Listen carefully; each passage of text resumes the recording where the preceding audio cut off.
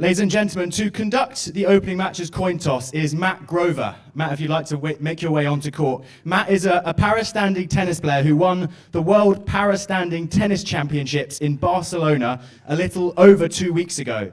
He is now a two-time world champion and was also runner-up in the doubles final. Please give Matt a huge round of applause.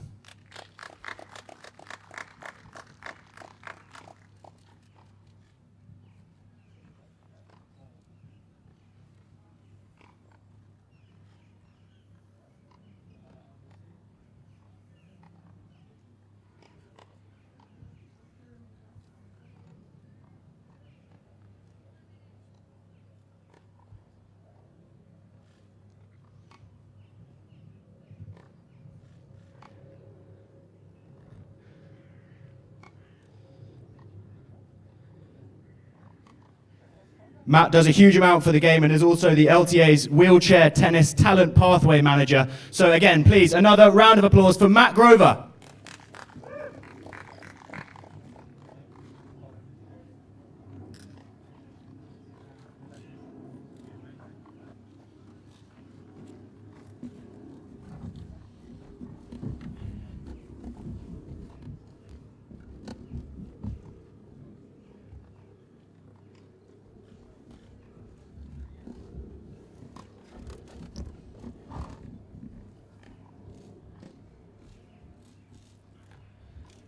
A little bit of background on the opening match players. So to the left of the chair umpire, Guy Sassot is 45 years of age and is from Israel.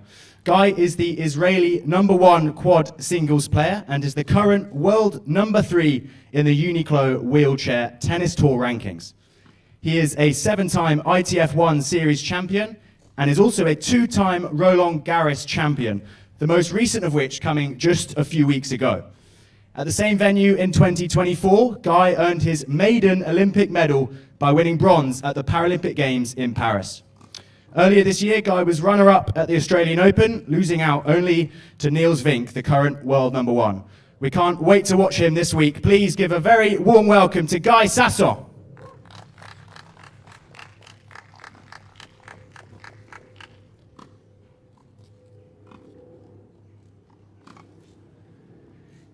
And to the right of the chair umpire for this match is Gary Cox. Gary is 38 years of age and is from Northamptonshire in the UK.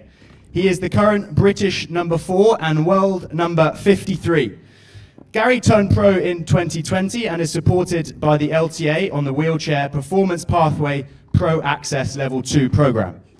Last year, Gary made his debut representing Great Britain by being selected for the World Team Cup qualification team in Antalya, Turkey, and they went on to win bronze. Gary is a multiple-time quad singles national champion, and we are delighted to have him here at the Lexus British Open, Roehampton. Ladies and gentlemen, please welcome Gary Cox.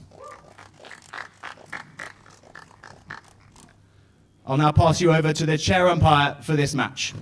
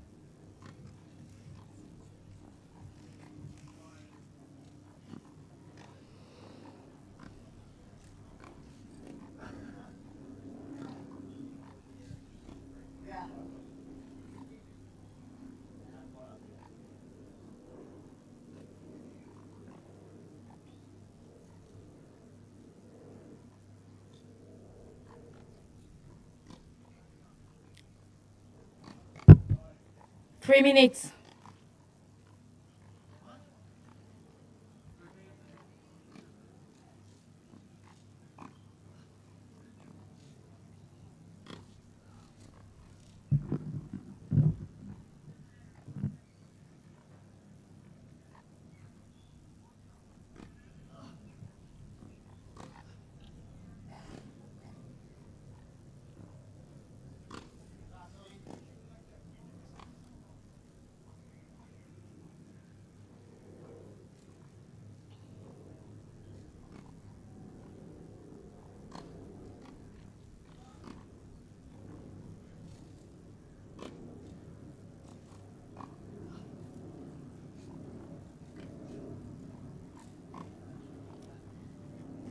2 minutes.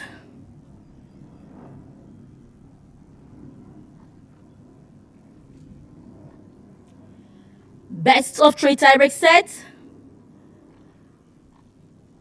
Gary Cox won the toss and chose to serve.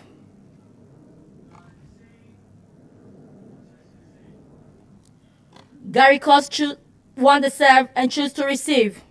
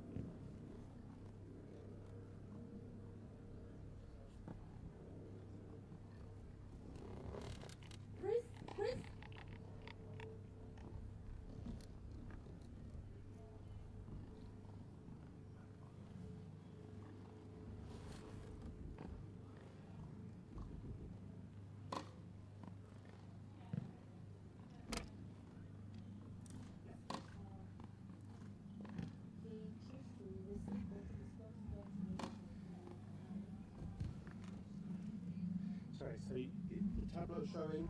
Okay.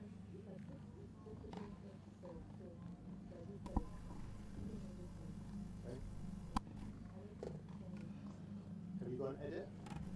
Have you gone edit? Okay. Well, ladies and gentlemen, a very warm welcome to day 3 here at the Lexus British Open Roehampton. It is the start of the wheelchair event, which is what we are about to get started by watching here on centre court. It's the opening round of the quad singles event between Gary Cox and Guy Sasson. It's a blistering hot day here in Roehampton, and lots of the juniors around the grounds and on the outside courts are beginning play as we just wait for centre court to commence.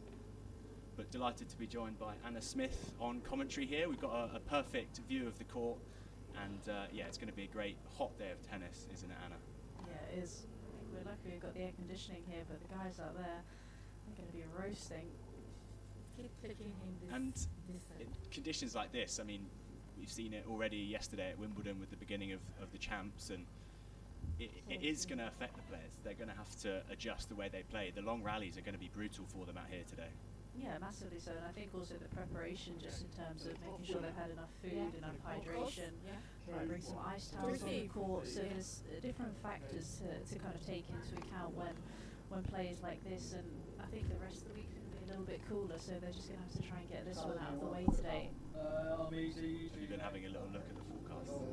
I did actually. I have to say, I was hoping that the weather might cool off a little bit, and it does look like today is the peak. So yeah, they're going to have to try and struggle through this one, and then the rest of the week hopefully will be better conditions for them. Well, I mean, Guy Sasson, who was first to come out to the baseline, seemingly very prepared to begin this opening match. He was meant to play Andy Lapwood in the opening round. Now, a change of plan. He's now playing Gary Cox, another Brit, but he's from Israel, so potentially someone who's used to the heat a little bit more than Gary. Maybe Northamptonshire has the sun a little bit more than here in London, but I don't know. Yeah, I mean, you can see he's sort of wearing an underlayer as well, isn't he? So he seems to be okay with the heat. Yeah, he seems pretty prepped out there with the sunglasses, the hat, the backwards cap. He's looking the part.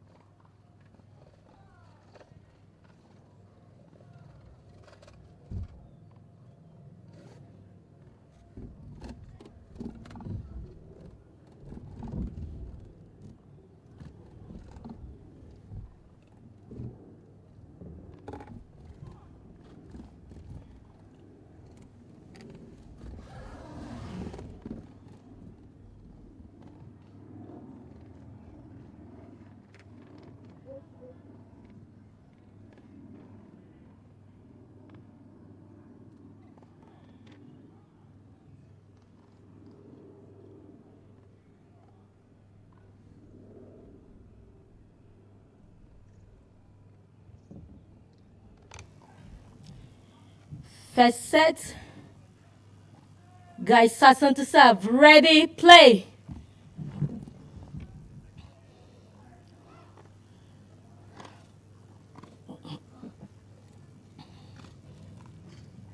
Love 15.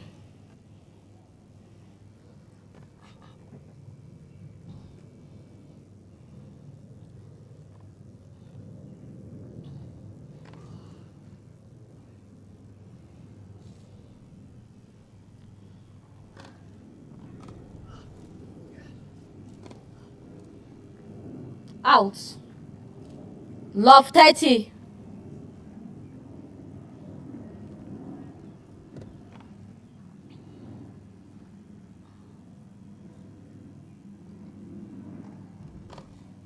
Fault.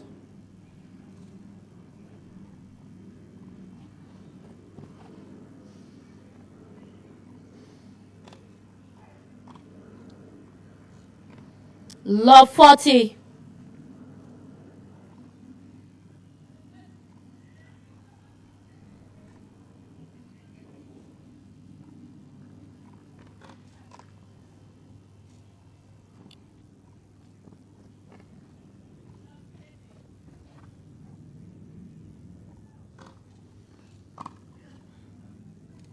Game. Cause. First game.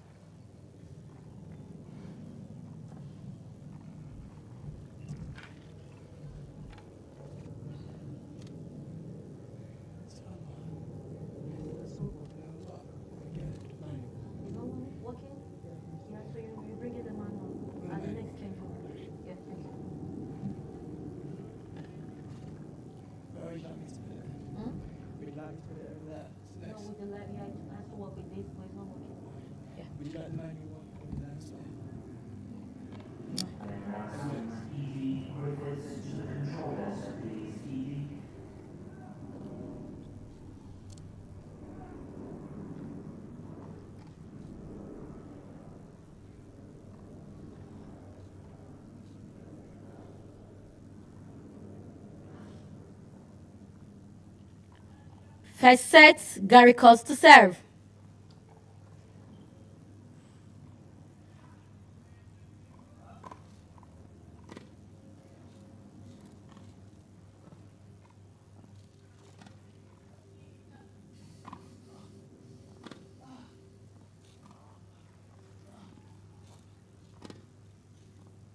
Love 15.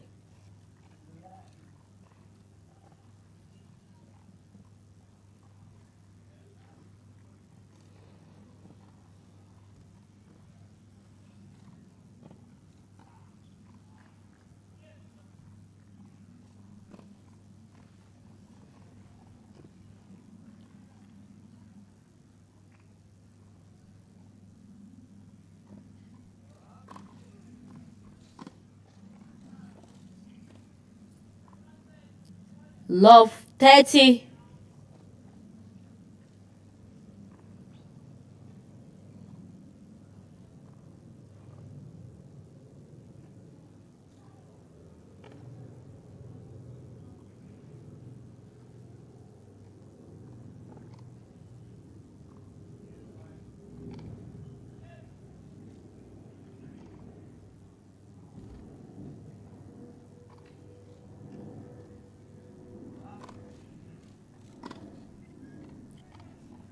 Love 40.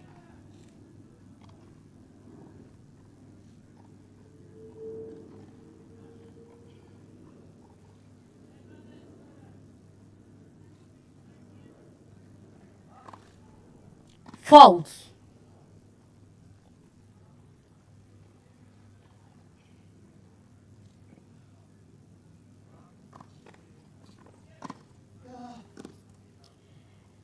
Game, Sasson.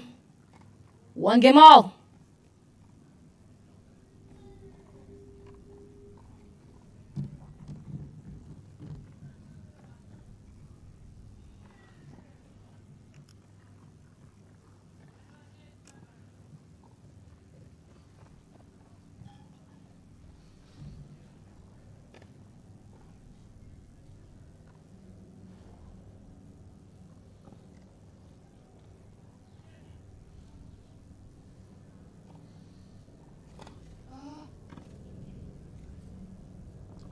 Out. 15 love.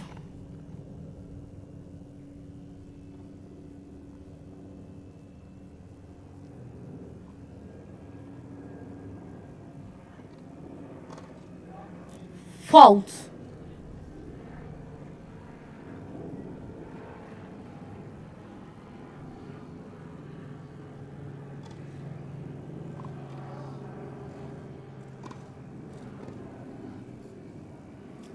Out. 30 love.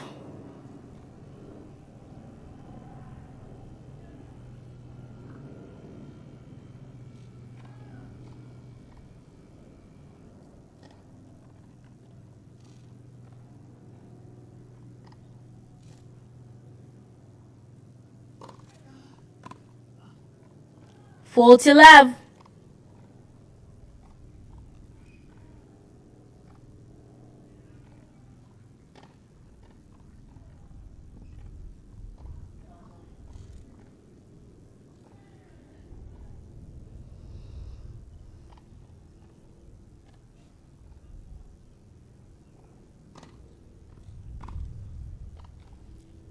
Out.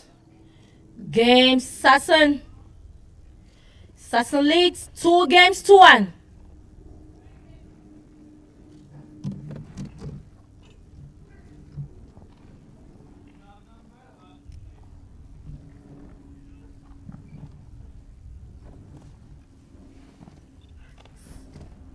Hi.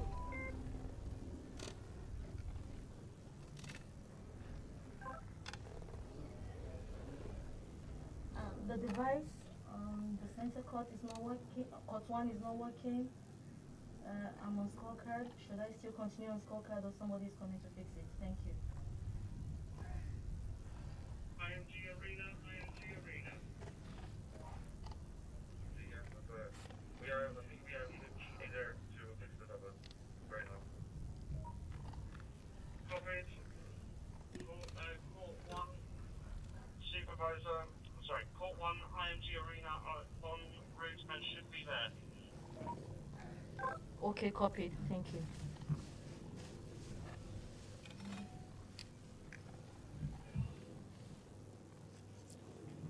Time.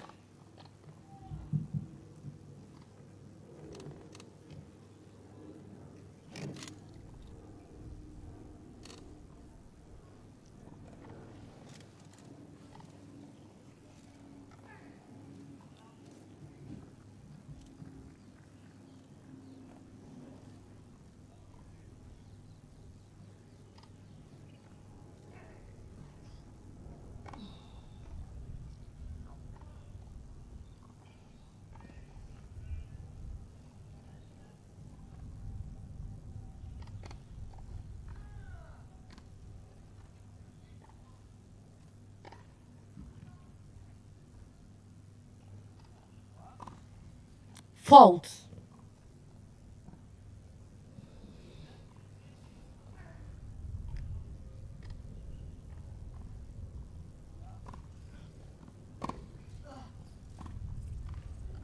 Law 15.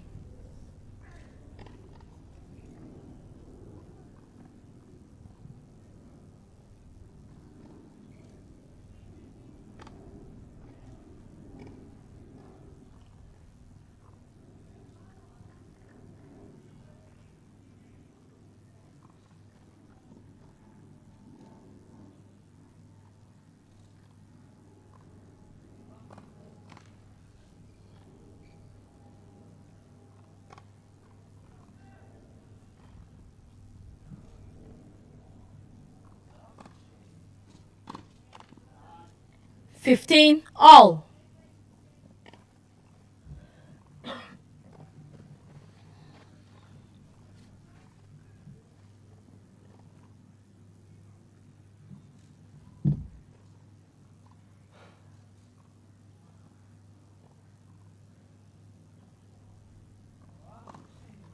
Fault.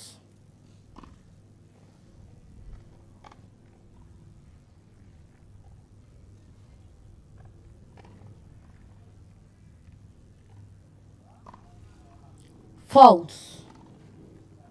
15:30.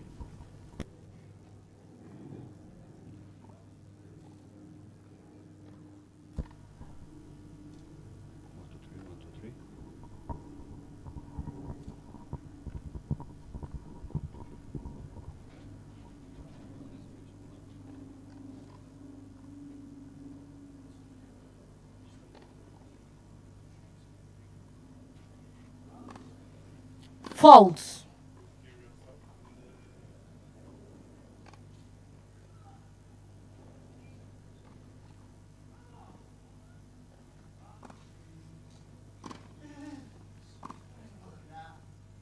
Thirty all.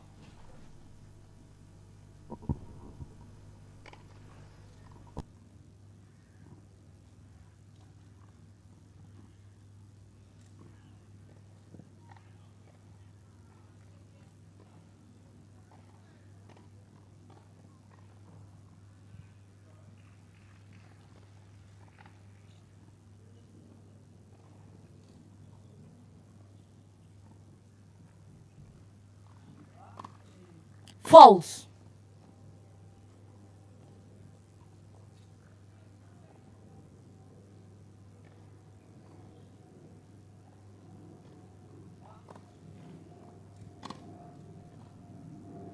Thirty, 40.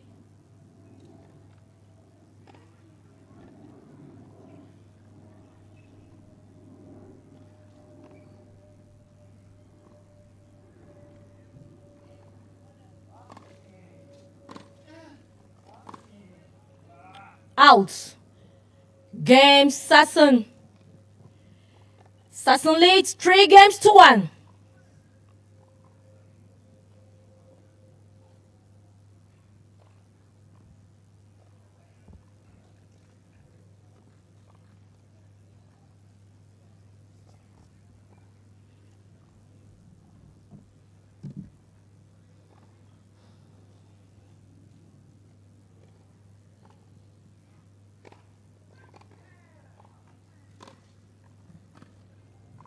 Fifteen love.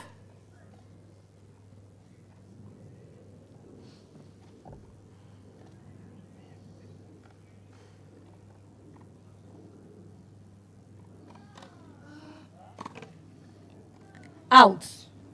30 love.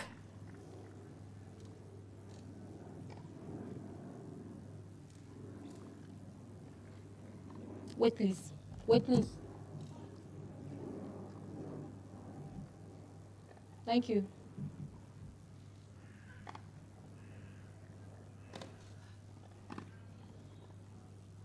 Thirty, 15.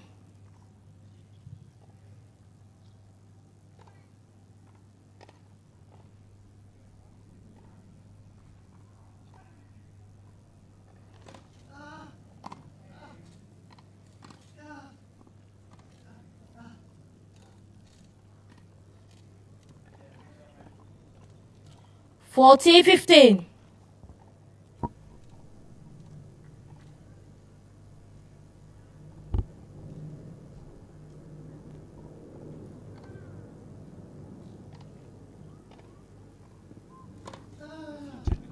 Game Sasson. To rejoin this match between Sasson leads 4-1.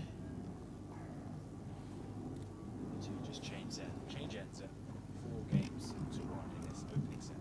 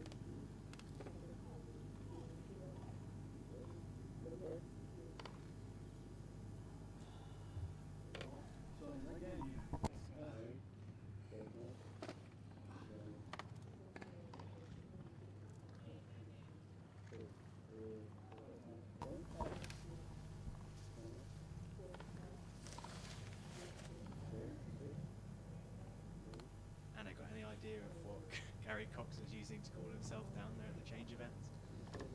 Everything, or any tactic he's trying to use, just pour some water over his head, he's got the spray bottle out. It is very, very hot out there. Seems to be the one who's struggling a lot more than Sasson. Yeah, we mentioned at the start that we presume Sasson would be able to deal with the heat a little bit better than Cox, and it's a brutal opening match for Cox because he didn't know he was playing until this morning or late last night. So we've heard he's had to travel up from home in Northamptonshire. He's had to get himself ready. He arrived. I mean, there's a lot of traffic coming into Roehampton for obvious reasons here. So difficult circumstances. Yeah, I think he got here about 40 minutes before he was supposed to play his match. So I'm not sure he actually even got a warm up. So like you said, the factors are kind of against him, and unfortunately it's proving that way. He did get the break in the opening game, but then it's all been the way of Sasson for the last 4 games.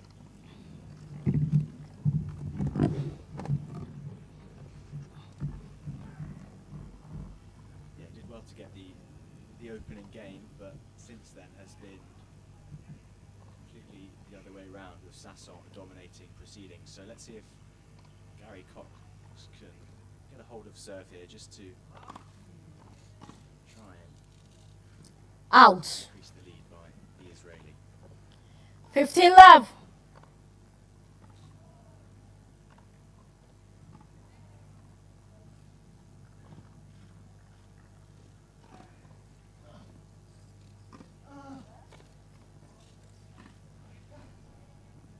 Out. I mean, the serve 15 all. outrageous. I mean, got Sasson completely out of court. He's tried a couple of those underarm serves, hasn't he, already? The first one has worked.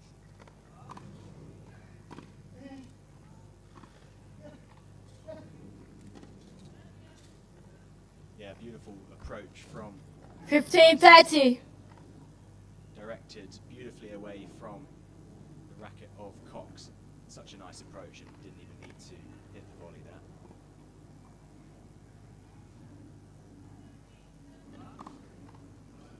False.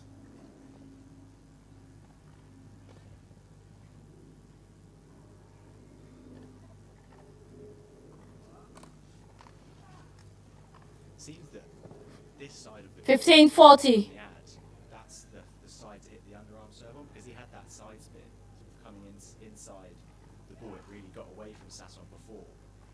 Yeah, it is an option. I think the only problem is that it tends to be a bit predictable when he's having to move the chairs. So you hope he's able to see. Not up. Game.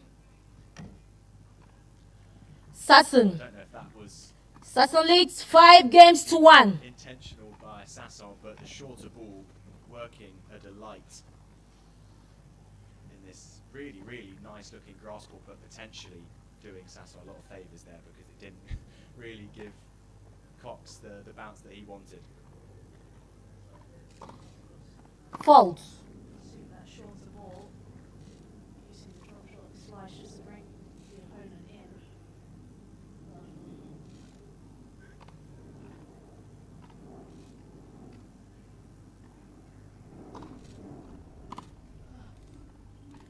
Out. Finding it hard. 15 love. Just getting a lot of depth on that ball, a lot of pace.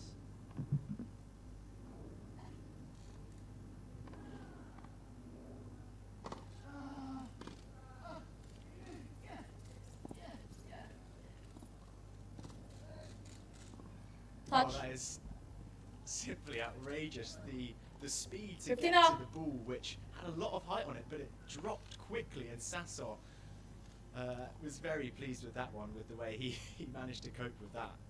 I actually think he lost the points. I think he touched the net. Oh, did he? I think I heard the umpire say, but I think Sasson actually was the one who told the umpire. So great sportsmanship. Yeah, you're absolutely right. 15 all. I mean, that was incredible speed, but just almost too quick because he couldn't slow himself down enough.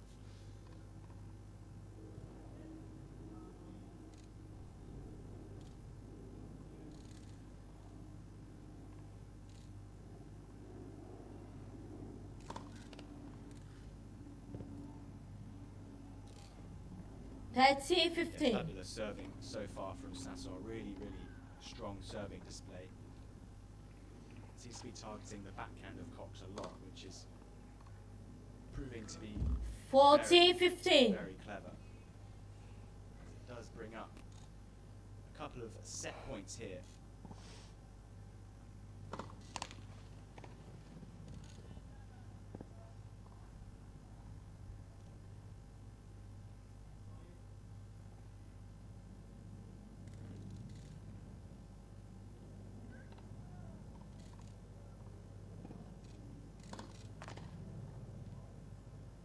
Forty, 30.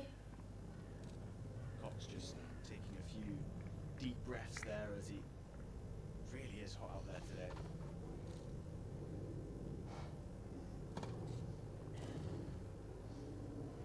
And it's another sublime serve to finish off the opening set for Guy Sasson. 6-1 to the Israeli. It's the perfect way to open up his British Open campaign here at Roehampton. And a pretty convincing first set for Sasson there. Yeah, it was. I think after that opening game where Cox managed to break him up, it's been, as you said, fairly routine. He's just had more control in the rallies. His serve's been dominant, and I'm not really sure what Cox is going to be able to do to turn this around. I think he's going to have to try and take a few more risks, try and be a little bit more aggressive, because he just really hasn't had anything to really hurt Sasson. Is it a matter of trying to counteract that sort of that serving target from Sasson and move that return position a little bit, because it seems that Sasson from the off is getting the advantage in the rally. So it's, yeah, is it a matter of moving position for the return? Yeah, I think so. You mentioned a little bit on the outside, he's really attacking the backhand, so maybe like to see him shift the position a little bit, ask Sasson to try and hit that serve down the middle of the court. Just ask him a different question. I think, you know, when your opponent's having so much success with one certain tactic, you've got to try and get them to do something different, something that's not in their comfort zone. So whether it's shifting the position, trying to be more aggressive on the return, we've seen him try a couple of the underarm serves as well. I think he's got to mix it up. Yeah, well, there's still plenty of time for Gary Cox to shift things around here on centre court at the Lexus British Open Roehampton. But this is by no means the only match going on here at the moment. There's so much action on the outside courts. Of course, the junior event happening here.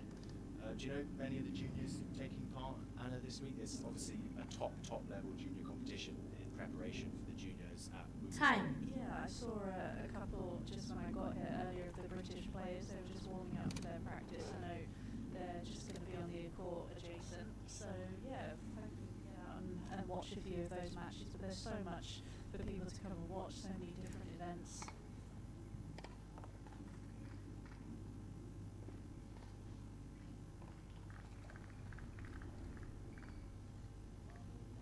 If you are able to get down to Roehampton this week, do come along, because Gary tickets are Cox just serve, £10. second set. And that gets you in for the whole week, so it's a pretty good deal, to be fair. Yeah, that is.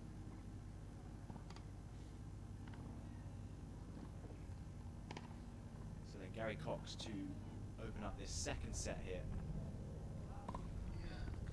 That's more like it, that's the serve. 15 love. Really nice slice out wide to completely dismantle Sasson. It's much better serving. Let's hope he can continue in that form.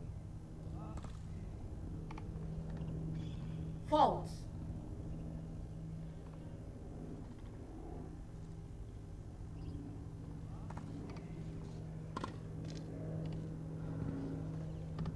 Fifteen now.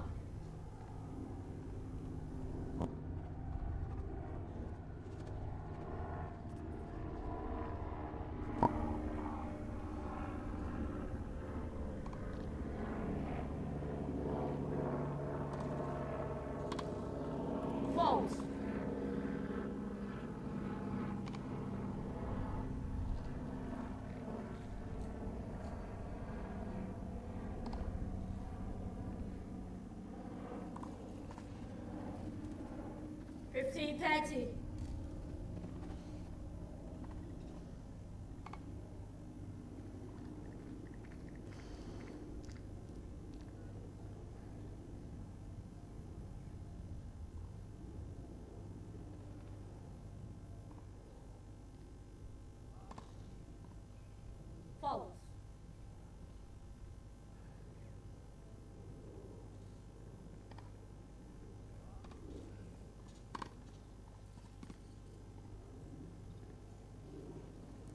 15, taking 40. that all on so well on the return is the Israeli, and after a very strong opening start with that ace to put him up in the game, it's now Cox facing break points.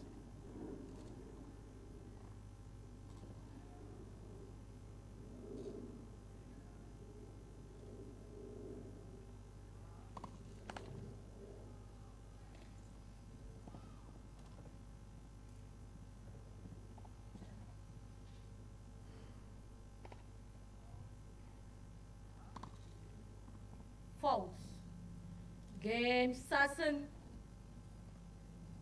First game, So a couple second of set. doubles to follow that initial ace in the opening game. Sasson building on that opening set win. And Cox just still trying to cool himself down. Especially in these conditions as well, you're not only playing your opponent, you are playing the conditions, and he seems to be struggling.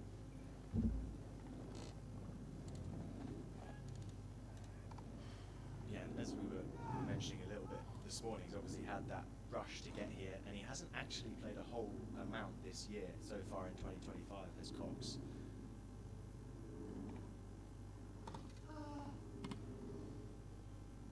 Out. The match on grass, that was the Eastbourne last 15 week. love. Lost to Greg Slade, so doesn't necessarily have that much experience on the surface, and it is different the way you're looking to try and play. Fault.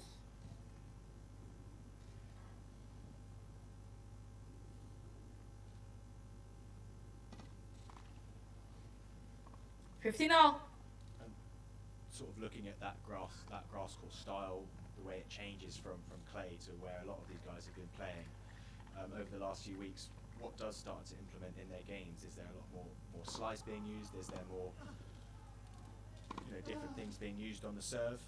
Yeah, absolutely. 13, 15. You need to use the slice a lot more because it's obviously bouncing a lot lower. We've seen already Sasson using the shorter slice, the drop shot, things like that. You're not going to have the ball bouncing up as high just in terms of your contact point.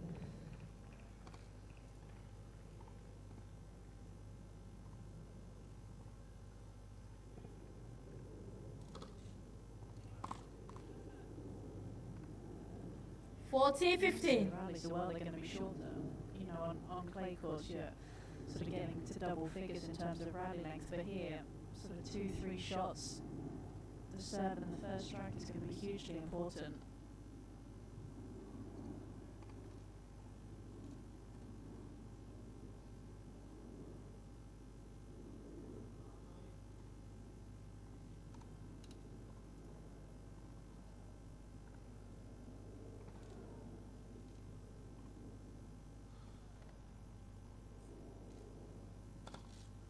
False.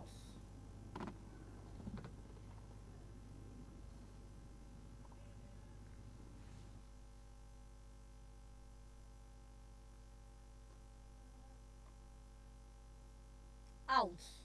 And I mean, yes. Game, Cox has Sasson. had a lot of time. Sasson on leads this 2 surface games or to love. court time so far this year, but Sasson himself comes straight from a winning run at Roland Garros. He's had to have quick turnaround to get ready for the grass. It's not easy for him too, despite winning a lot. Yeah, I mean, I think winning can sort of take away any difficulties of having to change the surface. You know, coming off the back of winning Roland Garros, I think confidence high. I think he played pretty much on any surface there is, so I wouldn't necessarily worry about that. And he seems to have adapted fairly well already.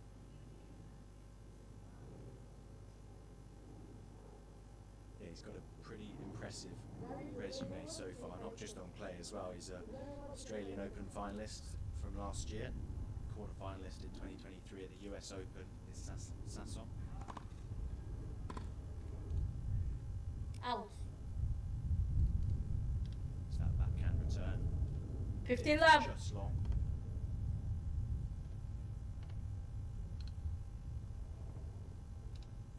I mean, he's heading into Wimbledon as one of the favourites, no doubt, for the title.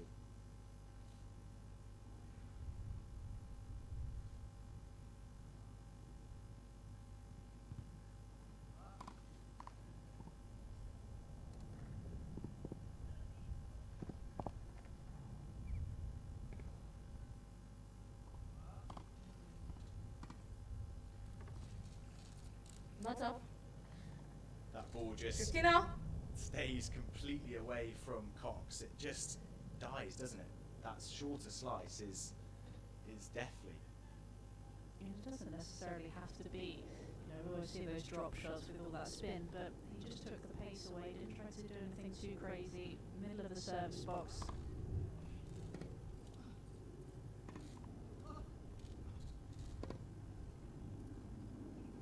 Again, there you saw Cox 15, 30. play it a little bit shorter. Sasson read it, got up to it with the forehand. Just reading everything that Cox is doing out there. Gone for it again.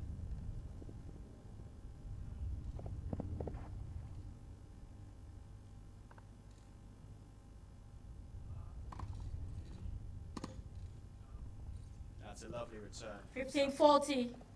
Moved his way around to hit the forehand and guides it past Cox. That was beautifully struck.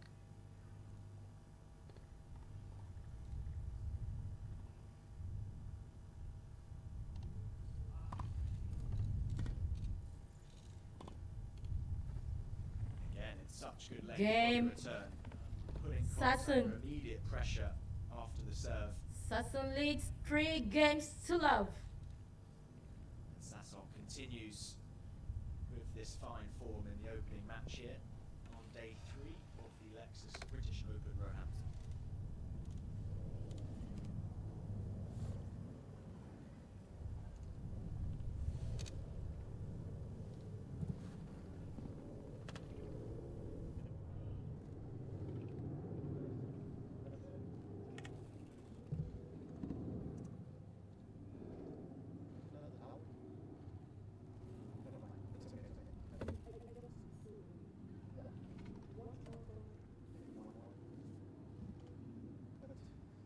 It's not urgent.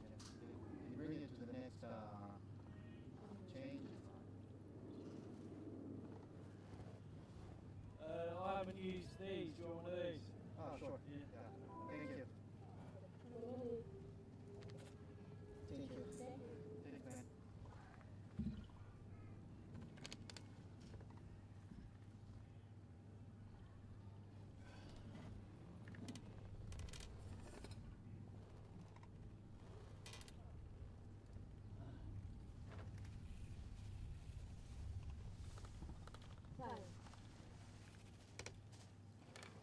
Time.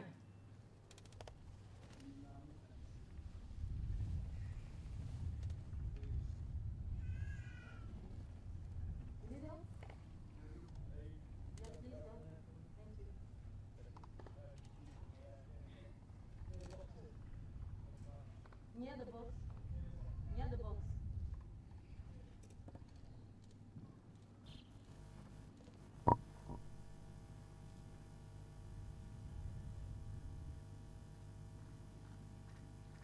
So Sasson serving at 3 love.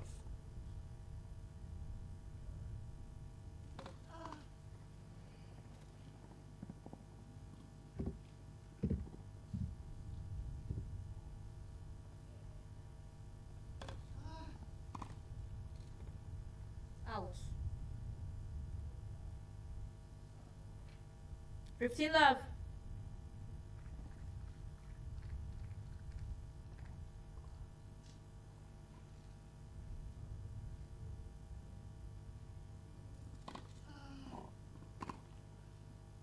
Out. Just hasn't really, apart from that opening Day to serve, love. it hasn't really made a dent in the Sasson serve.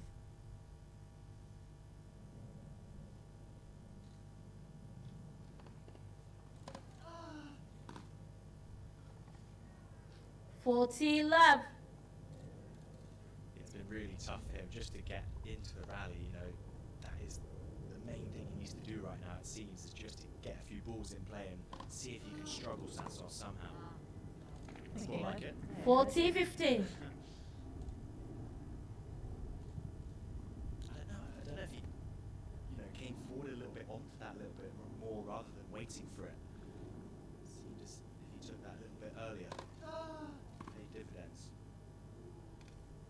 And again, just 40, served 30. better on those last couple. Maybe Sasson just didn't quite get the placement that he wanted.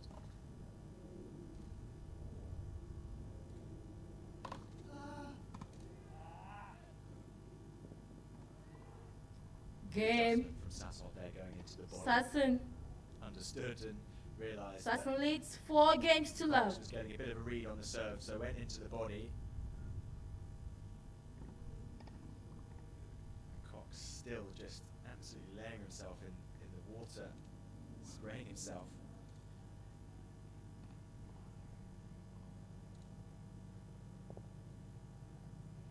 It's already pushing over 30 degrees, probably even hotter on court as well.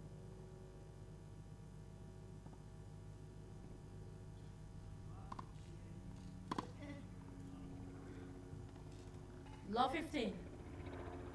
Barely any breeze either. There's not too many clouds in the sky.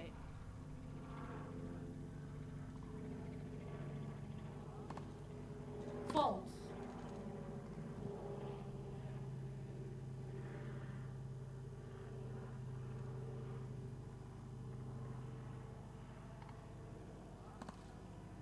False. Love 30. Sassot again, another foothold in this service game of Cox. Seemingly running away with it now, the Israeli. French Open champion, the Roland Garros champion from a few weeks ago, I should say. False.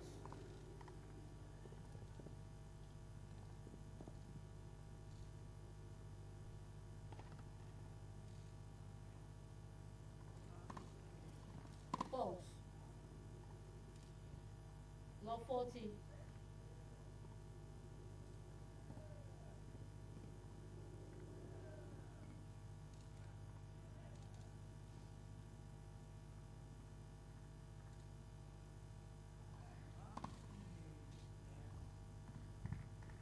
Great 15-40. placement on the serve from Cox, bringing up his second ace of the match. A few more of those would come in handy right now.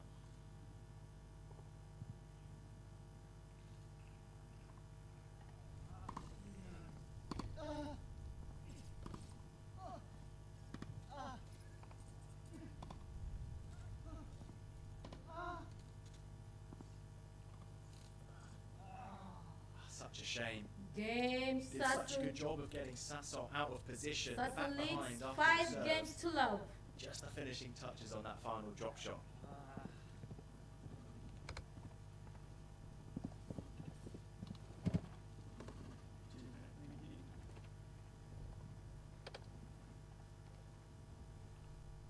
So Sassot just a game away now of booking himself a spot in the next round here at the Lexus British Open Roehampton.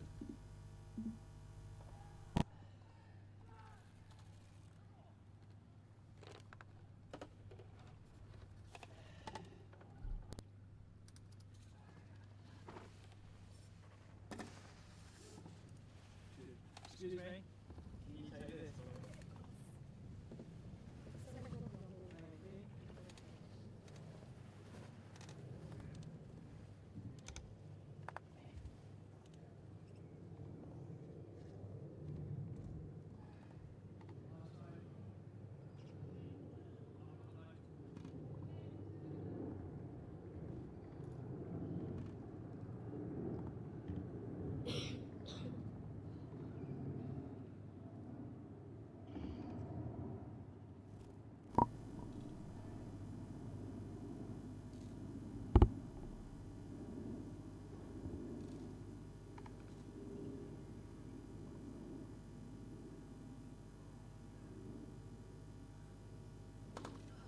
False.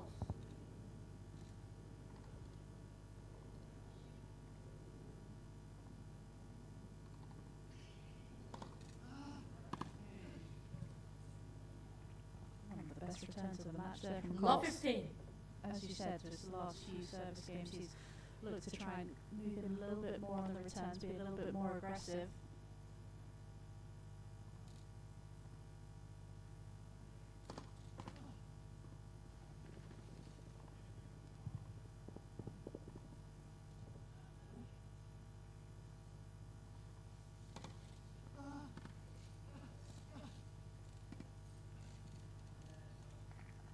Again, just looking at that short slice, just didn't quite 15 do off. enough. Yeah, you can see what he was trying trying to do with that short one, just trying to catch Sasson off guard, but Sasson up to it in a flash and puts away the backhand.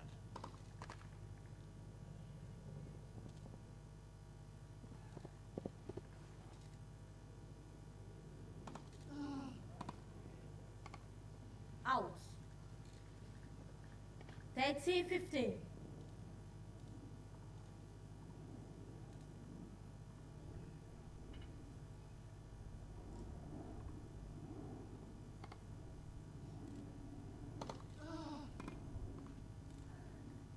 It's another body serve 14-15.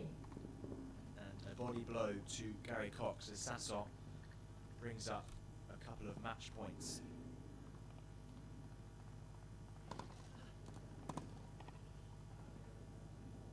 Game, set, and match. That'll do it. A Guy very, very Sasson, 2 impressive sets to opening love. match 6-1, from Guy 6 love. Sasson to book his spot in the next round by taking out a late alternate Gary Cox, who fought hard in that second set, but it just wasn't to be today, was it?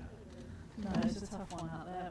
We spoke about the heat, so battling the conditions, and Sasson just proved a mountain too high to climb. But full credit to Sasson. He was fantastic from start to finish. Very, very impressive performance. Well, I'm going to head out to court to speak to our winner from today's match, Guy Sasson. But we'll be back with the next match on court, which features British number 1, Alfie Hewitt.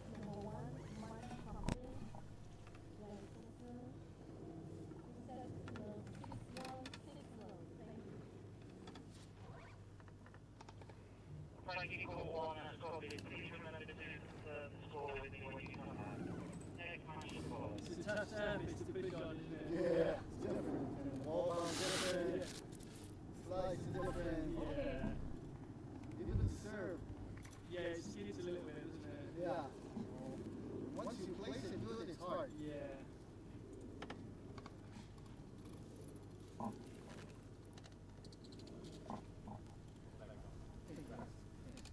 We're live streaming today, so you have to do a quick 2 minutes. Yeah, for the guys at home.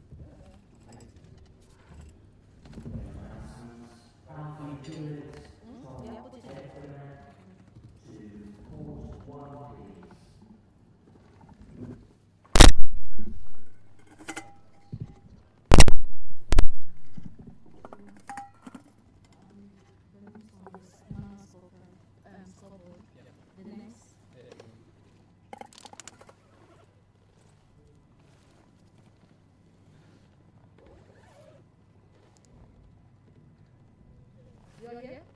You have walkie-talkies? You have radio?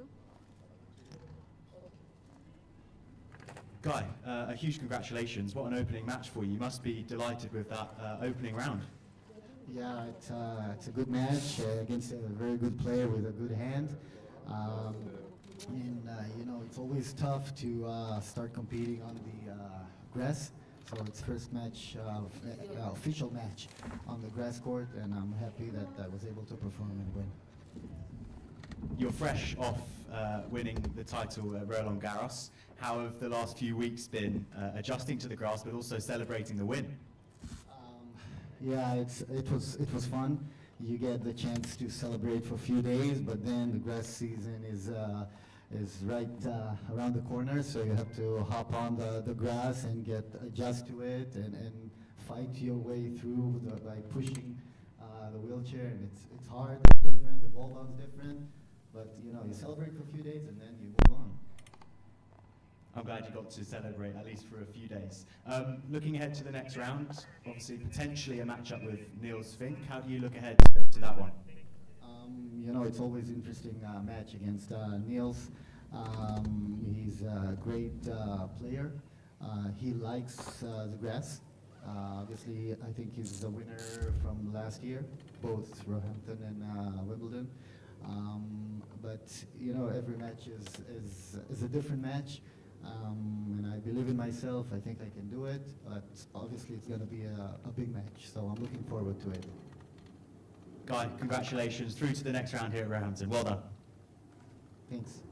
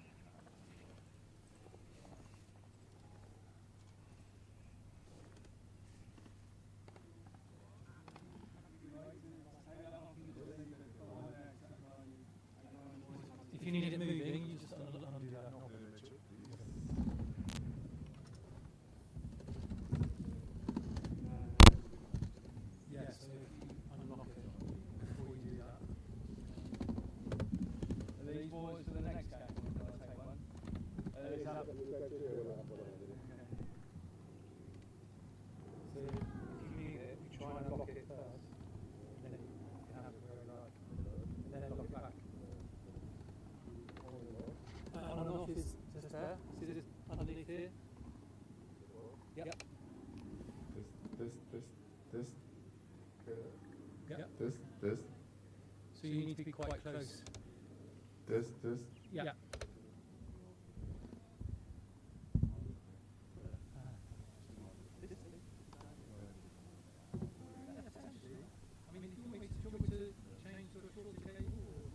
One, two, three. Test.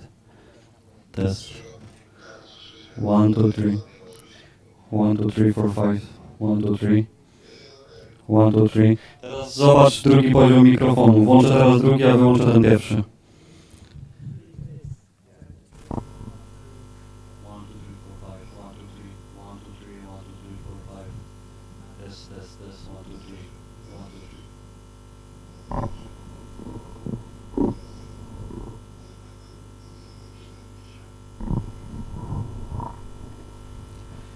Poczekaj.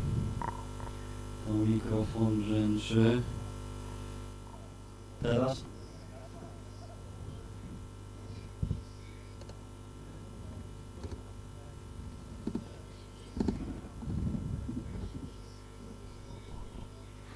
One, two, three.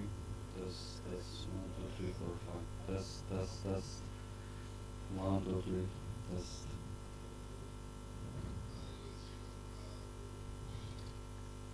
One, two, three. Okay, 1, 2, 3. Check now. We are sound glad. 1, 2, 3. 1, 2, 3. Test. 1, 2, 3. Test. 1, 2, 3. Test. 1, 2, 3. Test.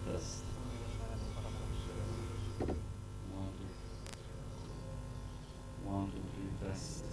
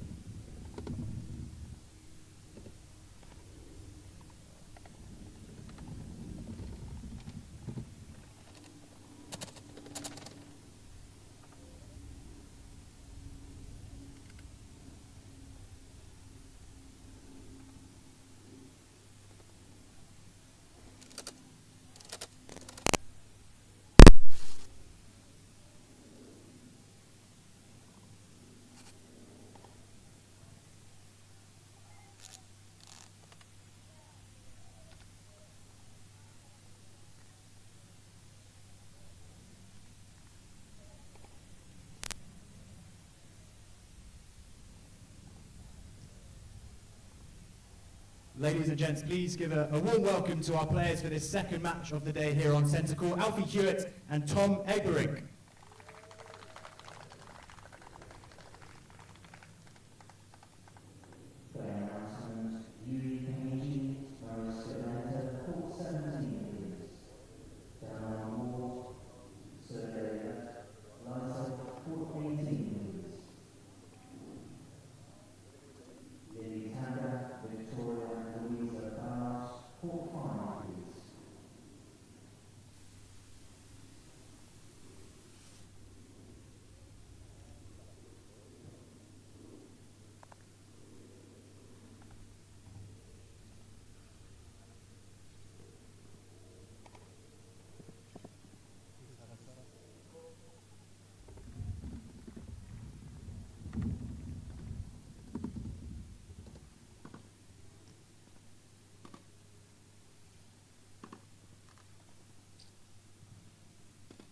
To the left of the umpire's chair, Tom Egberink is 32 years of age and is from the Netherlands. Tom is the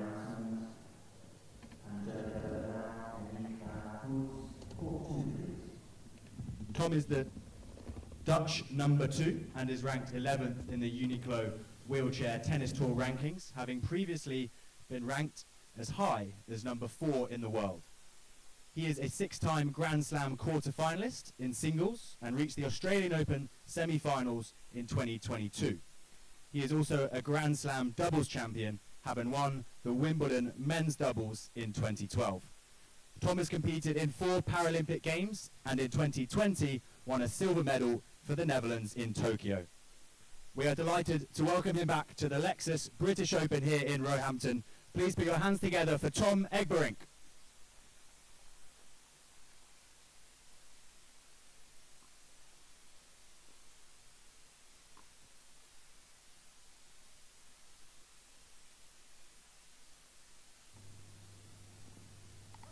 To the right of the chair is Alfie Hewitt. Alfie is 27 years of age and is from Norfolk in the United Kingdom. Alfie is the British number 1 and is currently 2nd in the Uniqlo Wheelchair Tennis Tour rankings. Alfie is supported by the LTA's Wheelchair Tennis Performance Pathway Elite Programme and spends his time training between Eastern Tennis Centre in Norfolk and here at the National Tennis Centre. He is a 10-time Grand Slam singles champion, a 2-time Paralympic silver medalist in singles, and with Gordon Reid has won a record 23 Grand Slam doubles titles. Earlier this year, Alfie won his 2nd Australian Open singles title by overcoming world number 1 Tokito Oda in the final.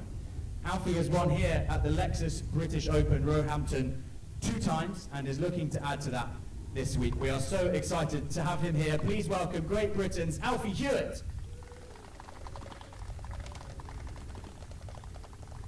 3 minutes. I will now pass you over to your chair umpire for this match, Ayub Zit.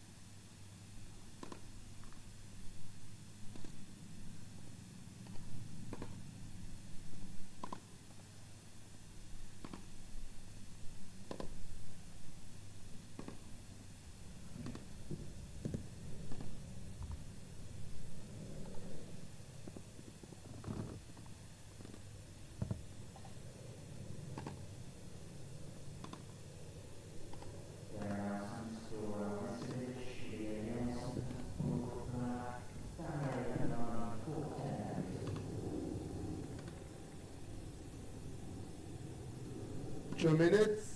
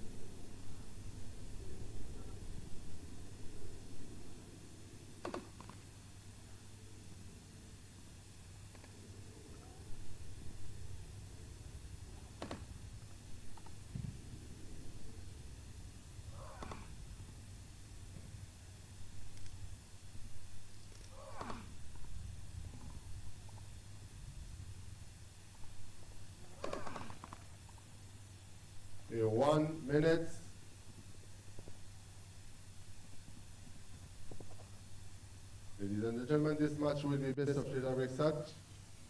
And for which one the toss selected to serve.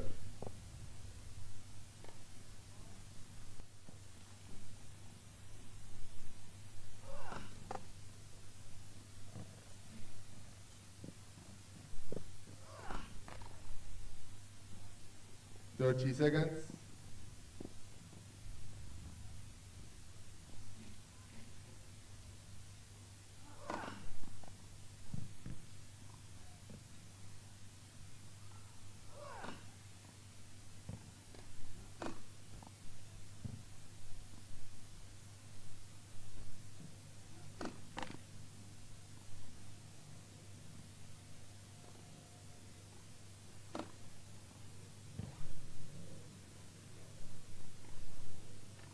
And the form up.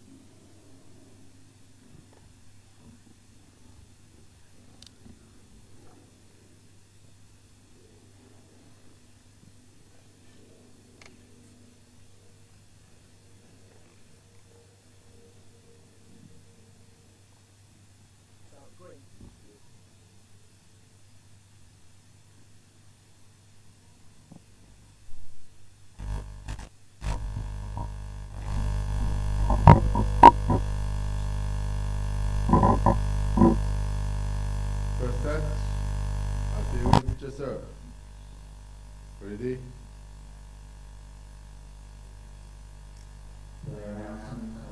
Black.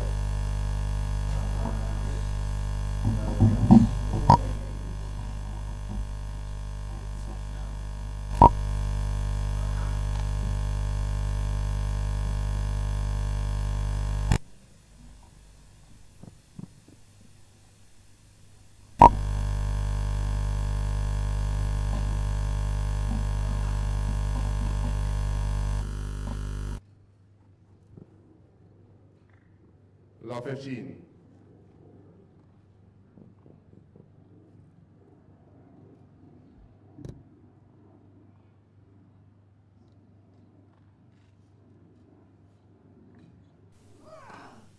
Out.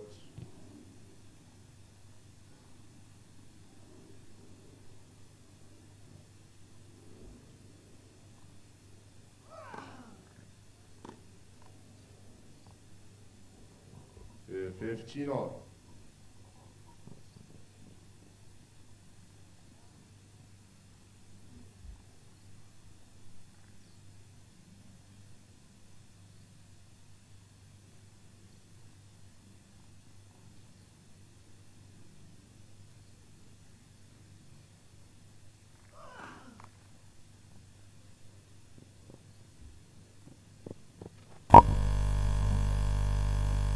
Welcome back to live action here.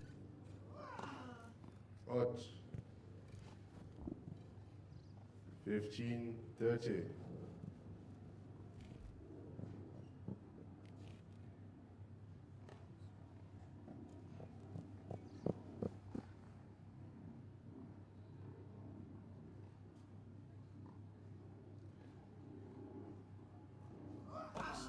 Which means that Hewitt and Ewing swiftly made their way onto centre court here in Roehampton. 15-40. And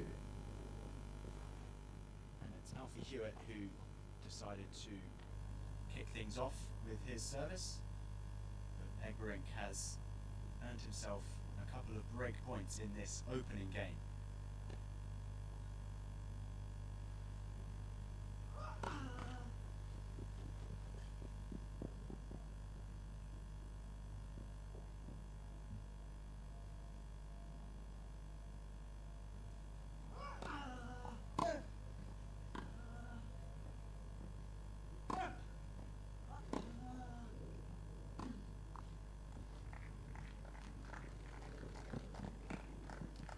Yeah, 30-40.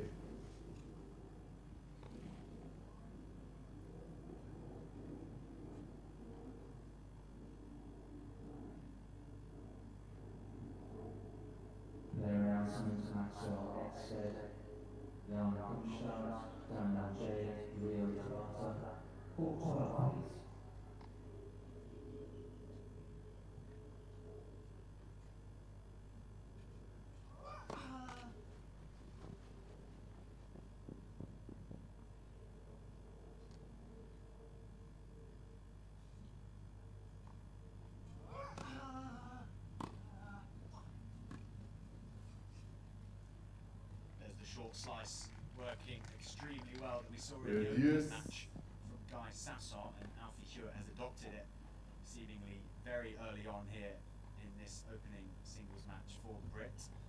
And that could be another key important play this week for Alfie. Yeah, I think it's going to be an important play for all players.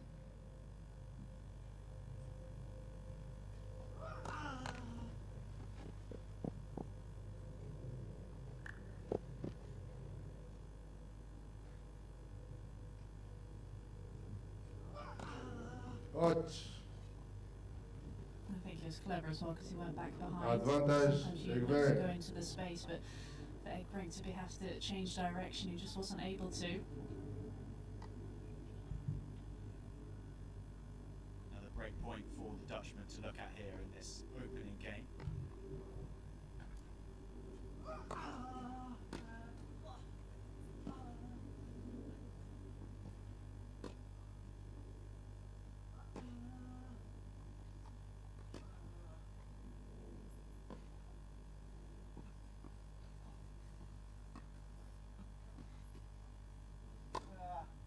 That's wonderful from Tom Egrig to open proceedings here on centre court. The slice just absolutely working a treat.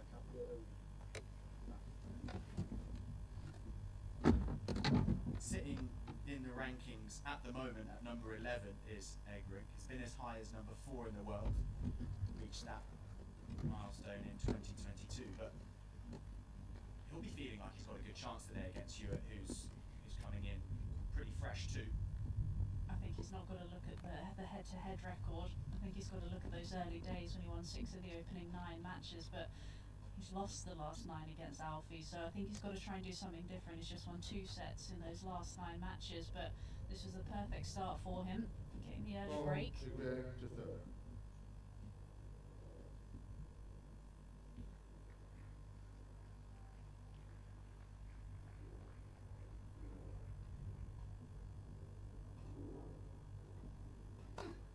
Out.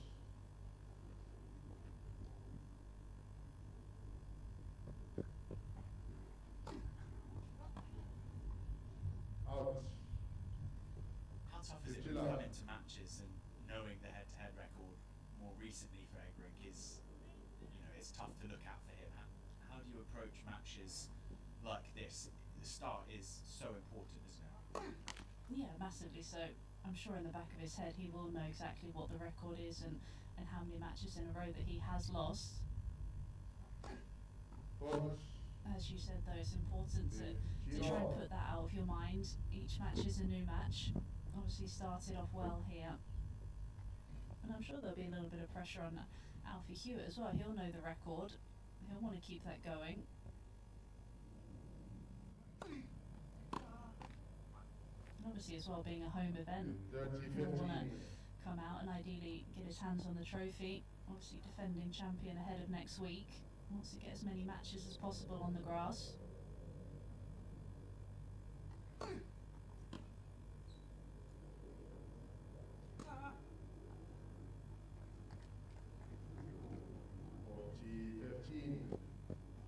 Amazingly, they've played a hell of a lot. Hewitt currently up 12-6 in the head-to-head, as you were saying, but they've never played on grass, I don't think. I did see that actually, so quite surprised considering how many matches they have played. So that is something for Egrig to use as a positive for sure. You would have thought.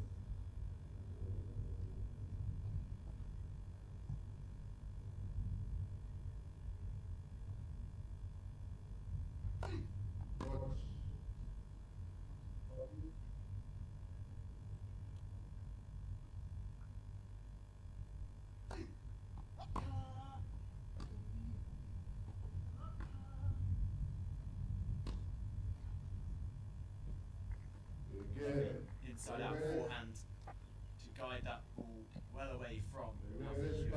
Britain having no chance of getting that one back into play. It's a fabulous start from the Dutchman. He leads by 2 games to love.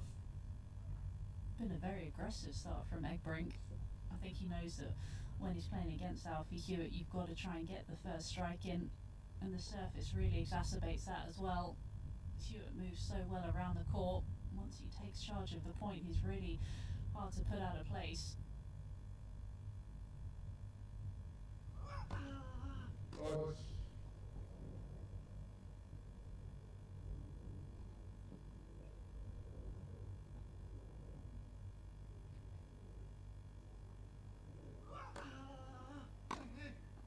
Wow, that's huge. That's huge. He's being so aggressive, as you say.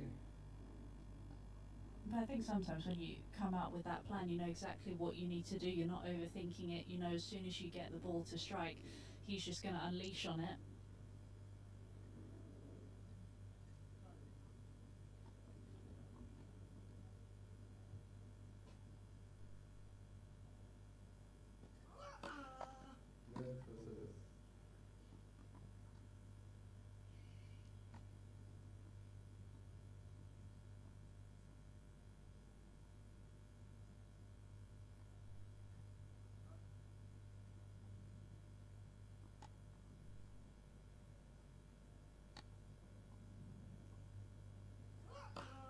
Net for service.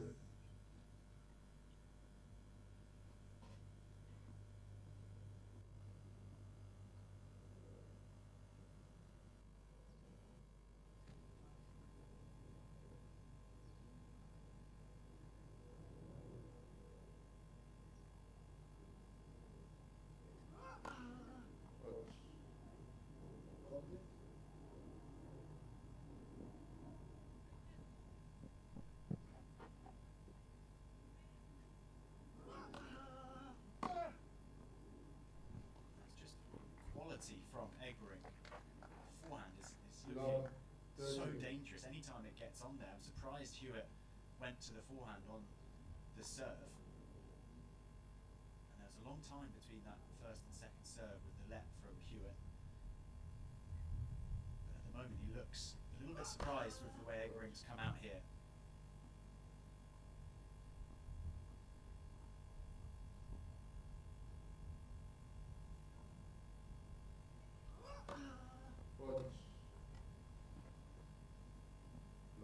Doesn't look quite his normal self, does he, Hewitt? I think he's maybe a little bit surprised, as you said, with how Egbrink's come out here. Come out all guns blazing, really asking the questions of Hewitt, and at the moment he just hasn't had any answers.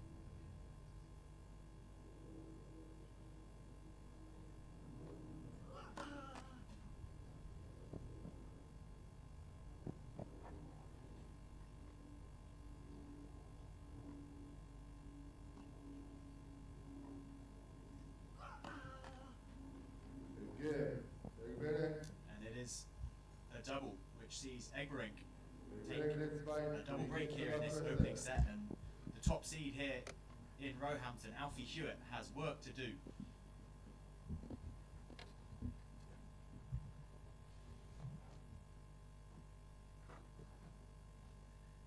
I mean, like you say, Anna, and you know, it's nice to have a few games just to play yourself in, and Hewitt presumably was thinking that, you know, it's still fairly early days on the grass. It's his first tournament after Roland Garros, but he hasn't really been allowed to play himself in at all here. No, he hasn't, and I think sometimes that's the danger with the grass courts. Obviously the rallies are a lot shorter. You don't necessarily get time to find your rhythm, and especially with the way Egbrink's playing, you know, we've spoken multiple times now about the forehand and how dangerous that's been. So he would love to just try and have a few more prolonged rallies, just find his way in, but for Egbrink, he's got to be extremely happy with the way that he started this match, and his aim is just going to be to keep it going. That's the question though, can he, or can Alfie Hewitt just ride the wave and wait for the Egbrink level to drop a little bit?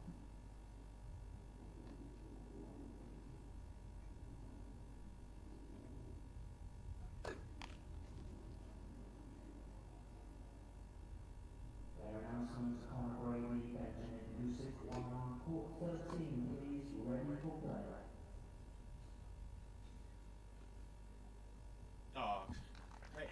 initially by Egberink, but Alfie Hewitt dealt with that incredibly well. Look at the speed up to this and the finesse just to see it past the Dutchman.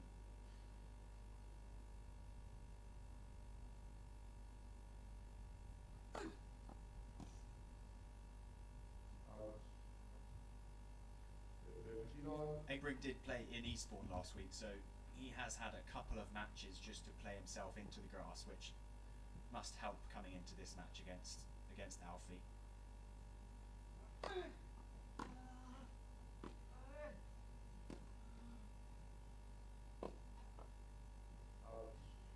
Yeah, as many matches as you can get on the grass is always helpful. Maybe that's a little bit why Alfie's had such a slow start. But also the conditions in Eastbourne are slightly different. It's a lot windier down there. It's by the coast. Conditions are very calm today. Maybe that's why he's seeing it so well. Probably. It's going to be a dream coming into these. Yeah. I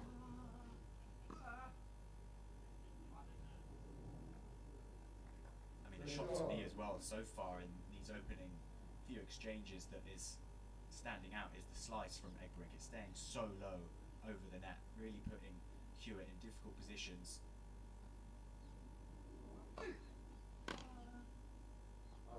And the serve as well. He's made a lot of first serves. But as you were saying about the slice, it's not only just how low it's staying, but it's the speed that he's hitting it with and just how much it's shooting through the court. Just taking time away from Alfie at any opportunity.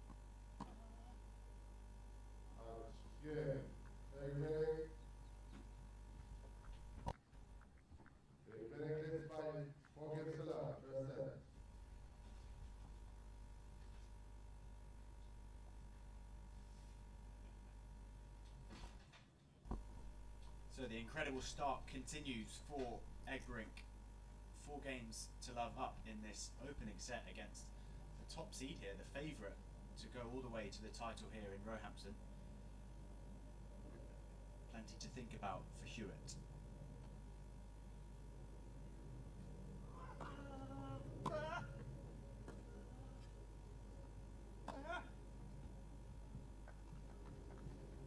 He almost looks a little bit flat to me out here.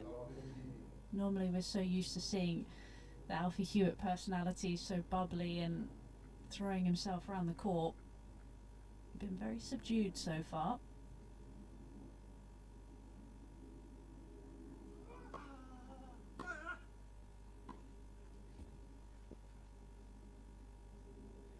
Yeah, I don't know if it's a matter of conserving some energy, potentially because of the heat, but then you don't want that to counteract the energy that you need to be able to play your game and play the way he usually does, which is with a lot of flair.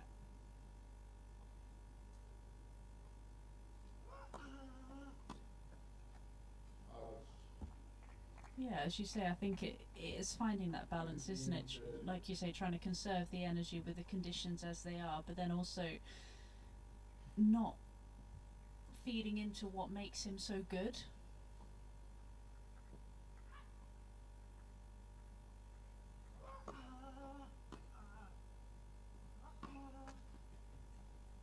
And those are the kinds of the errors that he doesn't normally miss. That forehand is normally the weapon. That's what dictates the points for him. But he hasn't had really any opportunities to do that so far. More break points.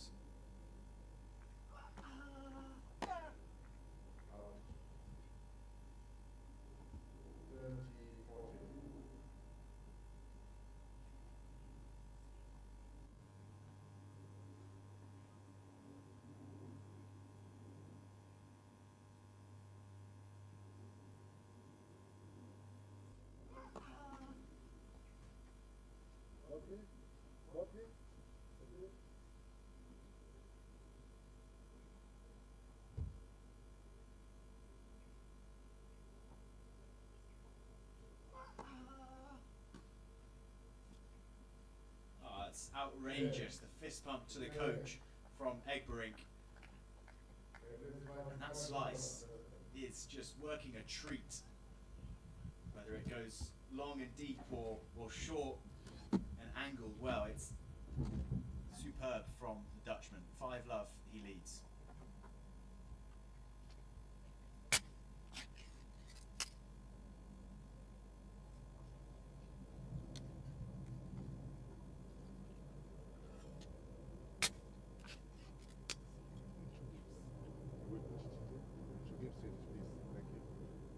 It's worth noting as well that Egbrink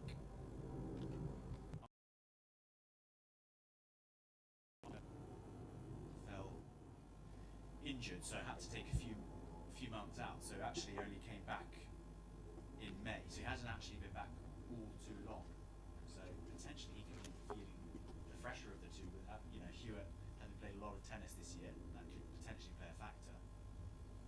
Yeah, sometimes injuries can actually be quite a good thing if you played a lot of tennis. Sometimes you do need a break, and obviously the injury is the enforced break. So, as you say, maybe just feeling a little bit fresher, got a little bit more energy. It's been a heavy schedule for Hewitt.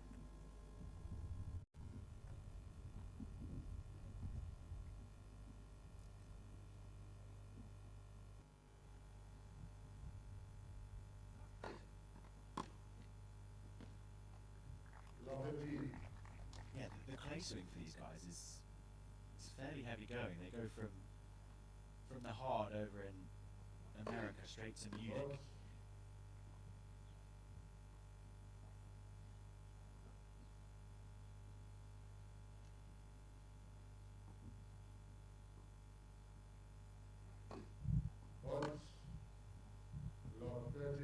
Then into Rome, then into Roland Garros. So there's 3 or 4 weeks there, which are pretty heavy going. And if you're going into the latter stages of the tournament like these two are, or like Hewitt at least did this year, it's a lot of tennis.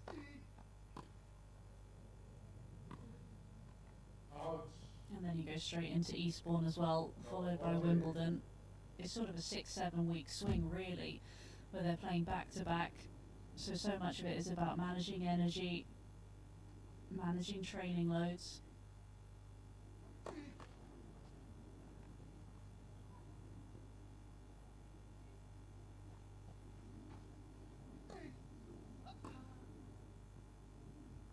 Yeah, let's not forget that most of the time they are kind of following the sun too. So it's not easy conditions for tennis. We like to play in the sun, but we also like to complain about it. So, Or is that just a British thing? Yeah. I'm not quite sure which.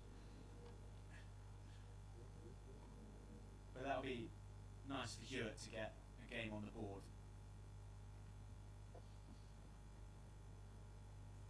Potentially too late for this set, but going into the second, that'll be nice knowing that he's on the board.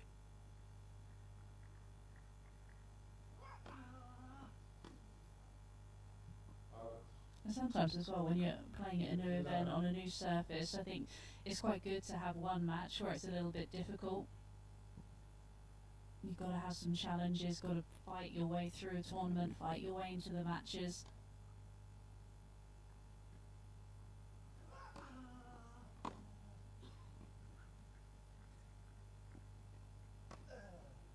Yeah, he didn't seem happy with that one. We're not too far away from that baseline there with the tight cool. Hewitt, I think, was just in the way of me catching a good eye on that one, but he seemed to think that felt long.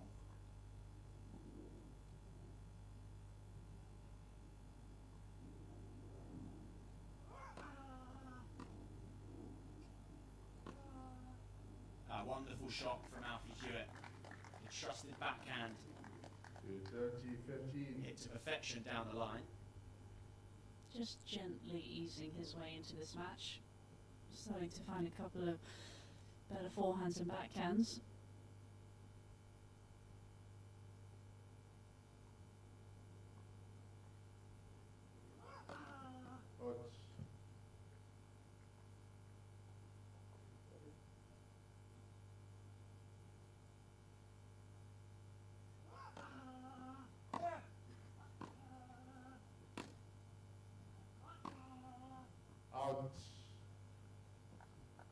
Interesting to hit the drive volley there, almost on the base.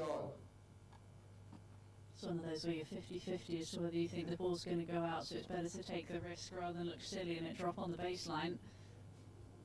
Yeah, at least he was confident with it, and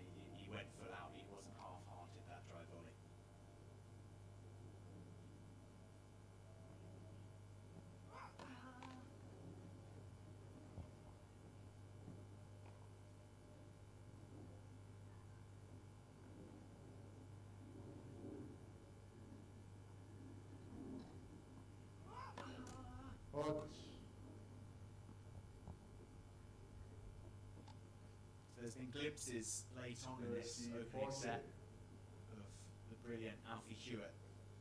We all know, but Egbrink has really taken this match into his own hands so far. Good enough for his first set point.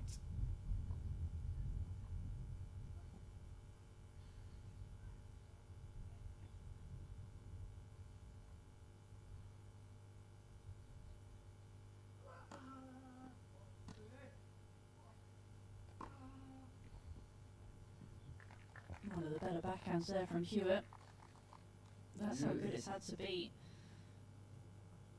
But he's been struggling on the serve. Normally we're so used to see that setting up the big forehand, but it hasn't been the case so far today.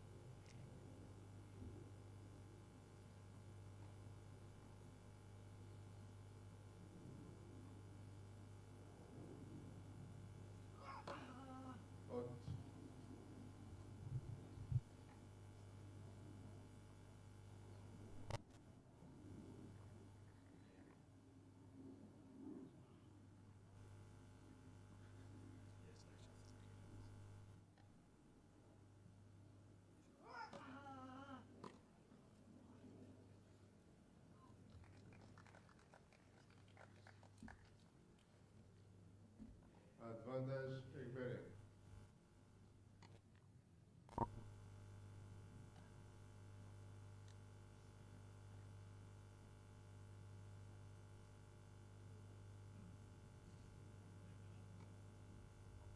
Another blistering shot from Egbrink brings up his second set point.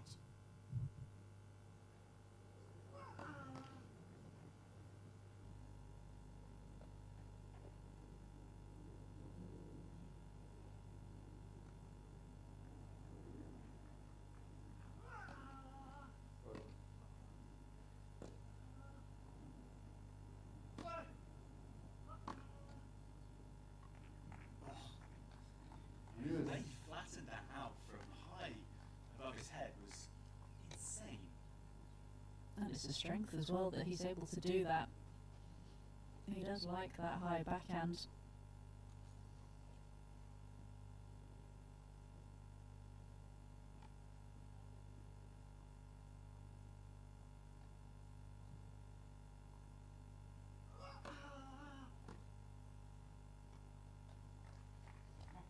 That's just such good placement Advantage, from Egbrink on the Egbrink. return. Hewitt just really hasn't been able to get a read on the return. He's able to go either way with that slice.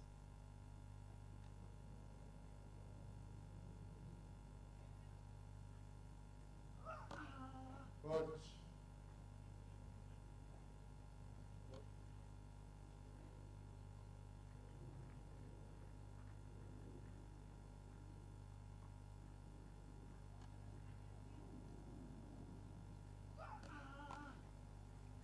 Game of first set, Egberink. So it is the first set that goes the way of the unseeded Dutchman here on centre court.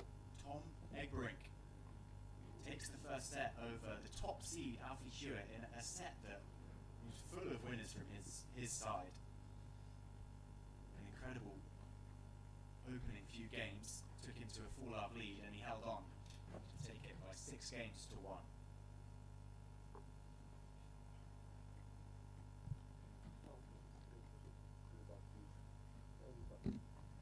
Interesting look at these numbers, just 6 double faults to Egbrink's 2 for Hewitt. Potentially a factor that, you know, early on at least gave Egbrink the lead. You look at the break points as well. Hewitt having to say 5 out of 9 and only creating 1 himself. And we saw on the previous stats as well, just in terms of the numbers behind the second serve. He hit so many second serve, gives Egbrink so many looks at second serves. He's really got to try and up those first serve numbers in their second set. Yeah, I think that was a key stat, that second serve return points one. I mean, Egbrink 12 out of 16, he was really looking to dominate off that shot. And especially on the grass court, the serve is so dominant as well. You need to find a high first serve percentage. If you don't, then you're asking for trouble. And Egbrink, as you saw with the forehand or the backhand, he was able to do a lot of damage.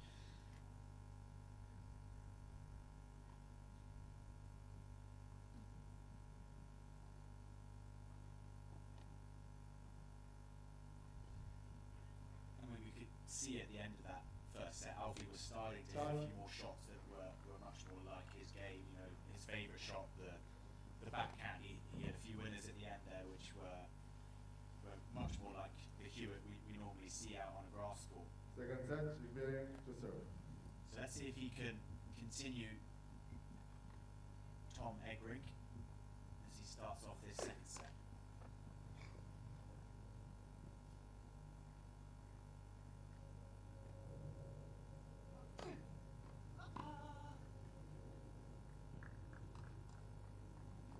His opening couple of games in the second set are going to be really important for Hewitt. Egbrink's just want to keep that momentum going, but Hewitt's just got to find something to turn it around. That opening return, exactly what he'd have wanted.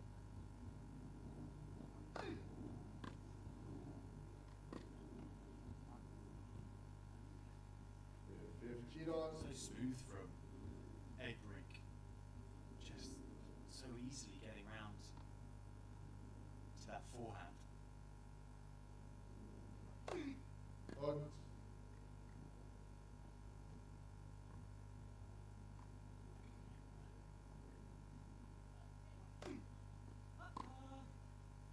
Oh, there it is again. When he lines it up, it's no wonder it's his favourite shot. 30. Yeah, it just makes it look easy, doesn't he? Looks like he's got all the time in the world.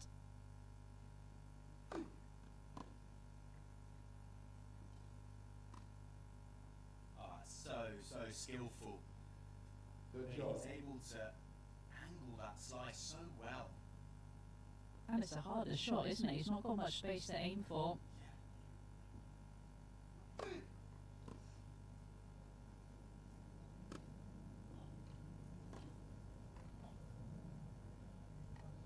He's really making Hewitt move out there as well. Some of the placement of his shots has been superb. Mixed with the power, the pace. It's really tough for Hewitt to play right now.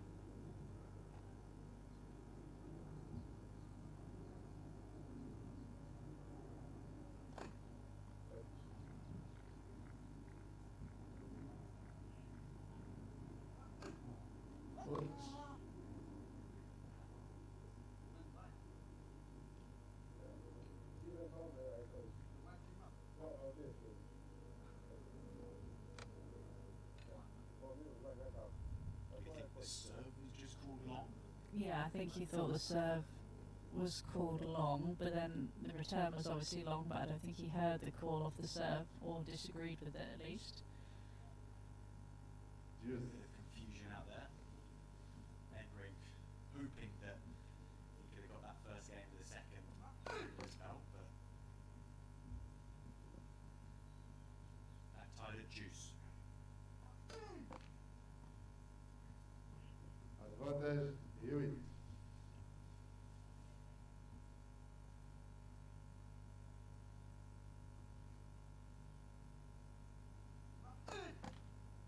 Watch.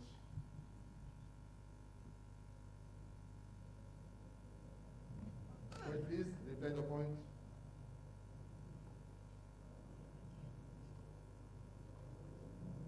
Advantage, Hewitt.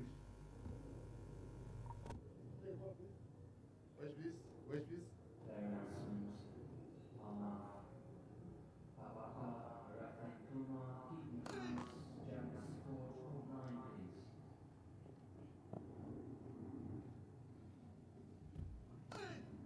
Watch. Game. Hewitt. First game, Just second the set. start that Alfie Hewitt would have wanted going into this second set. Having gone down by that scoreline in the opening, 6-1.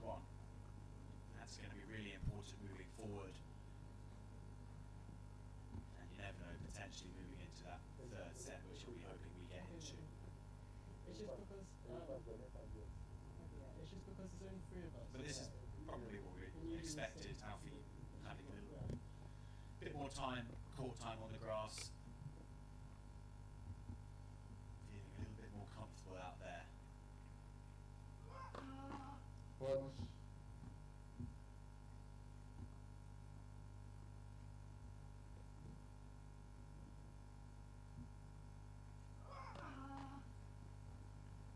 Love In 50. situations like this as well, I think this is where Alfie's got to draw on all of his experience.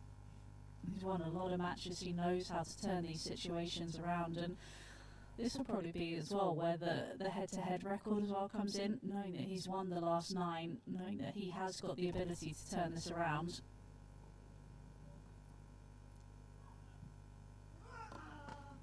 Watch.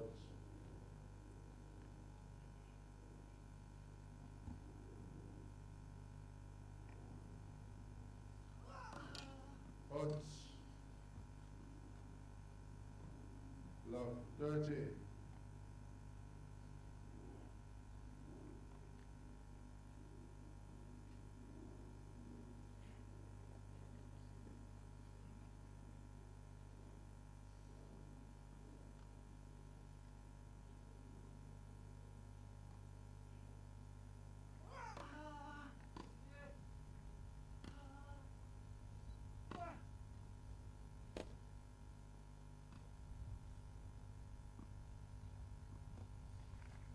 Drop shot extraordinaire from Egbrink. I thought it had a little bit too much height on it, but it soon dropped.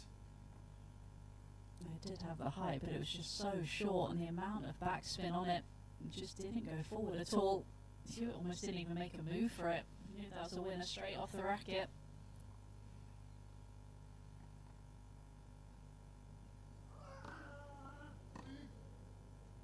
Watch.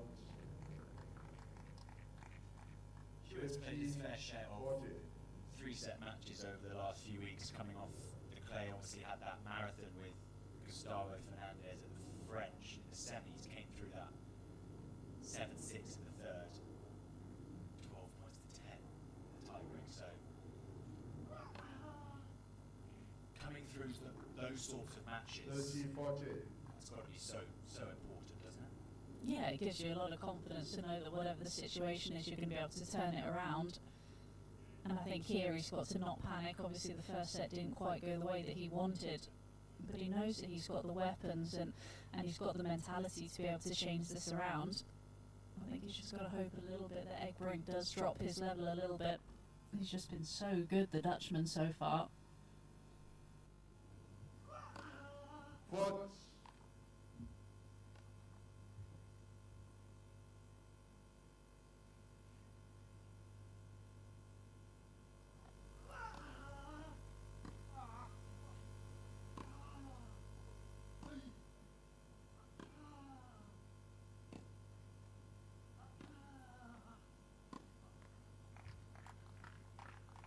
Lovely change up from the British number 1. Youth. Really nice. That's what I think he can offer, is the mixture of the topspin backhand, which really gets up even on their surface, but then the chisel that comes in so low and can trouble Egbrink, I think.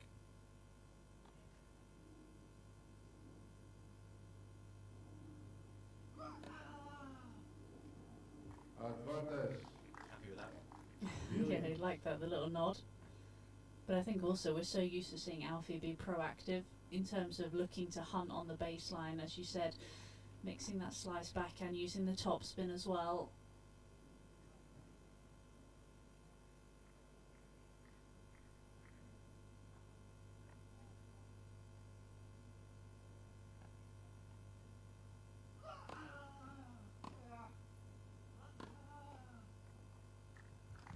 Good.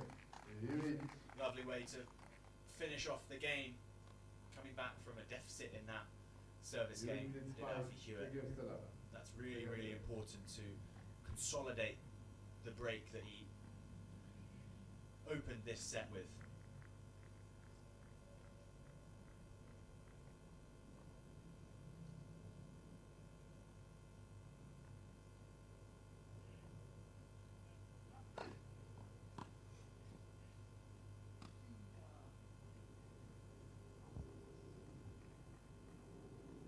Left.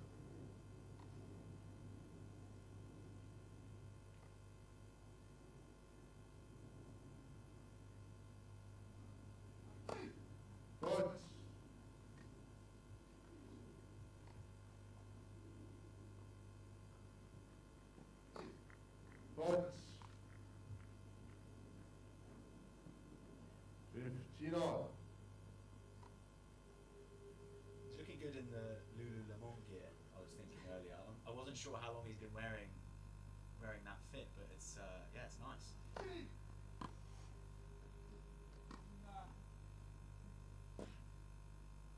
Yeah, it looks pretty good, doesn't it? We've got a new change of rackets as well. 30, I had the 15. gold ones last year, going for the blue this year. Changing all the gear.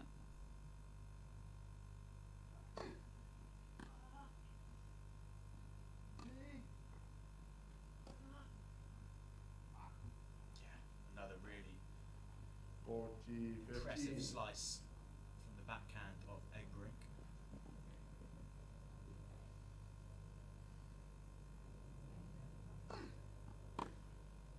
Game. Good hold from the Dutchman. Egbrink. Gets his campaign in this Hewitt second set. leads Under by Hewitt 2 games to 1 a second breakthrough set. in this second set. First set, Egbrink.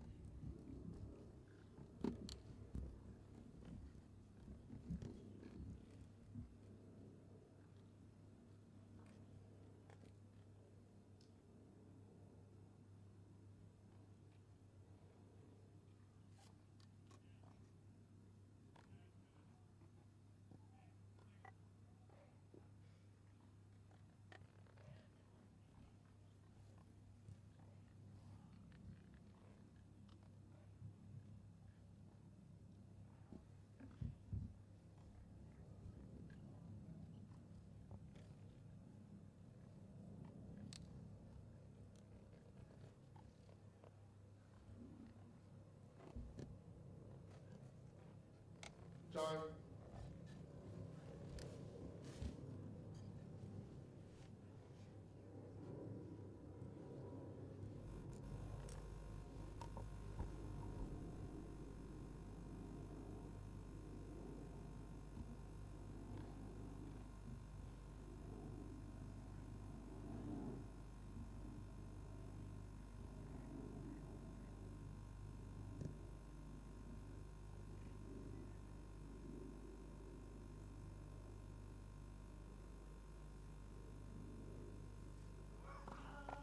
Net first service.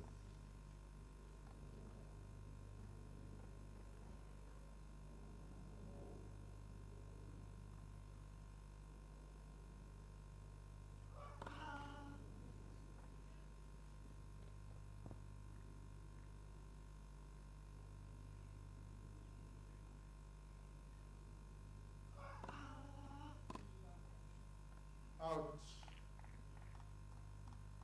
15 love.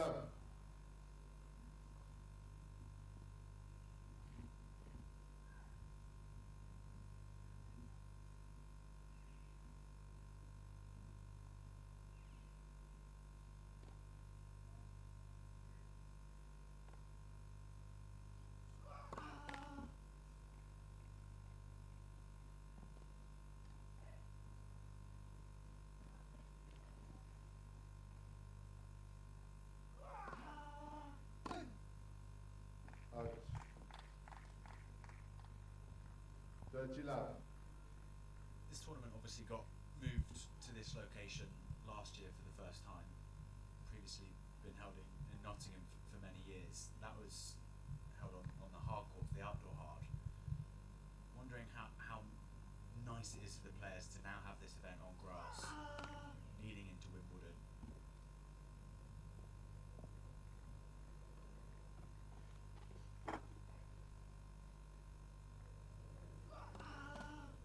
Coach. I think they love the event.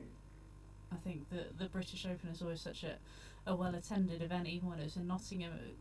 You know, what they put on was great, but to be able to move it onto the grass court before Wimbledon, it just adds that extra event, even more prestigious. gives the players an extra chance to play another tournament on the grass before next week.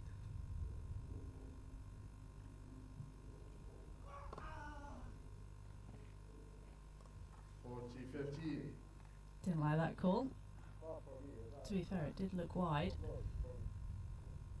Tough for the umpire to call on that far sideline.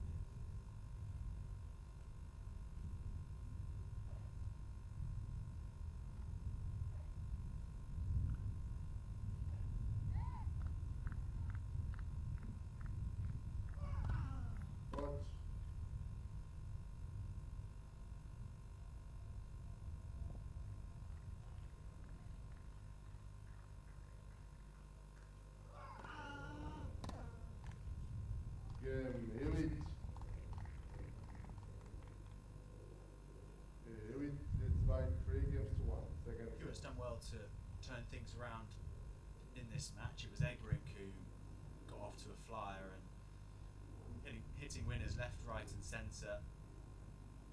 Really he's using his slice to full effect, but now it's momentum shift. The British number one doing what he does best in figuring out a way to win matches.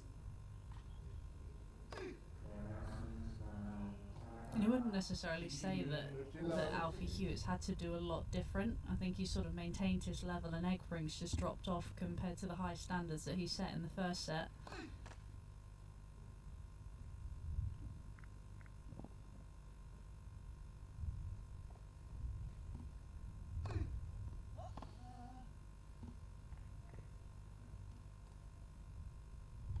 Yeah, it seems that Hewitt maybe is up to level 5-10%, but Egbrink has dropped maybe 20-30%, so now it's much more of a level match, and Hewitt figuring out a way to win a lot more points, get up onto the return a lot more.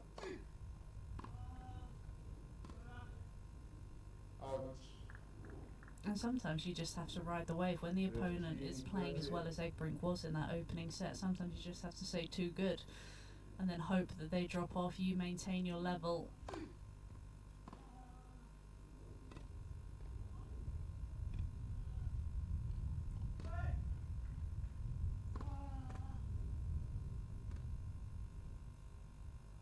Superb from Egbrink.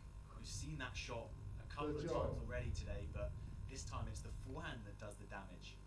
He's just got such good hands, and he picks the right moment to play the shot as well.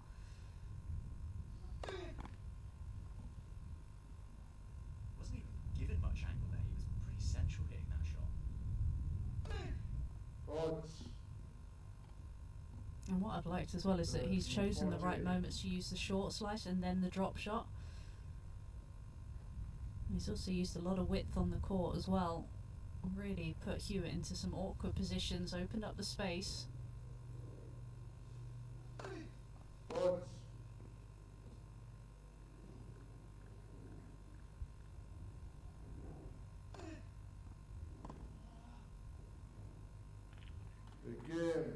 Alfie Hewitt has managed to turn things around superbly in this match. He's now looking strong to take us into a third. British number one leads by 4 games to 1.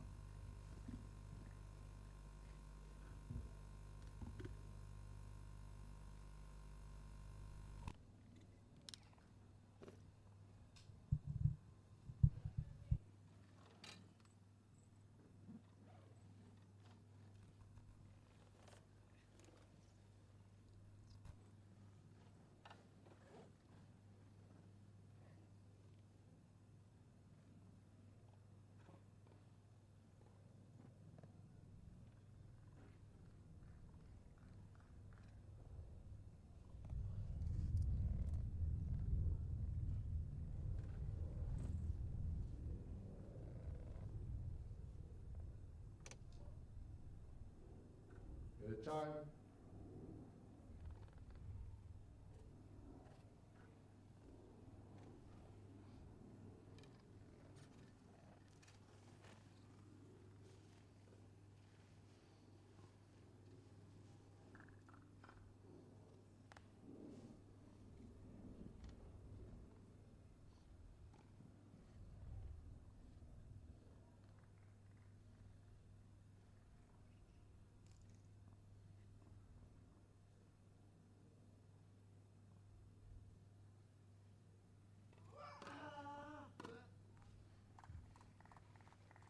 Corner.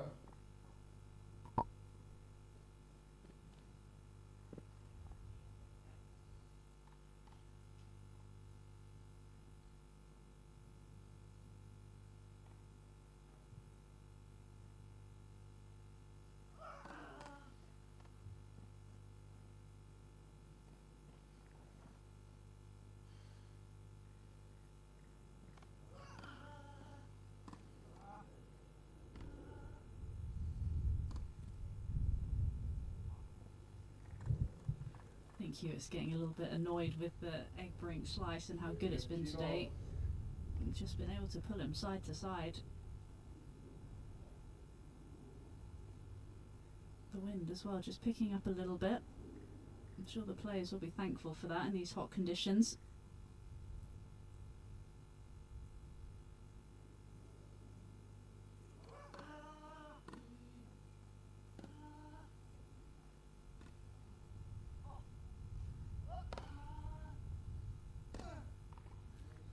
It's well dealt with because that went high into the sky, the sun beaming down on Alfie. Yeah, not probably the prettiest of smashes, but did the job. It all counts, doesn't it? As long as it goes in the court.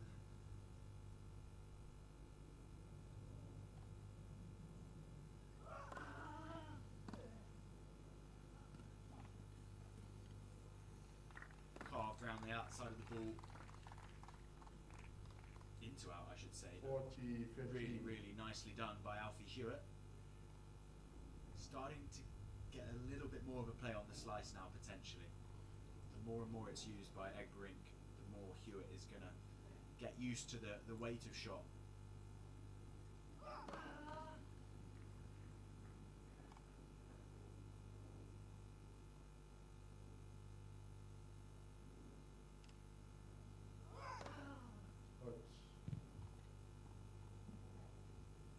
He's been trying to be fairly aggressive with the second serves. He's hit a few double faults, but I think that's quite a good play, especially on the grass courts. You want to be as aggressive as possible.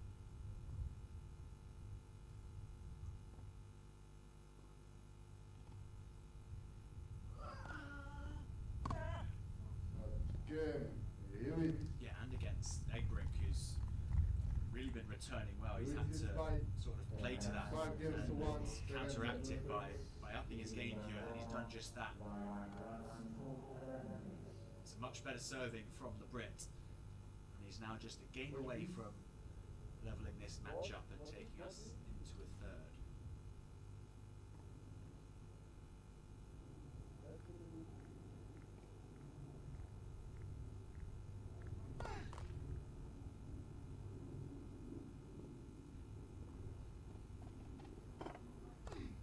Hot.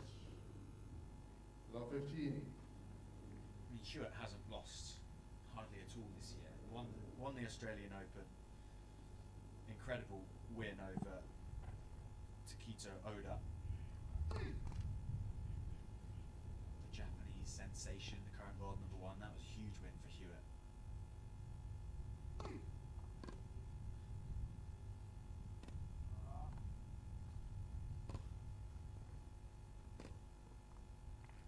There's the backhand once again.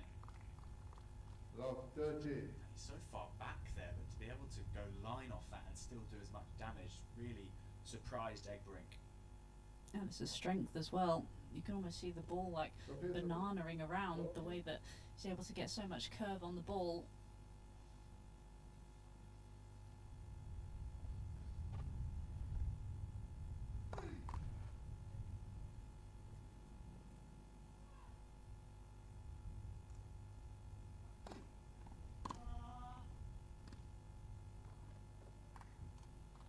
All of a sudden the pressure that Alfie Hewitt's now putting on Egbrink, those drop shots aren't quite as easy to come by.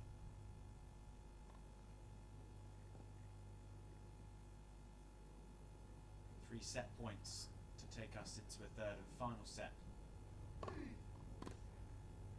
Hot. 15, 40.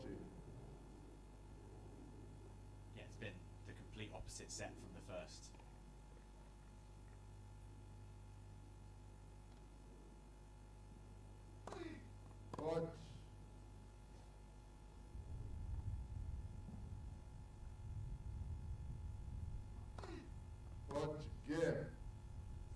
it's a double fault to end it. Against one. One Alfie set Hewitt off. gifted the final point of the second set. And in a complete turnaround of what we saw in the first, the British number one, the top seed here at the Lexus British Open Roehampton, takes the second by 6 games to 1, and we're headed into a third.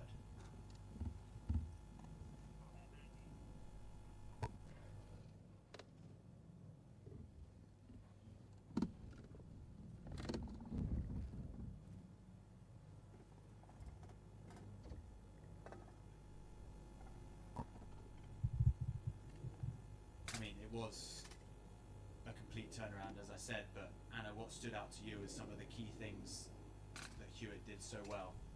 I think you look at the first serve points won 9 out of 10. The first serve percentage was higher as well, but you look at the break points, Alfie Hewitt was so much better just in terms of that. He was clinical, wasn't he? And I think it was just more testament to the Hewitt mentality as well. It could have been easy to panic after that first set, 6-1, your opponent's playing incredibly well. Egbrink was just on fire, the forehand, backhand slice, the drop shots were working, he was barely making mistakes, but Hewitt just realised, okay, I've got to just take my time here, I've just got to let the level drop from Egbrink and I'm going to be there ready to pounce, and he just got gradually better and better as it went on. And you spoke about how many matches he's won this year. That's what he goes back and relies on. He's got that inner confidence that he knows that he's able to turn these situations around.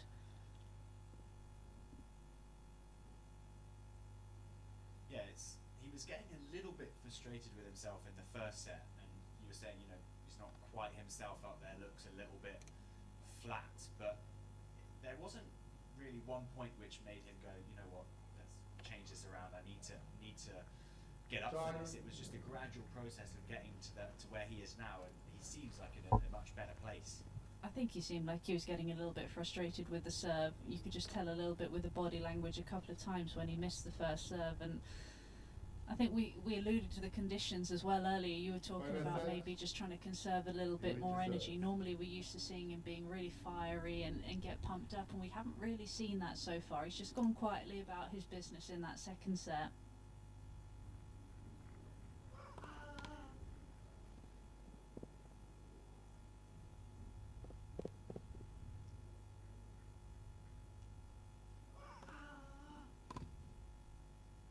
Out. 50 love.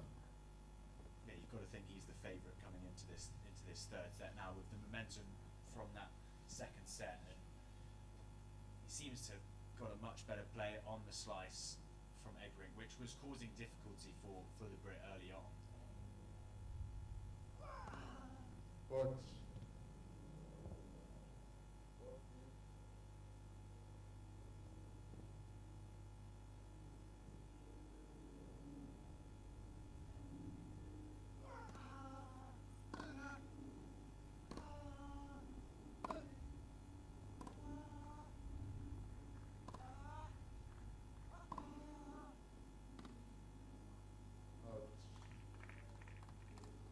It's just those errors now.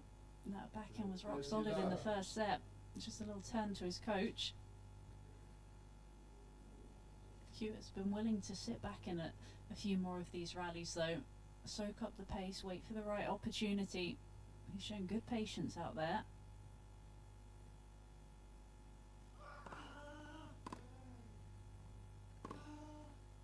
out. Perhaps a little too much too early with that backhand. 30-15.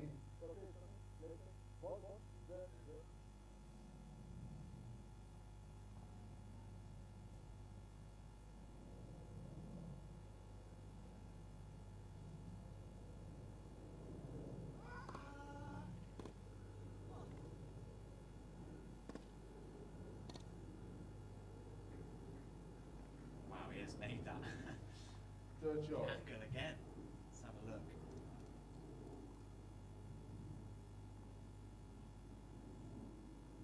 The half volley. That's outrageous.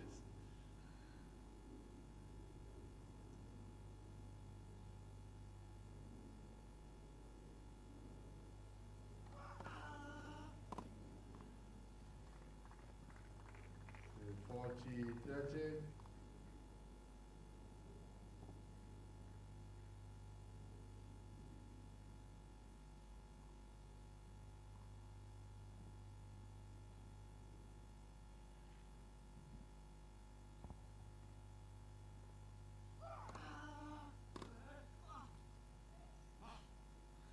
It's an absolute joke. Yeah, I mean, just sitting behind it and watching it, how it actually goes over the net. It's just that the clearance must be millimeters. Yeah, it flies through the air so nicely, leans on it so well.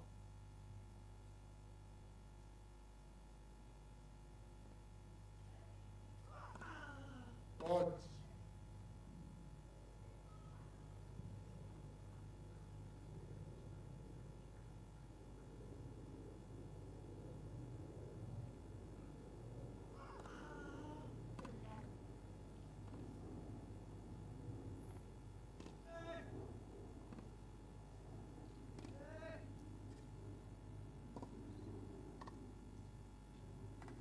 Such a shame.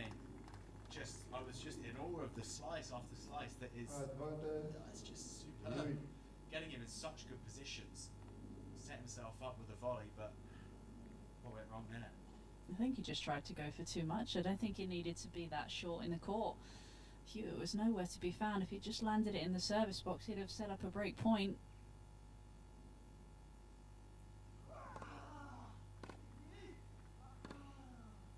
Out. Yeah, good stretch to be able to get that return back into play. Yes. This opening battle in this first game could be pivotal. Could set the tone for the rest of the set.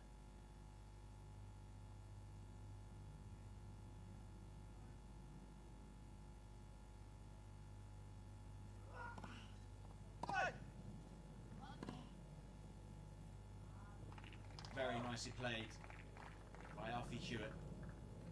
With the out wide serve again. Advantage. Yeah, he was on the prowl. He was looking for that forehand. And that's a smart choice of shot, going back behind. It's so hard to turn that chair around, change direction.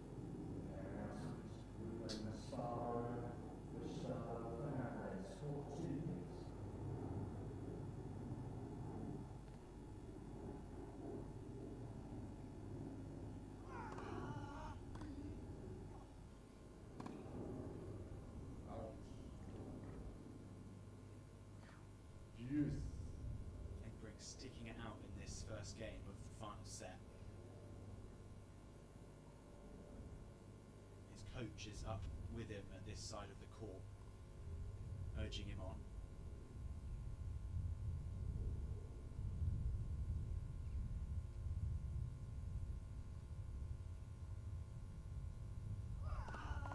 Net. First service.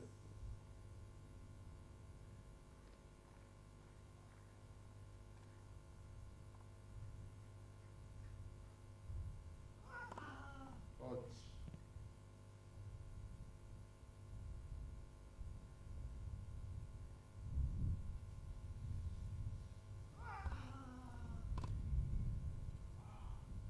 There it is again. Yeah, it's incredible. Advantage. Very. It's got both the cross court and the off slice that work so well. And that's what makes it so hard as well. He's got the disguise. It's just that last second he opens the racket face to either go down the line or that off backhand slice. Really incredible hand skills.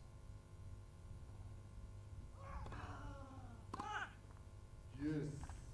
Just searching for that forehand, wasn't he? So keen to try and get on the front foot. Took it a little bit too early. The game continues.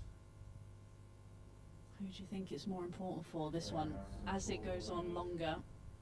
I think it's got to be more important for Engbrink.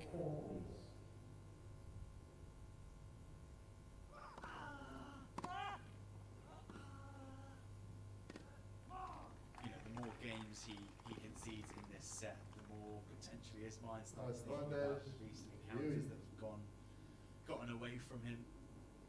The last 2-3 setters have gone the way of Hewitt.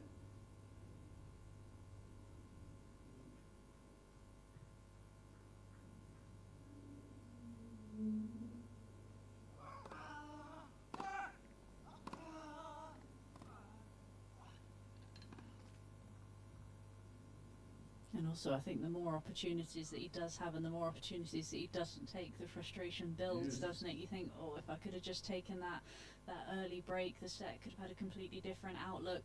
So as you said, I think this is a big game here for Egbrink. He's already had a couple of break points. He's still fighting his way in this game.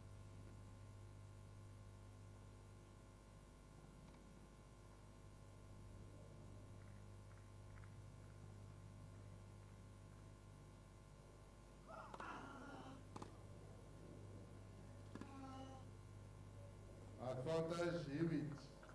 Egbrink was hoping, waiting for the call, even made a signal to the umpire that ball was wide, but again it's this sideline that's so tough to call and tough for anyone to know.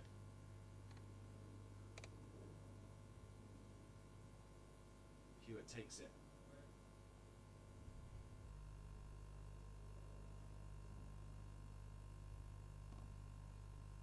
Hot.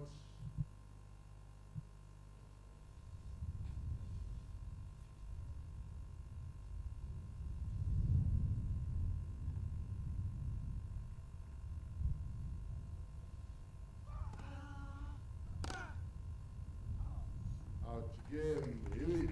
Finally it is Alfie Third Hewitt game, who final set. gets a hold of that game and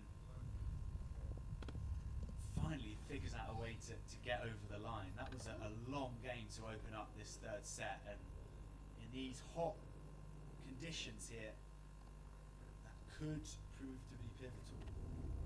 Yeah, quite possibly, and also the fact that Egbrink might think he was a little bit hard done by, probably felt that he should have had another break point to look at.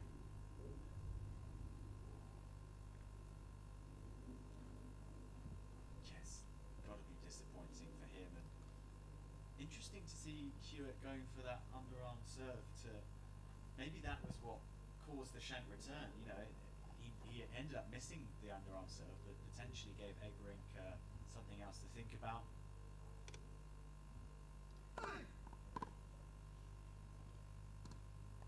We saw that a little bit in the opening match as well, didn't we? Going for the underarm serve. It just adds something different, especially if your opponent's so far behind the baseline. Tough to execute though. Can look silly when you just plop it up in the middle of a short ball.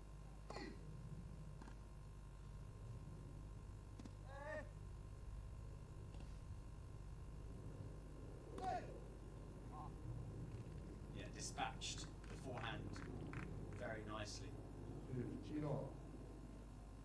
But that is something that, like you said, is good play because their starting position for return is so far back. They obviously move into the ball a lot, so their momentum is moving forward, which potentially gives them a chance of making it. But they are nonetheless very far back when making contact normally.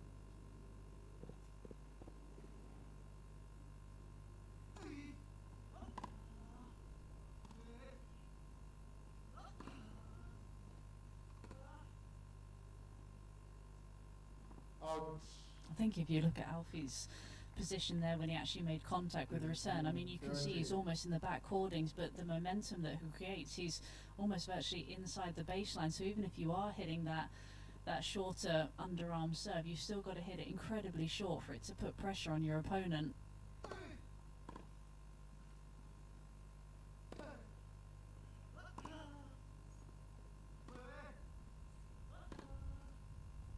Oh, that's wonderful from Alfie Hewitt.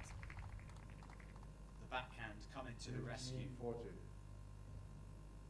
And he's just starting to go up through the gears, showing his class.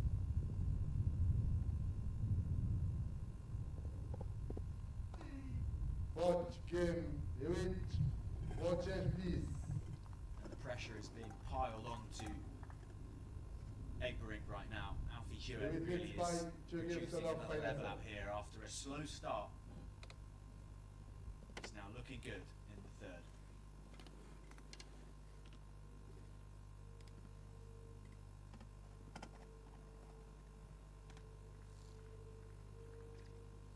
Do you find in these conditions that the ball slows down a lot, especially on the grass, or is it a matter of actually now it's coming through the grass quite quickly because it's so dry?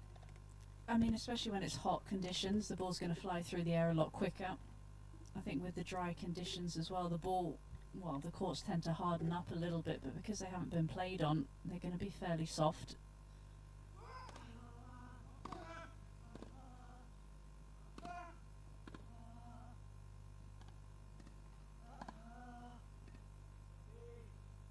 Oh, silky smooth from Egbrink. What a lob.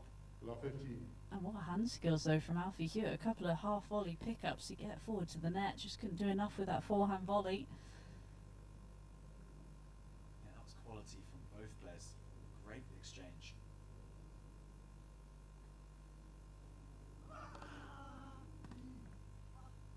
Out 15 all. I think later on in the week though we are potentially, I don't want to jinx it, scheduled to have a bit of rain, so the courts are going to play differently. They get a bit slower, a bit heavier, whereas now they're a bit more lively.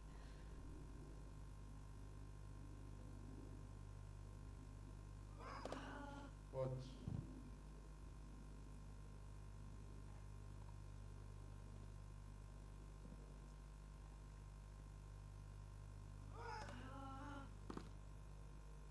Out. Yeah, they've obviously held the qualifying for Wimbledon here, but they've had a few days to sort of rest the courts, get them in pristine condition for this event. And they look like a carpet, don't they? Yes. They're just so smooth. I'd love to go out and Yeah. hit a few balls on them.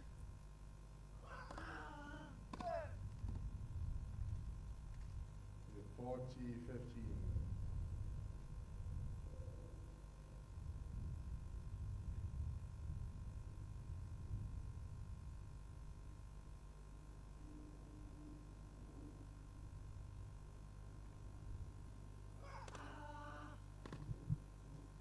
Out game, Hewitt.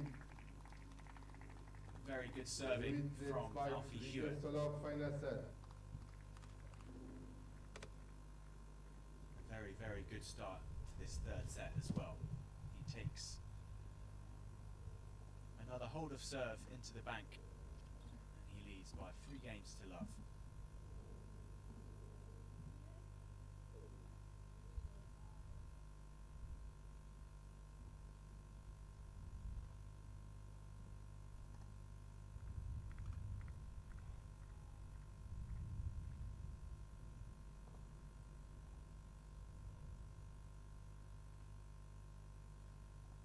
I mean, with this turnaround that we've seen from Alfie Hewitt, you were saying earlier that, you know, if he is to go on and win this match, he actually might be fairly happy to have had the extended court time and to have had a little bit of a test, because he's come straight from Roland Garros, hasn't had a chance to compete on the grass just yet. So potentially this will work in his favour, this 3-set match, if he is to go on and get the win. Yeah, most definitely. And I think as much as he obviously would love to win this title here in front of a home crowd, I think this is the opportunity for him to try a few different things, work on some stuff that maybe he wouldn't have done on the clay courts, trying to get that match practice ahead of next week. Love 15. So it's going to be slightly different. He's going to have to adapt his game. He's going to try and hit through the court a little bit more, not get quite as much spin as he would have done on the clay courts.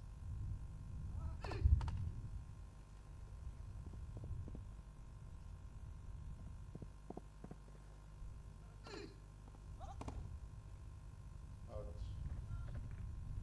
Amazingly, it's probably one of his least favourite surfaces given his game style. He favours the hard court, obviously, with the amount of spin he can generate off both sides. The clay is a surface he performs well on.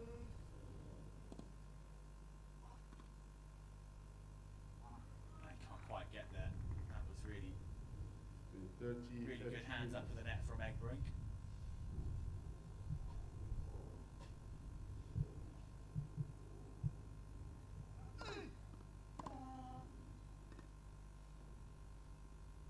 Oh, 40-15. perfection once again from the drop shot.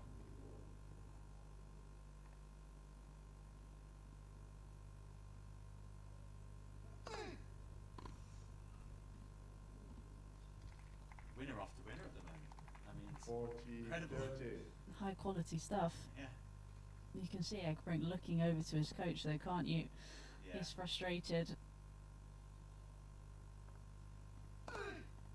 Game. Big meeting. Here we let's fight. Not 3 beat games long to 1 rallies at the final moment. set. That's because these guys just keep on hitting winners left, right, and centre, and it's an ace to finish off that hold of serve for Egbrink. He's on the board in this third and final set.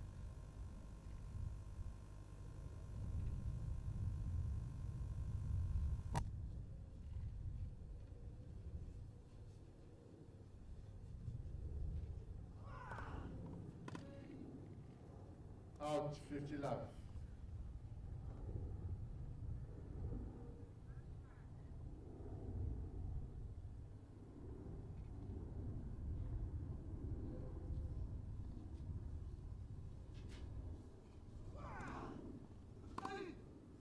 Out.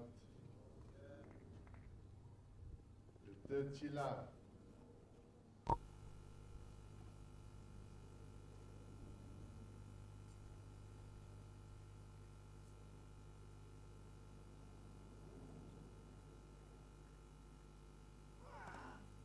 Out.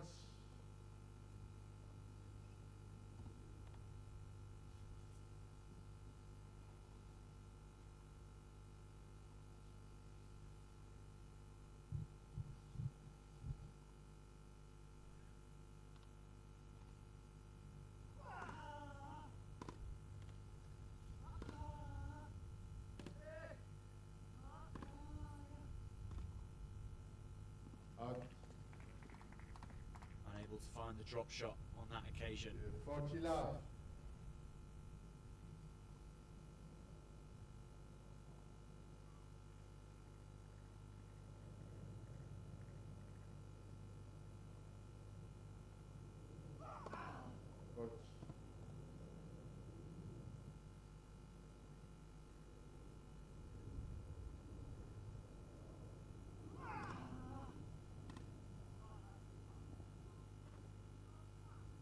Out. Incredible 15. return on the stretch from Dutchman.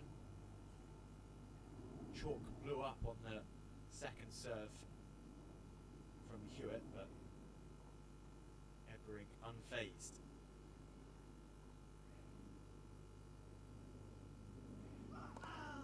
Out.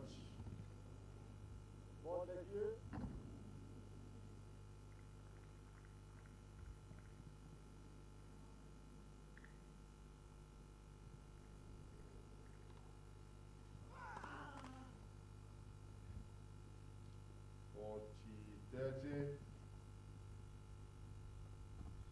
Every point is pretty crucial for Egbrink right now. I think, you know, go 4-1 down, things are looking pretty tough for the Dutchman, but hold on here and you never know.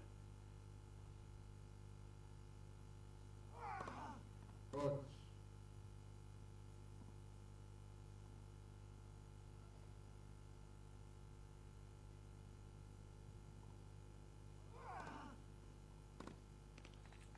Game. Here we Did well to fight back a couple of points in that game, but let's fight 4 the games to 1 slice final shot set. which has served him so well so far in this match is now starting to falter. Hewitt leads 4 games to 1.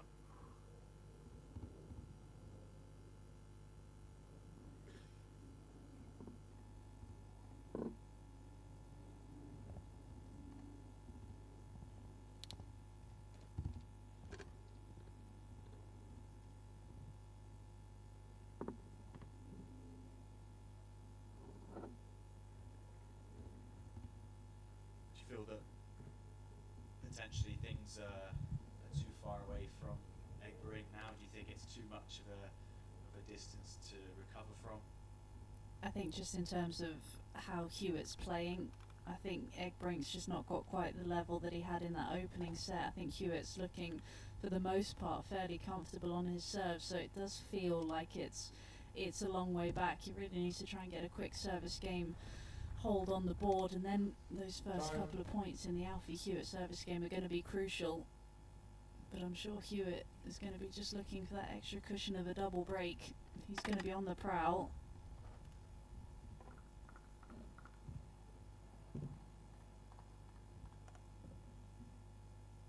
It's incredible how sort of the best players in the world can seemingly seem so out of a match. Like in the opening set we saw, it was all egg break, and then somehow they find a way to get back into matches, to find the level that we so often see. But so much of that is mentality as well. I think they know, and they have that inner self-belief that they're able to turn this around, and it's going to have to take a pretty impressive performance to beat them.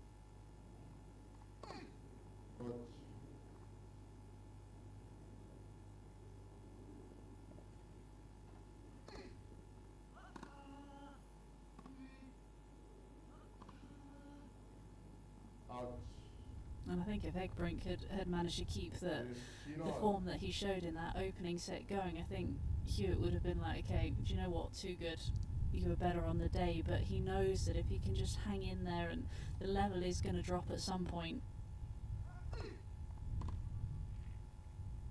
and then he's just able to trust himself.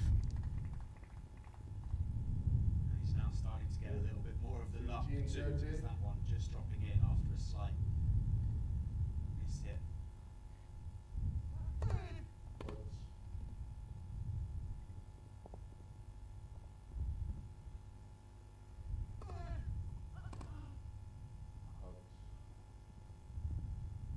Third shot.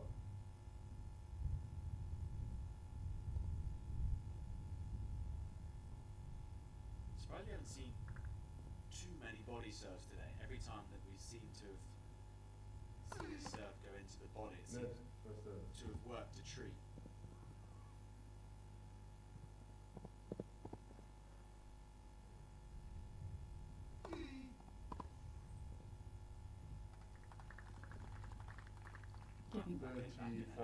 Yeah, give him a taste of his own medicine.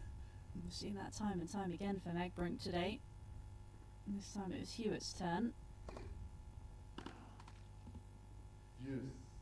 Gone big up the line, hoping to get himself into a position to serve out the match, but yeah, potentially a little too excited to hit that one and get that point done.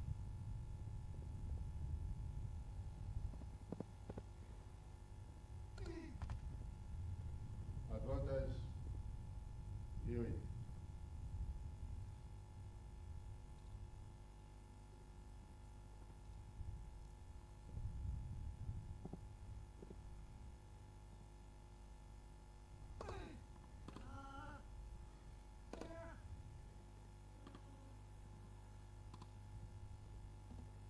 Incredible hands up at the net.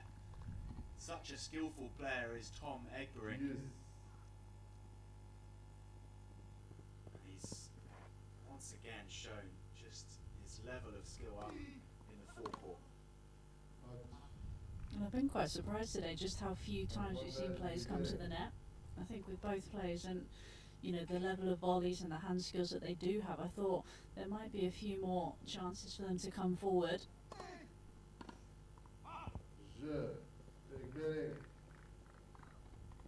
Well done, Tom Egbrink. That's an incredible hold, facing break points on numerous occasions. Skillful player that he is, and the skills came to the rescue in that game. Do you think that's an area where Egbrink can look to try and come in after the slice a little bit more? Is there scope to do that, or is it really leaving himself too open either side?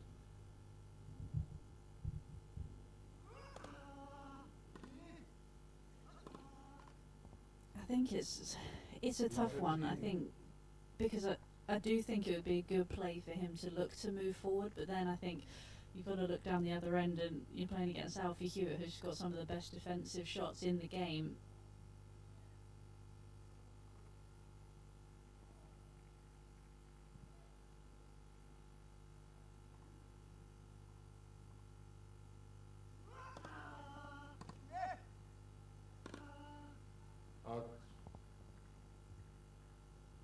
That's exactly what I said he needed to do. Try and get a quick hold, and then all of a sudden, 4-2, love 30. This point is a huge point for Hewitt, staring down the barrel of potentially 3 break points.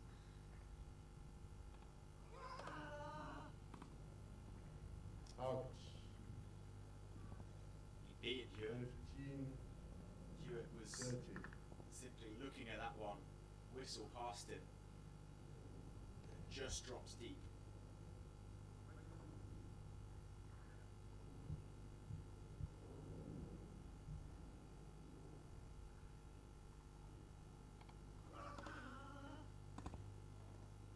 All.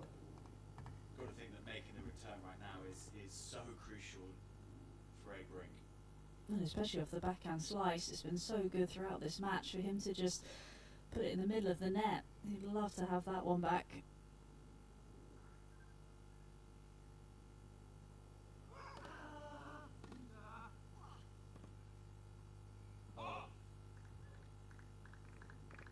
Is there still another twist in this final set to come?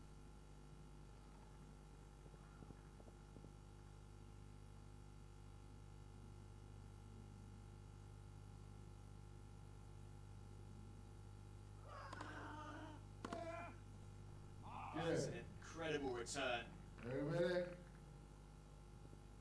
Egbrink so quickly onto that forehand, as if he knew it was going there. Lined it up and executed to perfection. There could well be another twist. Yeah, it does feel that way, doesn't it? You thought Alfie Hewitt 4-1 up, there was no coming back. And you've got to give a lot of credit to the Dutchman for the way he was able to turn that around. Good service game, and then came up with some good returns in that final game. Still could go either way. Yeah, credit to Egbrink to sticking in there, because Hewitt had points for 5-1 there. But he's remained strong. His coach and now Aniek van Koot alongside each other watching on. Strong Dutch contingent here, isn't there? They're all very supportive for each other. Time.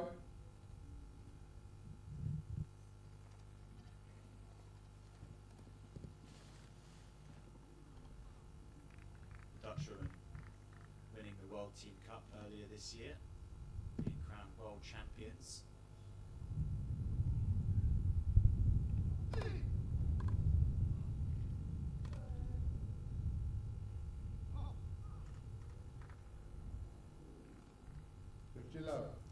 Feels as though there's been another shift of momentum in this set. You really felt it was with Alfie Hewitt, and all of a sudden Egbrink's really got all of that momentum with him. Net for service.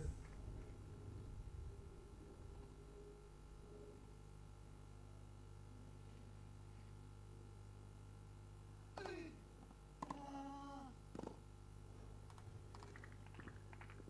that came in quick. 15 all. Straight into the body of Egbrink. And it's a clever return as well, going down the middle of the court. It's so hard to get the chair out of the way. You've got no time. Out. 15-30.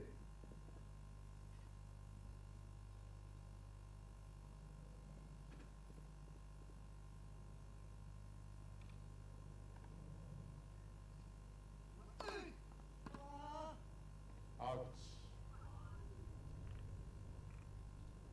30 all.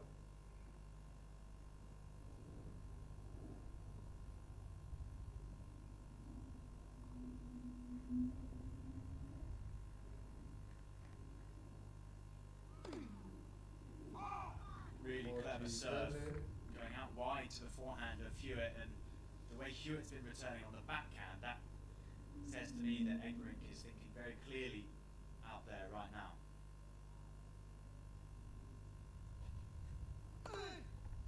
Game. Egbrink. And another one down the tee, 4. secures the Game hold final for set. Egbrink. probably weren't expecting. Egbrink has proved us wrong. We're now tied level at 4 games all. That is some comeback so far in this set. Yeah, it really is, and I'm not sure I'd like to call which way it's going to go now.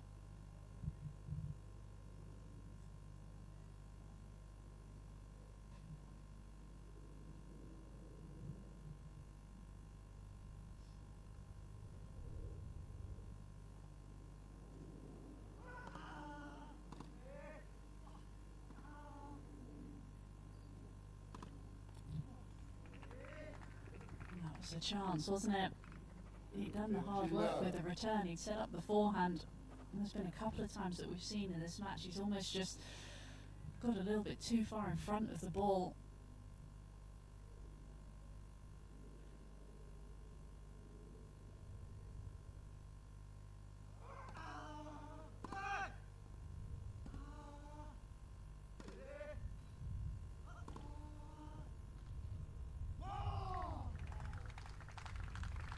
Excellent backhand from Alfie Hewitt.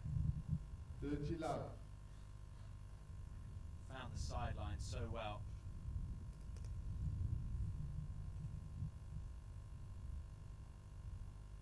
And a big come on to celebrate that one. Crucial stages now.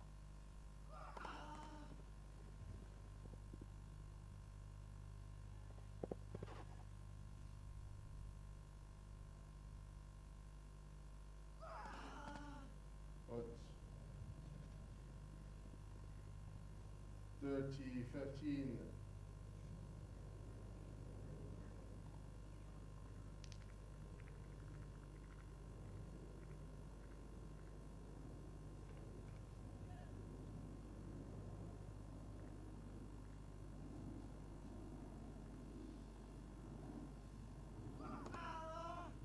Forty, 15. Quality ace out wide. No chance for Egbrink. Great delivery.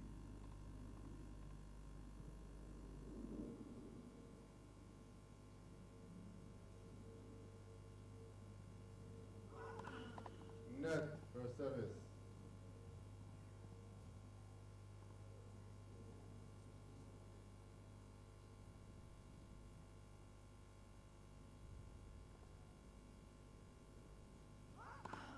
Hot.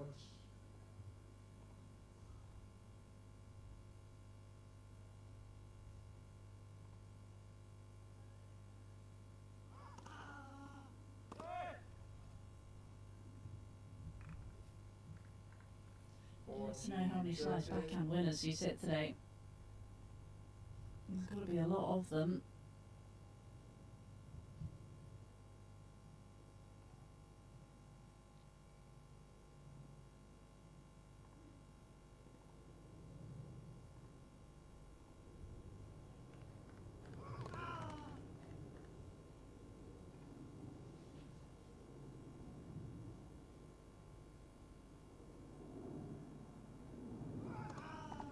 Hot.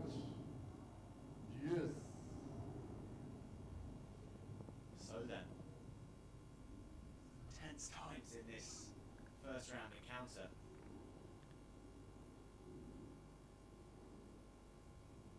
Egbrink is not giving in.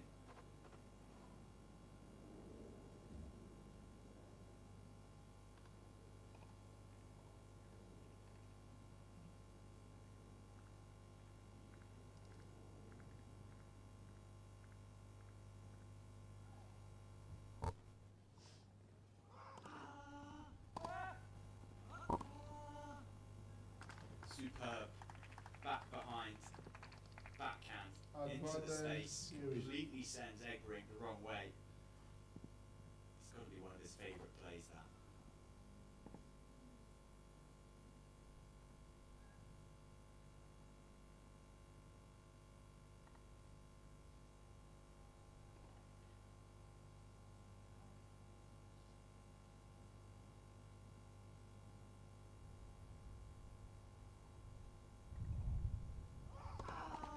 Hot.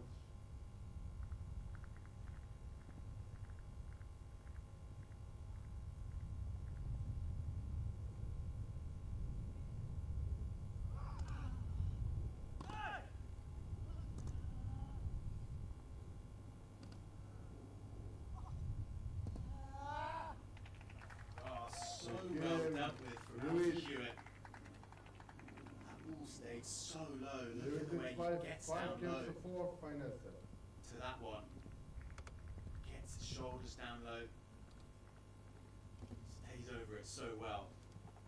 Now Hewitt holds off Egbrink to get a very important hold of serve.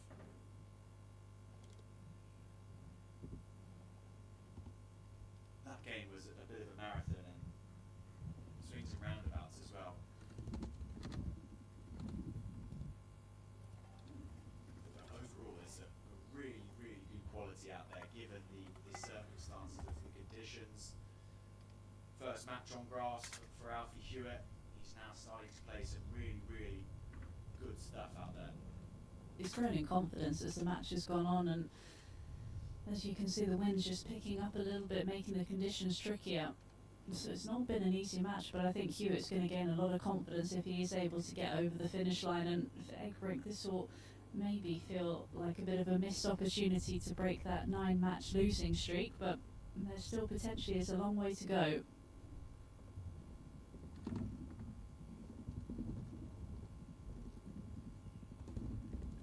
Yeah, he's got to really want to break the Charge. streak now, hasn't he?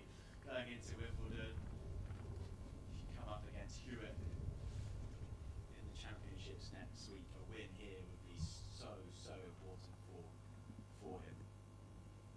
Well, records are meant to be broken, aren't they? So he's going to hope that he can do it today. He's just going to want to keep it going. But as I said before, these opening couple of points are going to be really, really crucial for both players. If Hewitt can just put a little bit of scoreboard pressure onto Egbrink.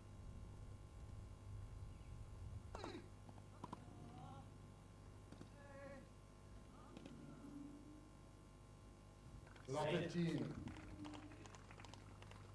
Saw Egbrink coming in after the slice approach.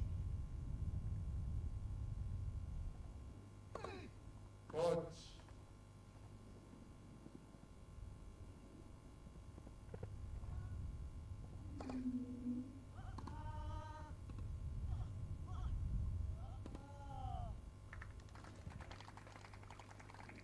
Very solid. Love Great 30. return, set him up for the next forehand. Short ball dispatched superbly. Love 30.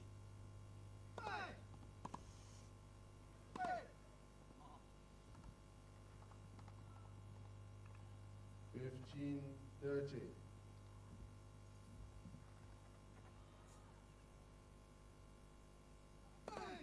Coach.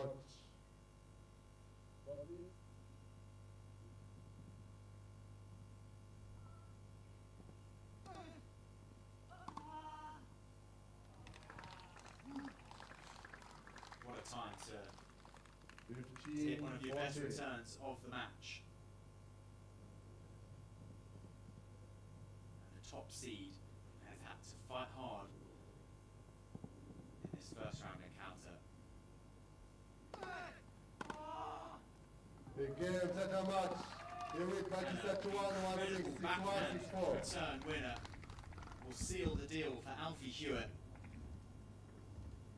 after going down hard in the first set. The British #1 finds a way to clinch victory here at the Lexus British Open, Roehampton. A very, very gutsy performance. And he's delighted with that one.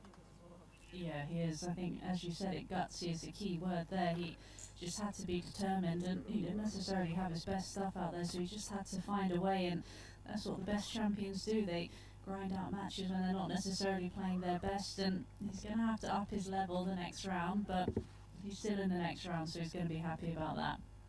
An incredible win from the top seed. Going to pop out onto court to have a quick word with him, but up next on centre court will be Saki Takamuro against Great Britain's Lucy Shuka.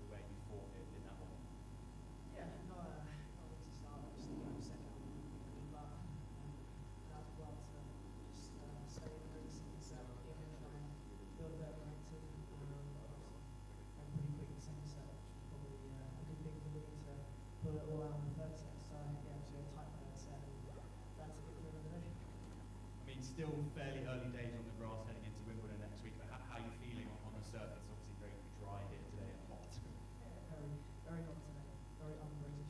But yeah, no, I'm enjoying my time on the grass at the moment. It's the first match here, and just trying to get used to the course speed and conditions.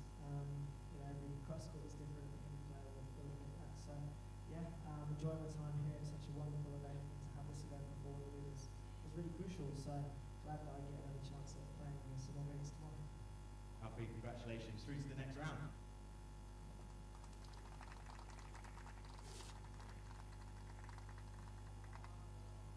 Well, next up will be Sakiguro up against Great Britain's Lucy Schucher. Stay with us here on Centre Court.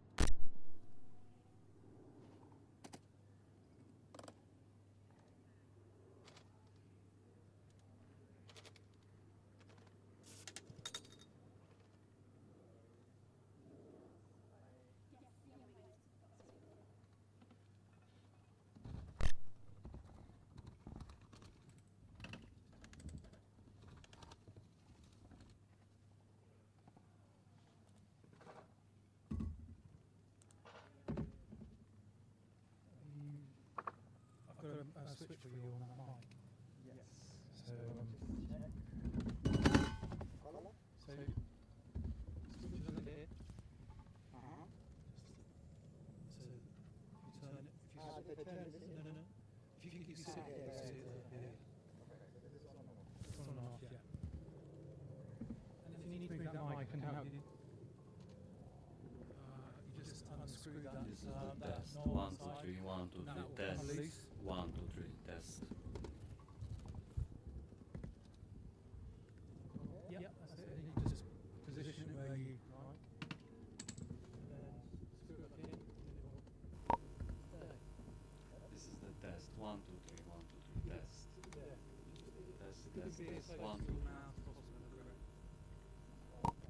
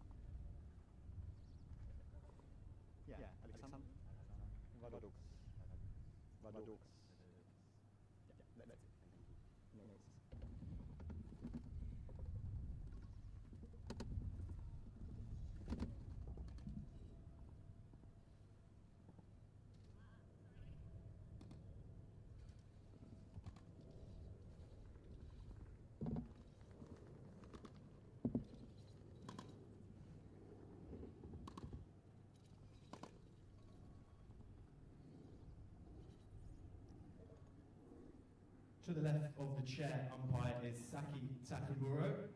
Saki is 30 years of age and is from Japan.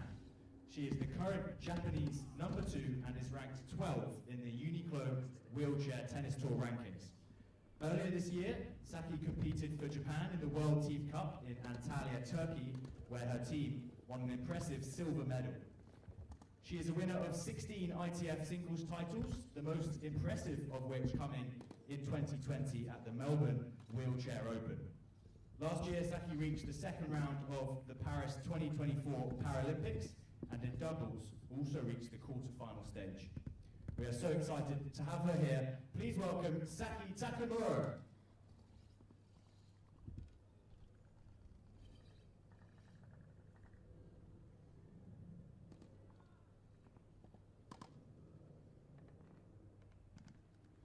To the right of the chair umpire is Lucy Shuka.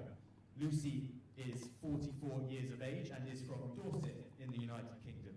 She is the current GB number 1 and is ranked 17 in the world, having been ranked as high as world number 5. Lucy has enjoyed a remarkable career, winning 36 ITF singles titles. She is a 6-time Wimbledon and US Open quarterfinalist and has made the semi-finals at the Australian Open on 3 occasions. Lucy is supported by the LTA's Wheelchair Performance Pathway Pro Access Level 1 program. She has represented Great Britain at the Paralympic Games 5 times and was selected to be the flag bearer for GB at Paris 2024. We are so thrilled to have the GB number 1 here with us at the Lexus British Open Roehampton. Please put your hands together for Lucy Shuka. 3 minutes.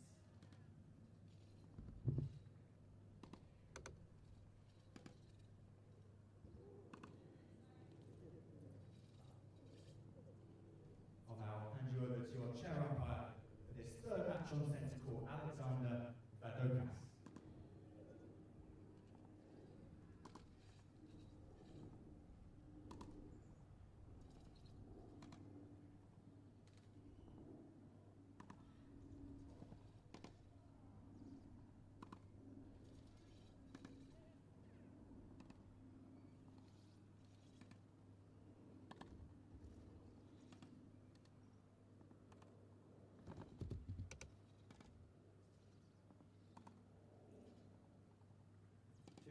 Minutes.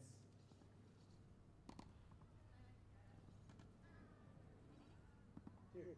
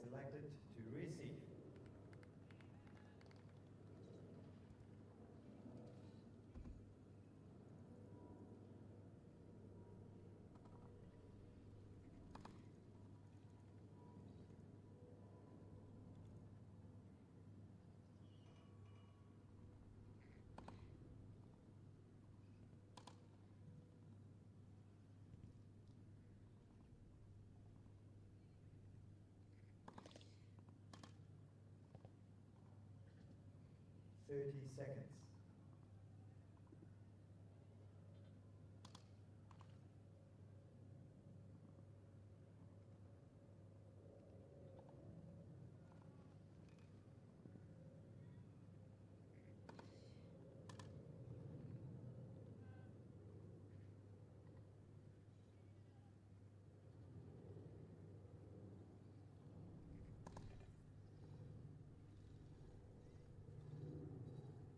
And a warm-up.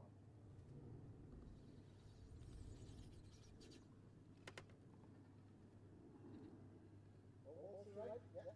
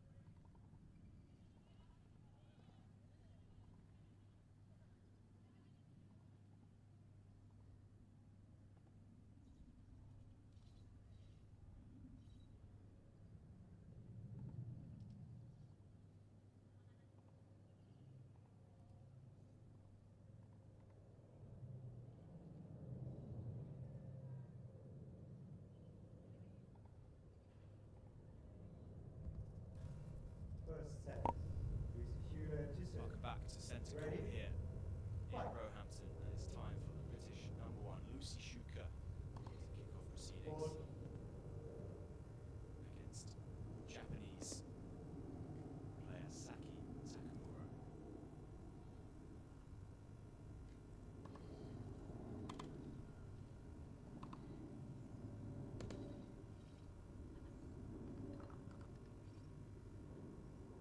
Perfect start. 115.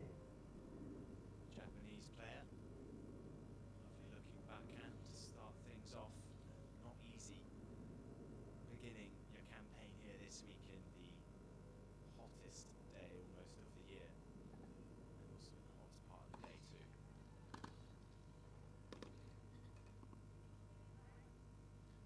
And we've seen some really good tennis being played today, especially from Alfie Hewitt to come back from behind to win his opening encounter with Tom Egberink. What's impressed you most today with the players dealing with the conditions? I mean, I think that the hardest part has obviously just been managing in terms of not overheating. I think you were outside and you were just mentioning how hot it was. I've been trying to avoid it and stay in the air conditioning, but it's not easy. You're wanting to keep the points short.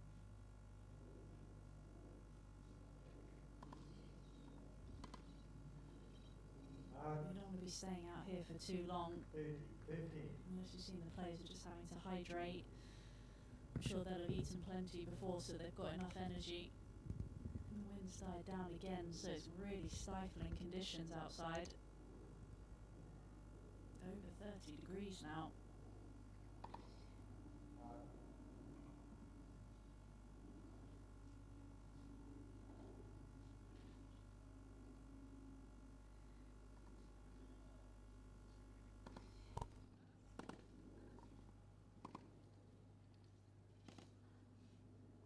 Nice. 40, 50. I can definitely tell you that when the wind isn't there, it's so still and humid. So yeah, it's going to be a tough one for both players in this early afternoon match.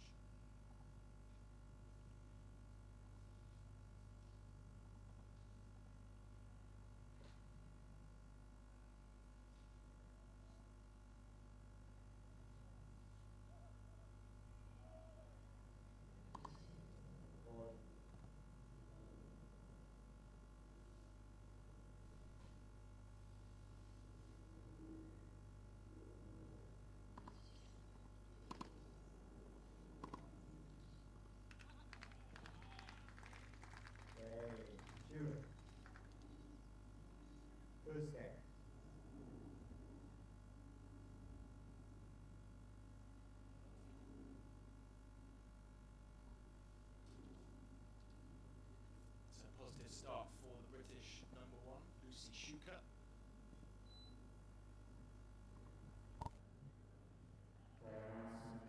Dylan Davis, we slow down to control desk, please.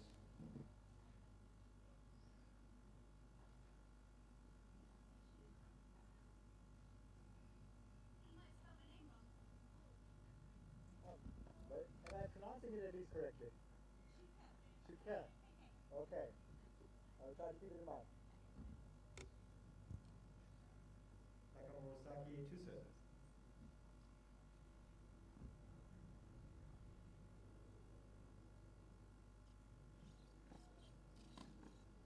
Hold.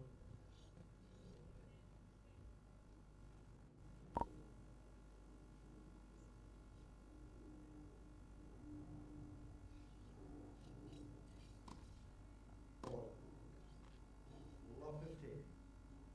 These two last met at an ITF Series 2 event back in April in Japan, the home country of Takamura.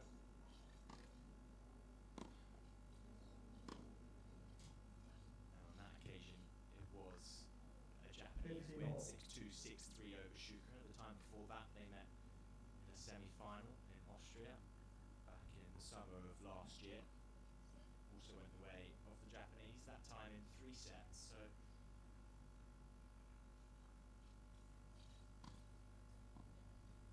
these two have had some lengthy encounters over the past few meetings. Again, it's one of those with the head-to-head record for Shuka. She doesn't want to look at it the last 4 times, does she? Hasn't got a win over her since 2017.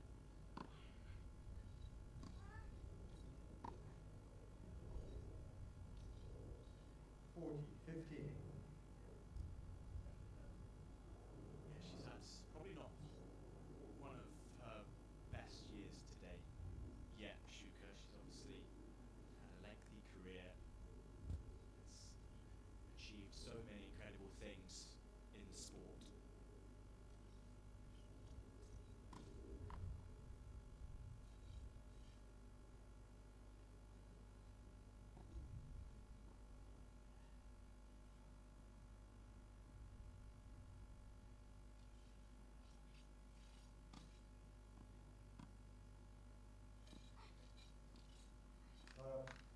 Just about did enough to keep it away from Takamura. There's the drop shot coming into play early doors already. That's the shot that Shuka loves as well. That backhand drop shot. I don't know how many times have we seen that today from all of the players so far. Such a good shot to use on the grass court.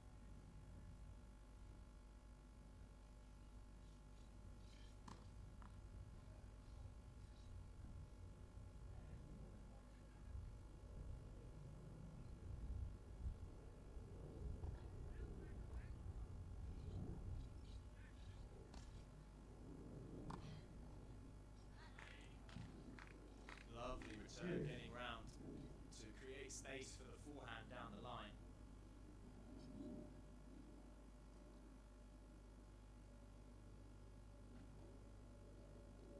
She has some resume, does Shuka. Flag bearer for Team GB at the Paris 2024 Paralympics. What an honour that must have been for Shuka.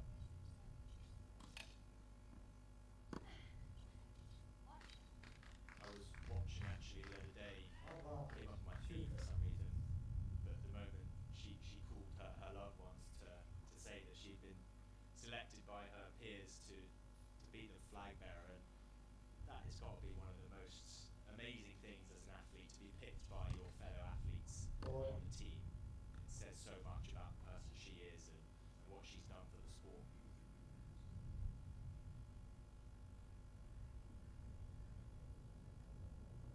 Their announcement, tie host, Zanzibar.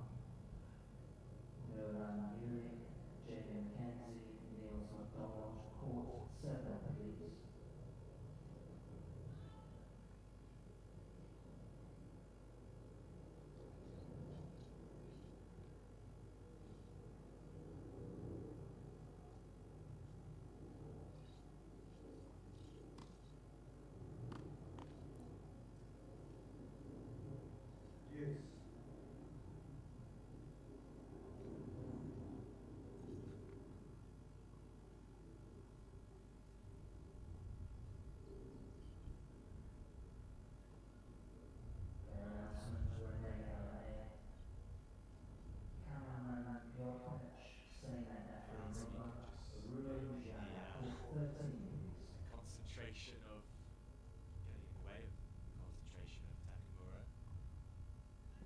quite a few breaks if that's the case. Forward. Yeah, lots of action happening around centre court.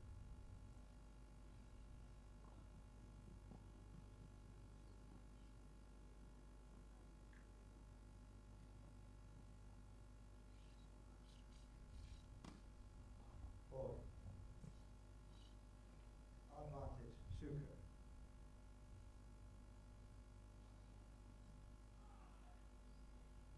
So opportunities for British number one.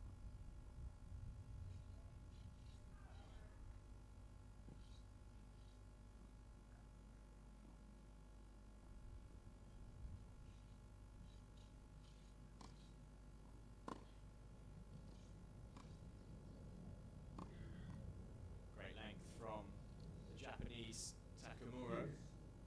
Shuka just got caught a little bit in no man's land, wasn't sure whether she was going to come forward or hold her position behind the baseline, just got stuck just a little bit inside.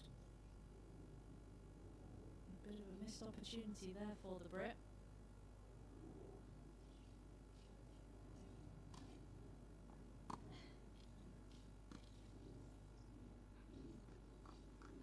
Advantage. Yeah, you can see the intention of Shuka to follow in the return, which wasn't a bad one, just a little too central. Takamura had a fairly good play at it, didn't have to move too far, and had a fair few options to get past the incoming Shuka.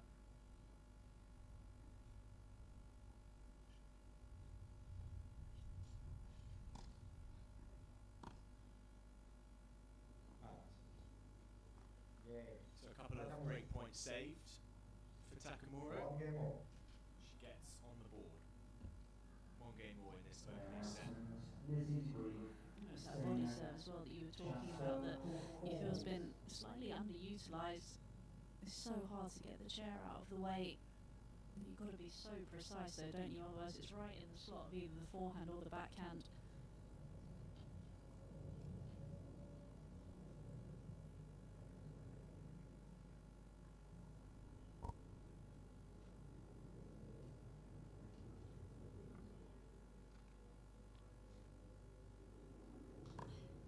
Forward.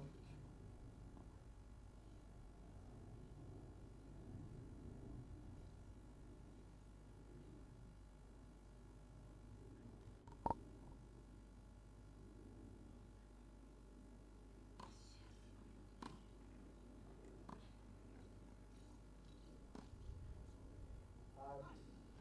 15. I was calling some of the ABN AMRO Rotterdam tournament earlier this year, and we were watching Shuka play.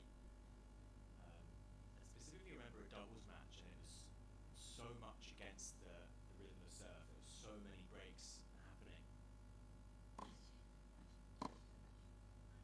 So yeah, it'd be interesting to see if that continues today. A lot of the females, they return really well, and actually it's the serve that potentially is more of a shot they struggle with. It's a little bit more susceptible to being broken, isn't it? Yeah. As you can see, both of these players are slightly lower in the chair. Forward. Not able to quite get as much snap on the ball. So the return is much more prominent.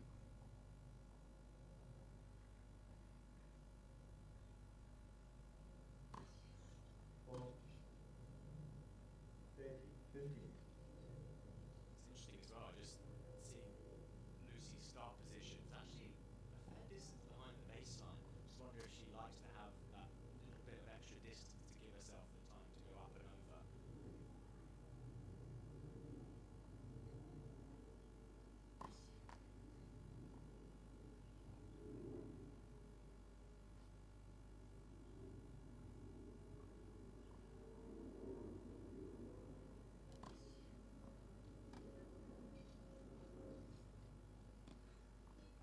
Yeah, I think you're right in terms of just giving herself a little bit of extra length so she can be maybe a little bit more aggressive with the serve. But then, as you saw there, it does leave you slightly prone to that shorter return. It gives you less time to get up to the ball.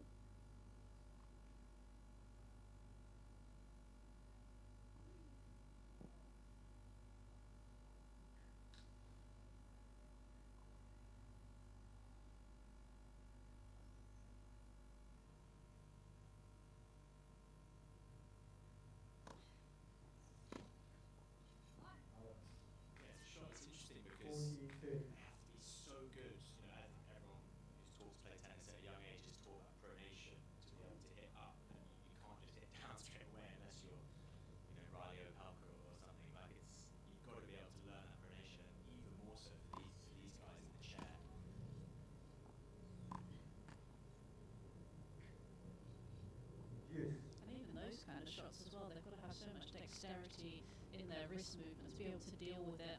There's so many different angles of the racket at play.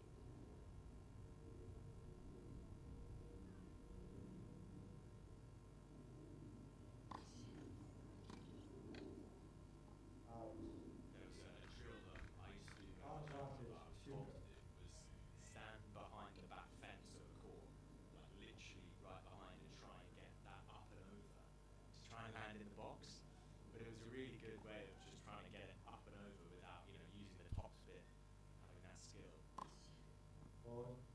And I reckon these guys would do that with their eyes closed.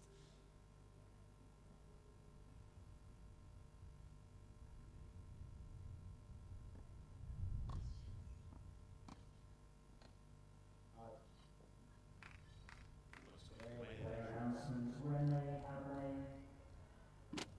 Manages to dodge out the way to Shuka. Court 13, ready for play, It's a please. positive opening start. Shuka leads by 2 games to 1.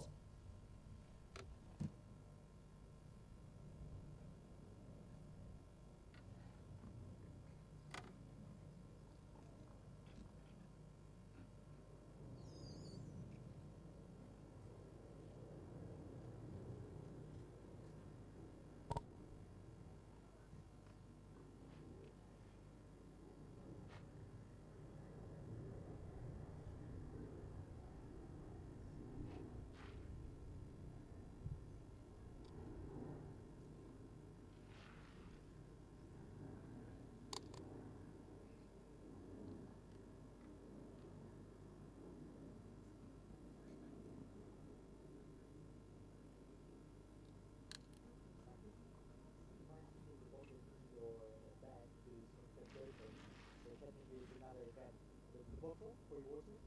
This is stretched open. You can just put it in your bag. So that you can't just see it. Thank you. That's it. That's all right. And you only have the colorful glove, right? No white glove. No white girl or this girl. So that the name is correctly easy, and make sure that we put it in the center of the mouth, so they have it in the next round in the last year. Time.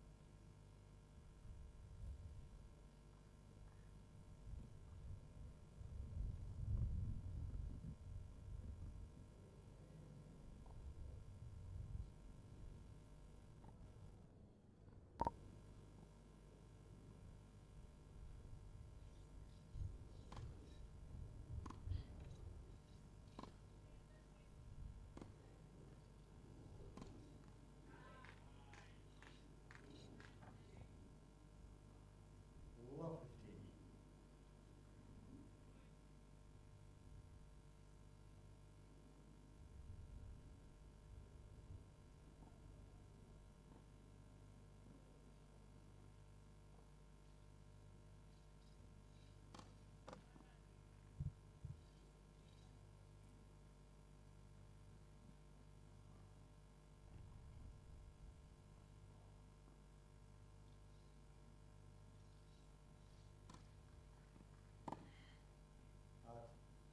Just missed, I think, but love the attention there from Shuka to really step up to that backhand return, look to punish straight from the off.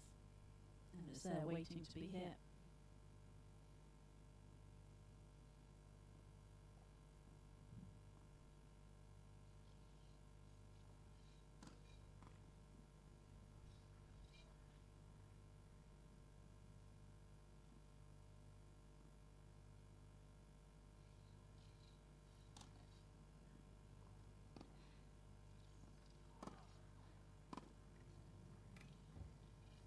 Wow, what a volley from Lucy Shuka. 15-2. Opted to take the return off the second bounce that time. And that was really nicely finished off at the net. And that's where she's got the skills. Loves being up at the net. She's got such good hands for those drop volleys. Should be again there. An opening here for the Brit.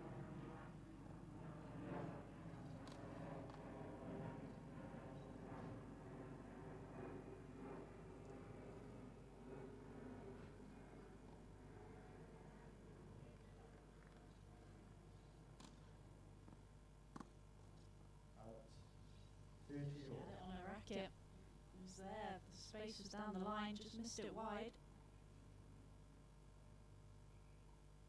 Again, I find it really interesting watching the serve up so close. Just the ball toss of Takamuro so far behind her.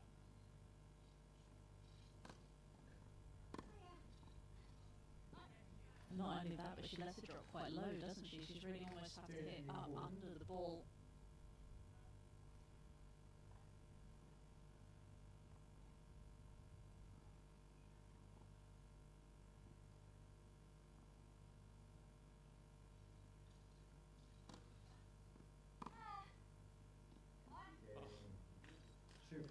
Two backhand return winners in a row.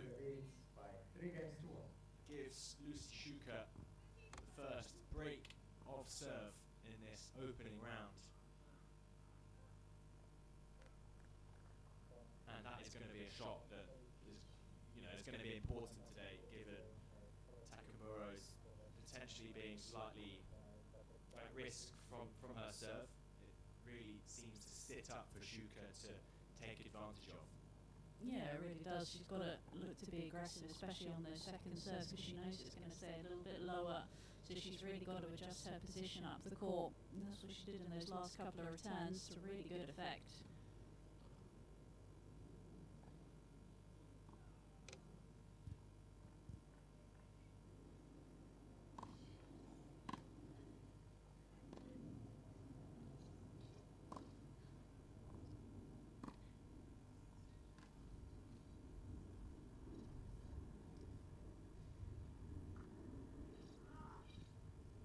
Change up from Takamura. You can see there Shuka doing all she could, using the strength in the arms to try and push her forward.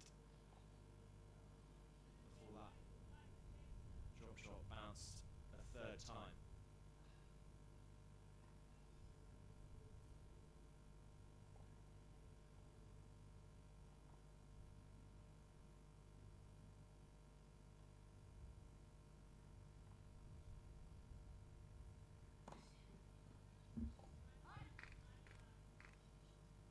Nice out wide to counteract the winner from Takamura in the previous point. A nice leveler for Shuka. She's able to continue serving with that level. Could be a very, very good day for Shuka. The more first serves as well that she's able to make, the more pressure she can put on Takamura.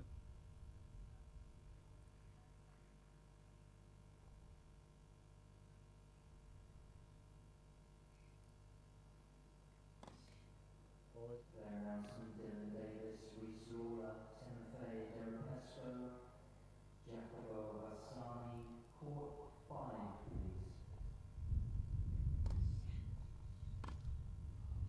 Out. 40-15. Just hasn't quite got to grips with the return, has she? She hasn't found her rhythm.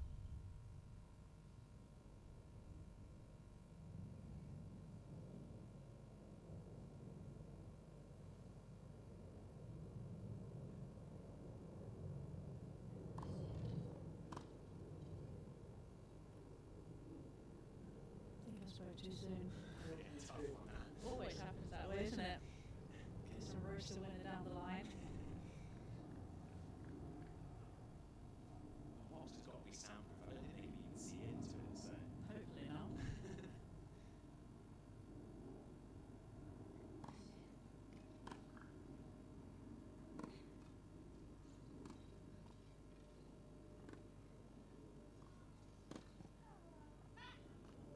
passing shot from the Japanese. Shuka did well to take the ball early on the approach, otherwise it would have gone way above her head, but Takamura is there.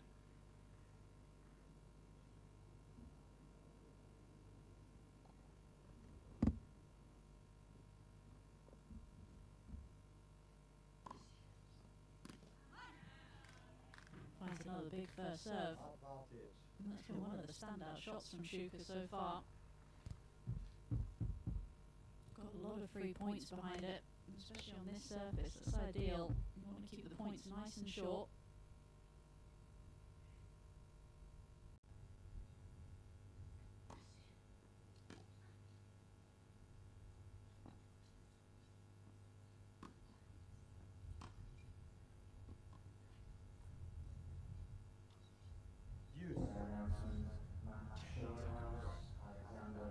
Return on the stretch to make Shuka play another ball. Read the forehand approach well, made Shuka hit another ball, and that a lot of the times can be good enough.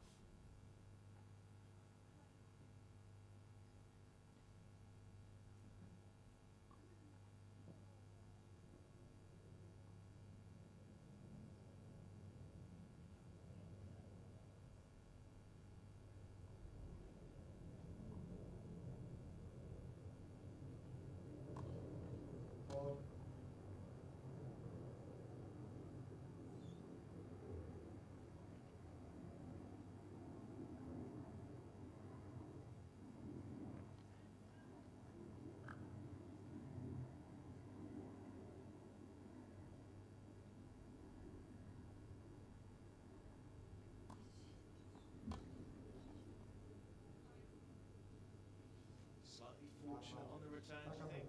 I think so.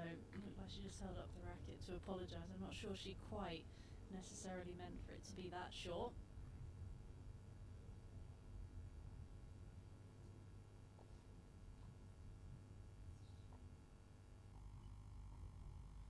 Either way, it brings up a break back point for Takamura.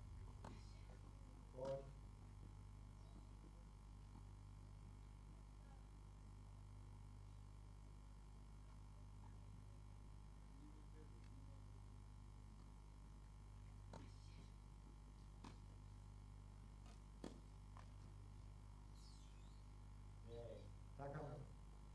she's fighting hard early on in this opening set is Takamura.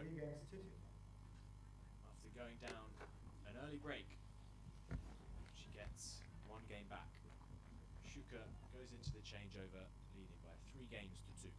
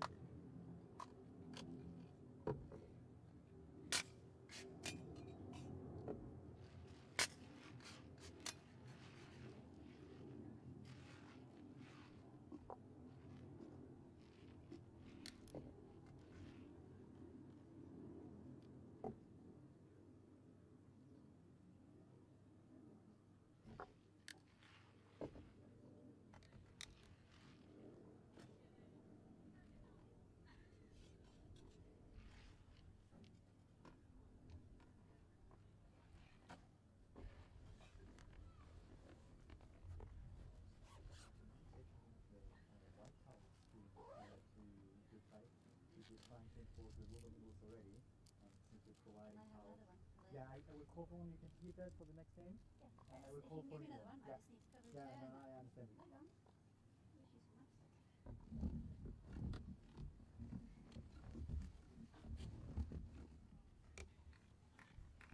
Time.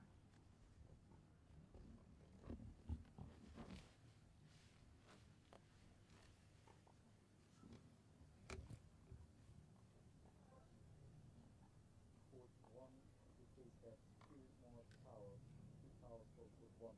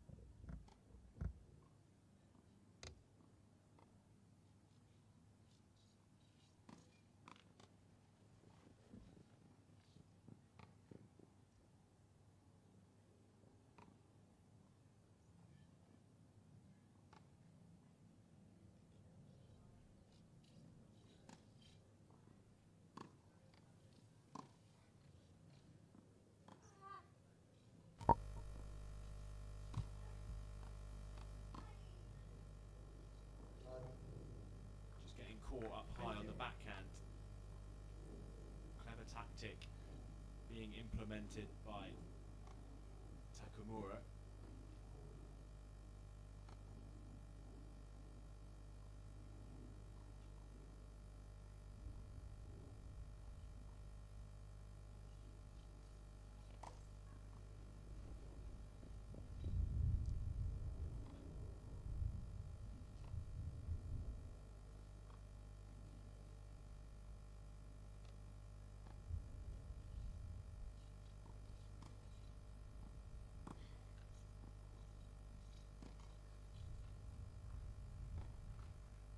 Great shot on the run from the Japanese.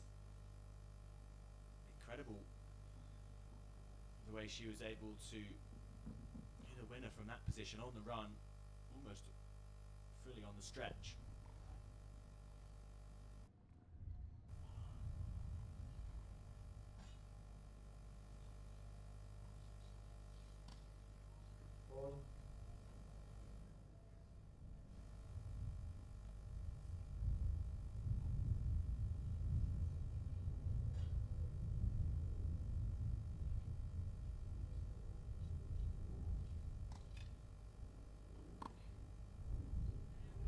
So far up in the court, she was there almost on the surface line hitting that.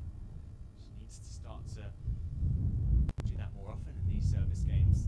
Takumura has started to find a rhythm a little bit, having got the break back.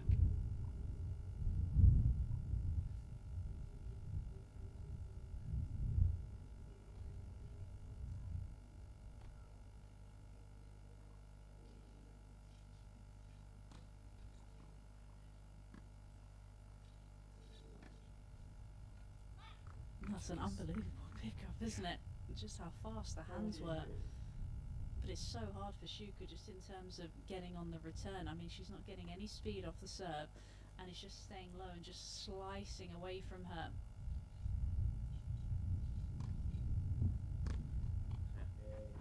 It's a really, I mean, the last couple especially, it's a very slicey serve. It's not easy. That one had a little bit more pace on it. The other one, it was virtually dying as it hit the court, didn't it? So it's not easy for Shuka to get any rhythm. She's getting different looks at every serve.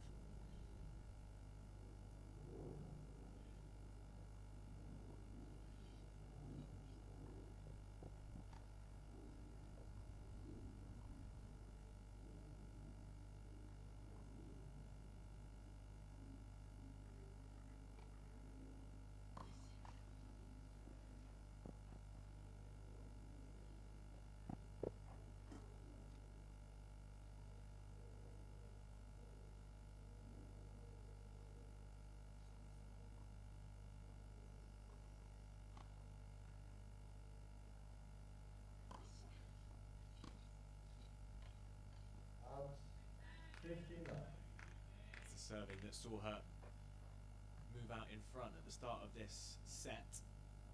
Got up an early break, was holding serve with ease. Just lost her way a little bit in the last couple of games has Shuka, but good start to this one.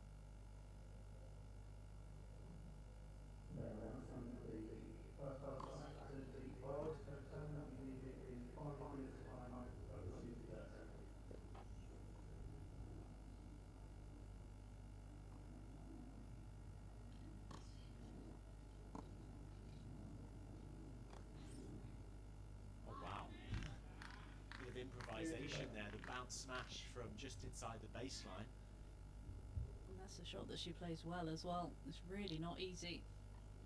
She's having to stretch every sinew to get up to the ball. We talked about that dexterity in terms of the hand skills overhead. And they're on full show there. Yeah, it's not easy to get the balance of pace and spin and precision there. She got all three just spot on. I think it's an easy shot to overplay as well, isn't it? You sort of get that smash and you think, okay, this is my chance to win the point, but sometimes you've got to be a little bit smarter, as you said, be a bit more precise with the shot that you're going for.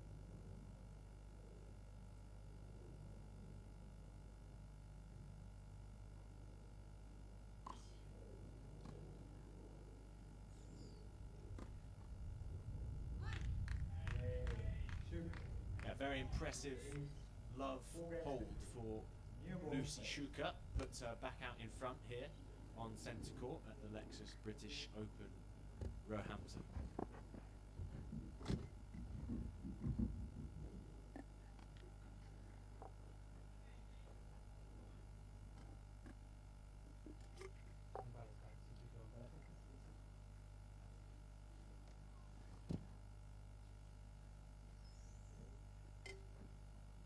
Takamura has obviously got, you know, a strong Japanese team around her with the other players that are playing. Obviously, Yui Kamiji sitting at world #1 in the rankings right now.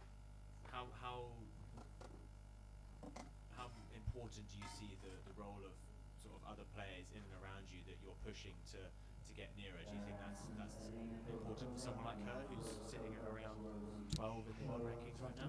Yeah, massively so. I think that the more strength and depth that you've got in your own country, the more that you're going to be able to push each other on. And I think there is going to still be, as much as they want each other to do well, there's still going to be that rivalry, and they're always going to want to be that #1 in their country, and then obviously that leads to higher in the world rankings as well. So it's always good rather, to have someone to look to try and catch. And then once you reach the top, you're the hunted, aren't you? Yeah, Yui Kamiji is really leading the way right now in terms of women's wheelchair tennis. But there's a couple of Japanese players, of course Takamura, that are slowly starting to get closer and closer to the Japanese #1.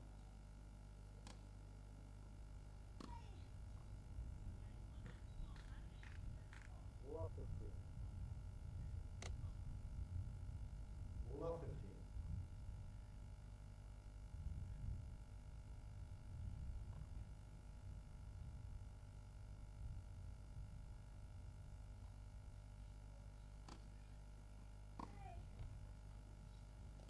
I'm just looking at the draw as well. If Yui Kamiji does come through her opening match, and Dida de Groot, that's a potential quarter-final match. I mean, we're so used to seeing that in the final, aren't we? Dida's obviously not seeded here this week. Dropped down to #5 in the world. No one is going to be relishing coming up against her with all the achievements that she has in this sport.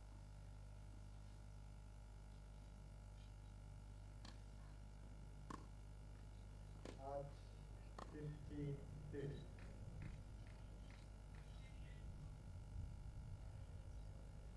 Yeah, Dida de Groot is someone who must, that record winning streak must be the longest ever in sporting history, no matter what the sport. 145 match winning streak, stretching over a 3-year period. In fact, it was Kamiji who brought it to the streak, which is pretty incredible. Yeah, I don't know whether we're ever going to see anything quite like it again. I mean, just the dominance that she has had is incredible to watch. Being able to perform week in, week out.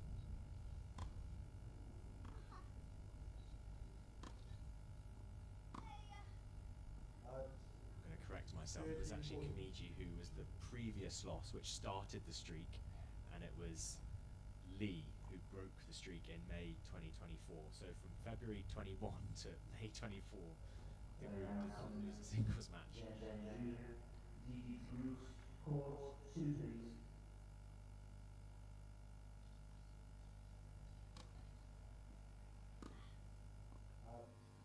It's a mind-boggling stat when you think about it, just in terms of longevity as well, and not only that, just being able to stay injury-free for that length of time, but also have the motivation as well to perform week in and week out, and to be able to deal with the pressure on the biggest of stages.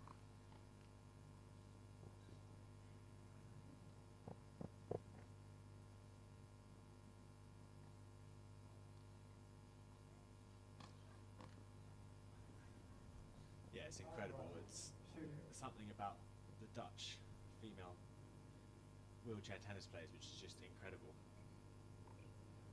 The system they have, and the way they're able to bring through players And again, I think you spoke about that sort of rivalry and having that strength in depth that's able to really push you on.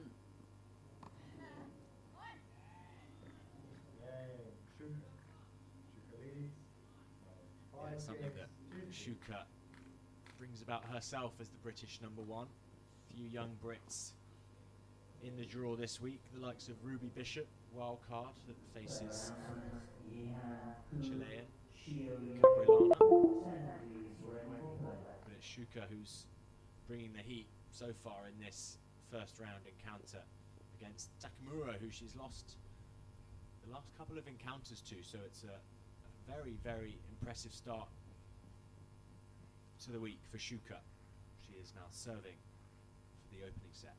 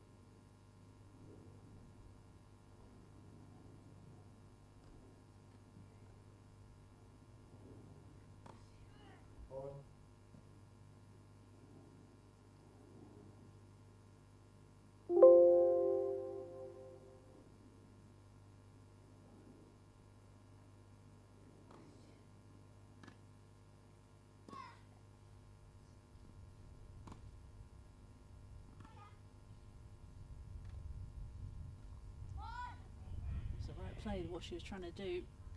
And it was a really smart shot, the one before, going higher with the ball. Shuka finding it tough to defend. Just tried to do a little bit too much with that drop shot.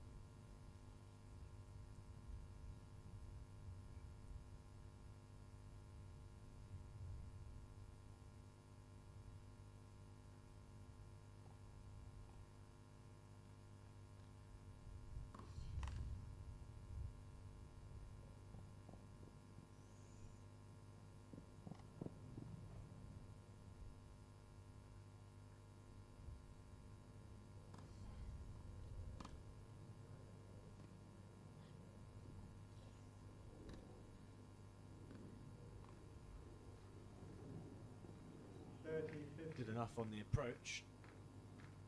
Shuka had a play on it, but the slice coming in with enough pace to trouble the passing shot of Shuka. Still work to do if she wants to close this set out of this service game.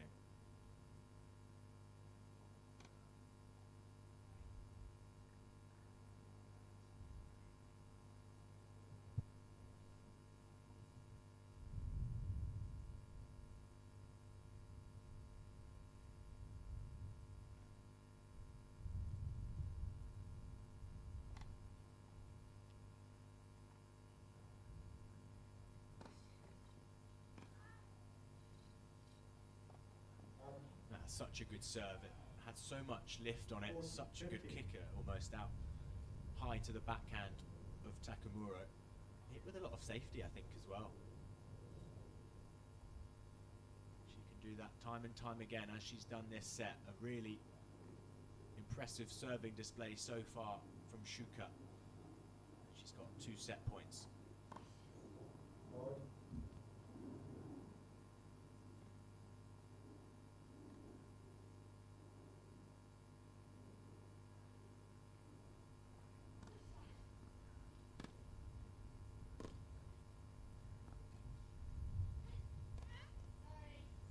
Not the cleanest of strokes to win that point, but Lucy Shuka will not care about that. Opening set to the top British player. 6 games to 3. She leads. An impressive serving display, I think, was the main thing that stood out to me, Anna, in that opening set. Yeah, I think so too. I think everything really stemmed from that first serve, didn't it? Even though she did actually have a lower first serve percentage, the double faults there from Takamura just a little bit higher than Shuka. And then you look at the numbers, though, Shuka much better behind that first serve as well, and the second serve percentage. But it just felt like Takamura just wasn't really able to assert her dominance enough. Shuka was just a little bit more aggressive. As you said, the serve was a little bit better. And she created a lot more breakpoint opportunities. Could have been easier in that second set. Only took 2 from 6.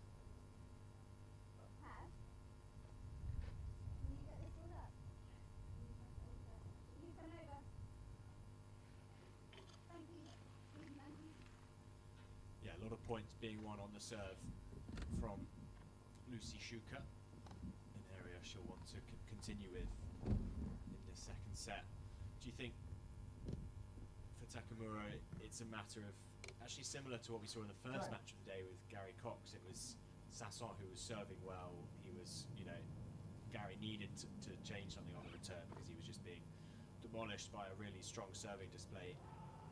You know, he started actually to take it on the return a little bit more, stepping inside the baseline a little bit more. Is that something that the Japanese can do, or how do you see her turning this one around? I think it's a mix of her trying to be a little bit more aggressive. I think she's got to try and get Shuka moving a little bit more. I think Shuka's tended to be a little bit more dominant in the rallies. I think Takamura needs to try and be a little bit more aggressive on the serve if she can. Try and set up the point a little bit more. But Shuka just needs to keep doing what she's been doing.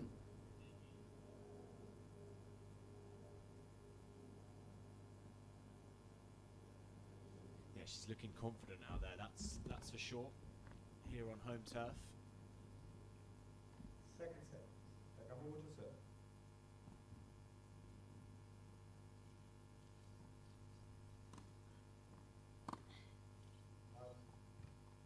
15.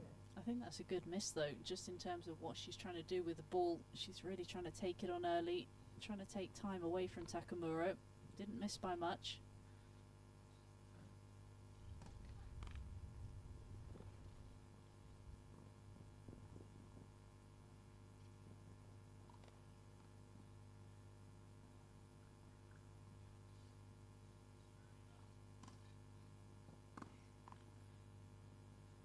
It's interesting because when you do win that first set fairly comfortable, I mean there was a few ebbs and flows to it, but it's then easy to sort of sit back and try and, you know, let your opponent give you the match. But with Shuka's game style, the way she's been playing in this in that opening set, you feel that she's really got to stick to the game plan, really continue to implement that attacking style that she has been doing, and also serving to the spots too.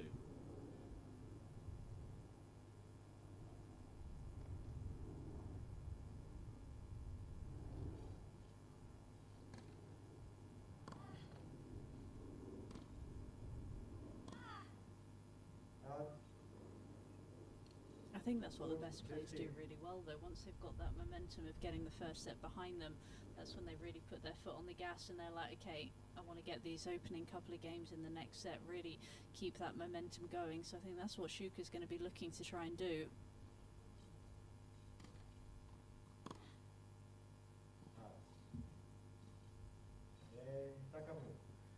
Yeah, just a few returns going astray there, despite the intention of looking to dominate off the first ball.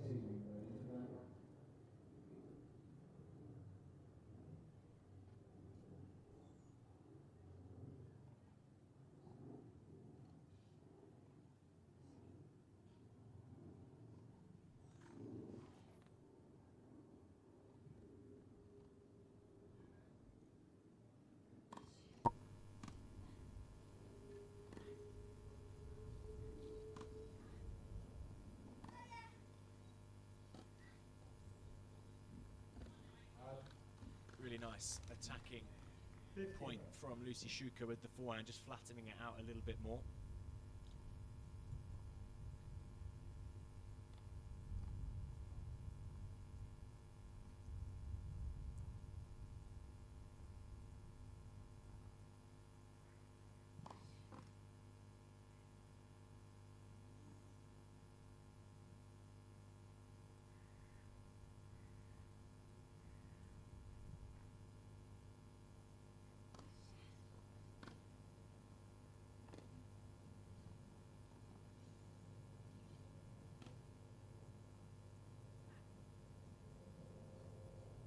Great change of direction, I think. That took Shuka by surprise. Held it really well, didn't she? Just decided at the last moment which direction she was going to go.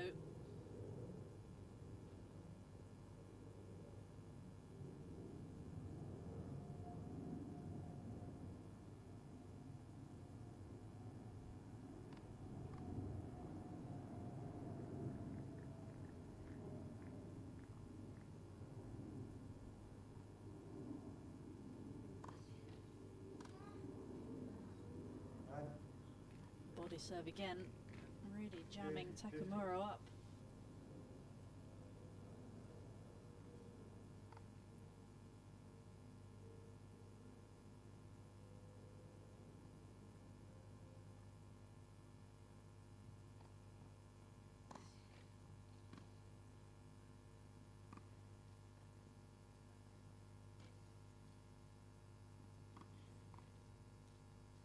Thought she was going to go for the drop shot.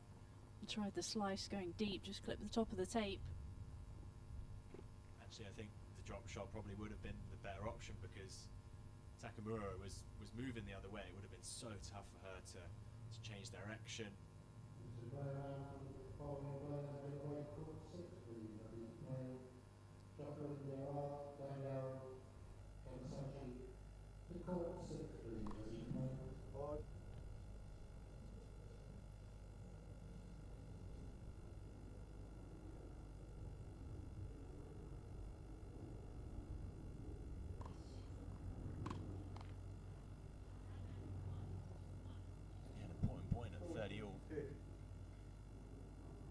Perhaps a missed opportunity for Takamura, missed return.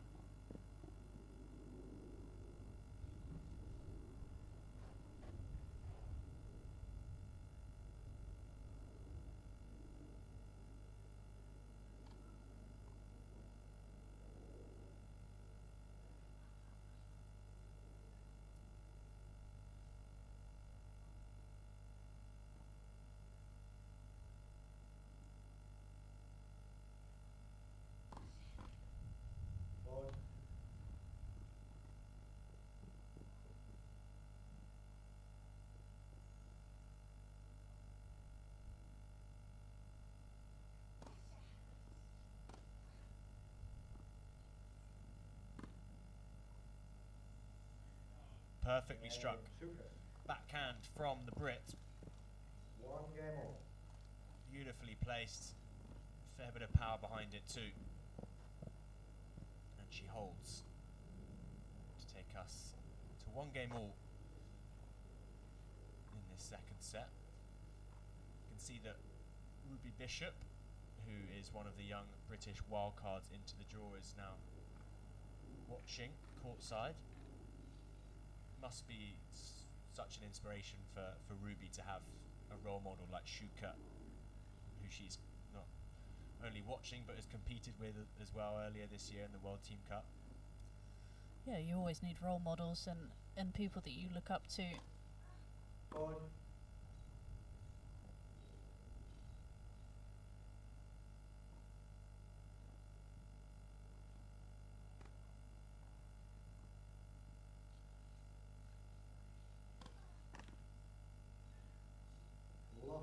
What do you think the sort of things are that Ruby would want to be asking her, the sort of situations that Shuka's been in that she hasn't yet, but wants to understand that hopefully one day when she gets there, that she has talked about it and learn a little bit more about.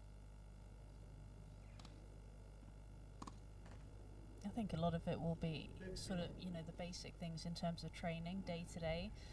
Obviously, we've spoken about Lucy Shuka having such longevity in her career as well, and if you get the training right, then the results come. So I think a lot of it will just be seeing the habits day in, day out.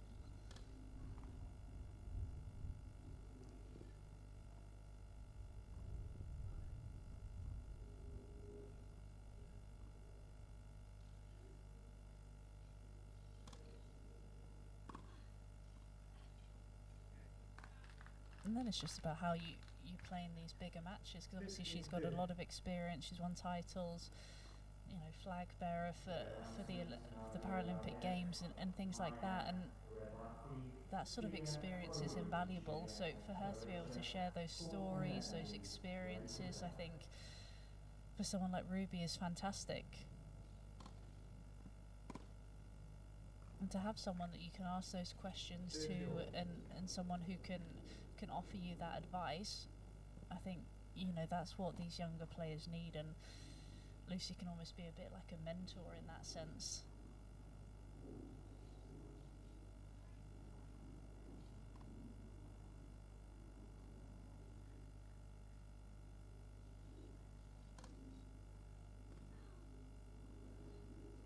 Going for the drop shot on the return, a difficult shot to go for that.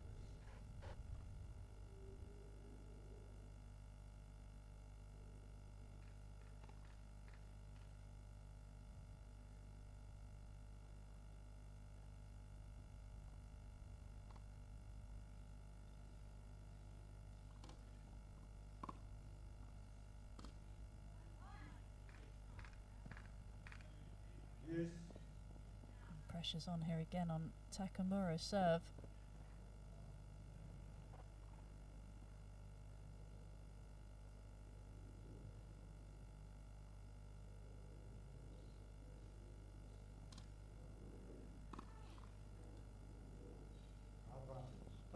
Yeah, she'll be frustrated with that one. Into the slot on the forehand side.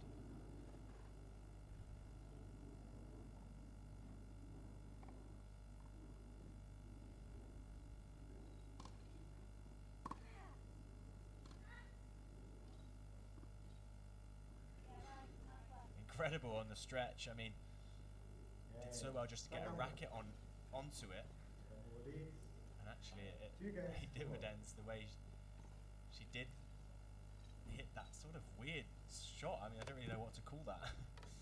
I think she did apologise again. I'm not quite sure she meant it to be that good. Slightly fortunate. And as the sun goes behind some clouds, the players take a rest at 2-1 Takamura, second set.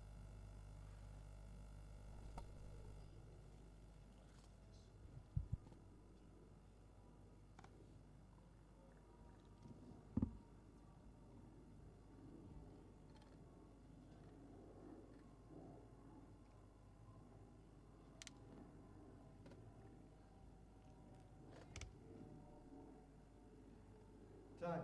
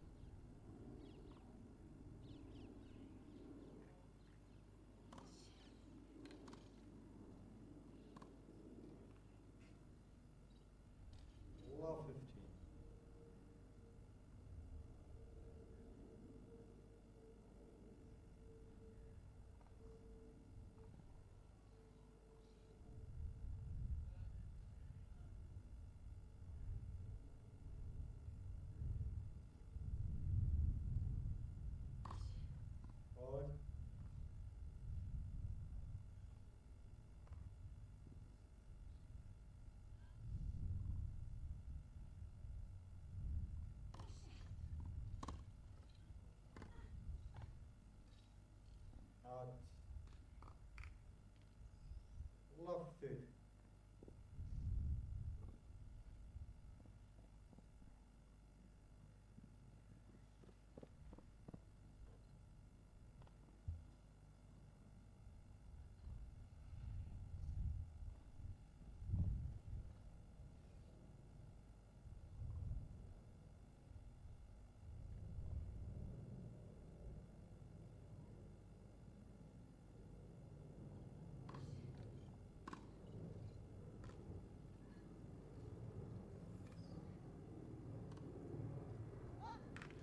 Really good play there from Shuka.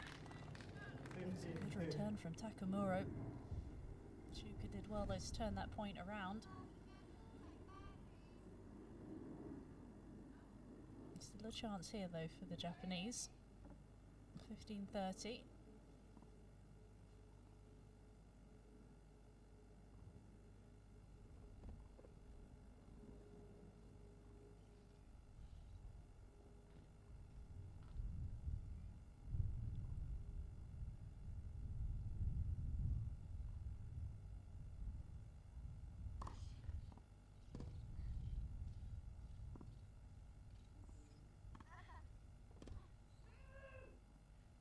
You can see the frustration there from Shuka.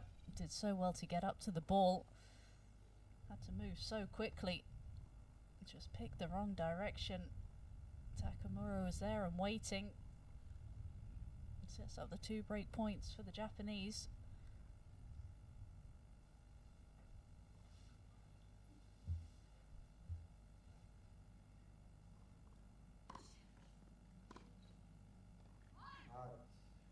Finds a good first serve though.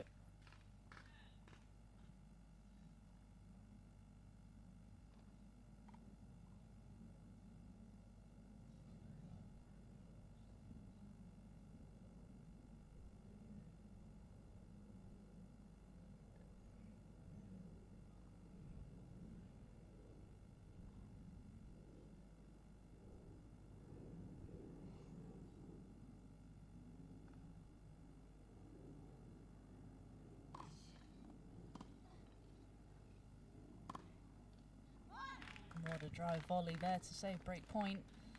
Yes. Took it out of the air really well. Directed it cross court. Back to Juice.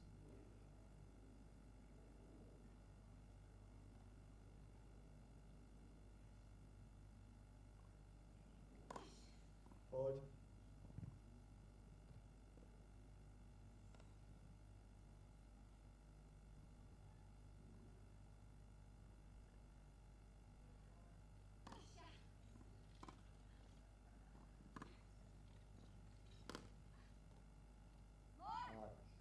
Good move there from Shuka.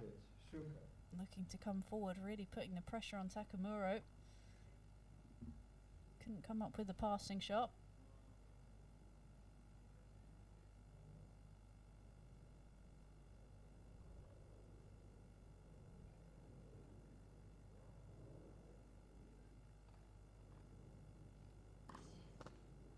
Forward.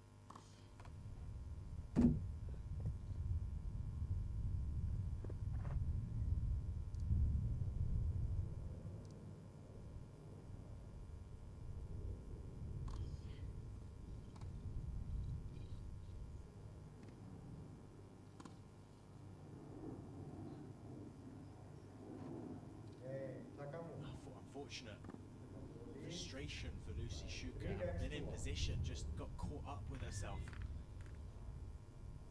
And Takamura earns the break and has got a foothold of this second set.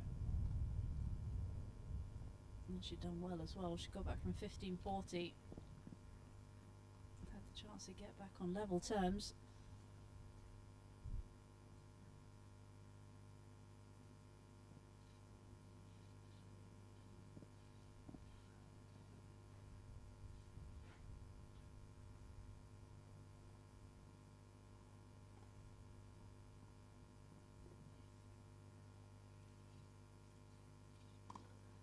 Hold.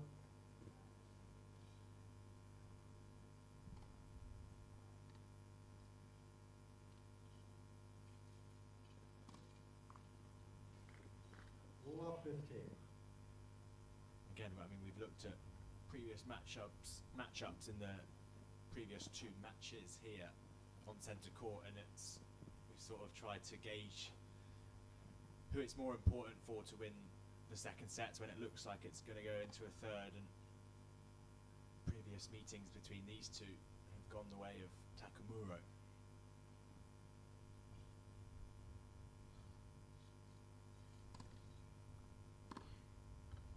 Wow, incredible, faded almost backhand down the line winner.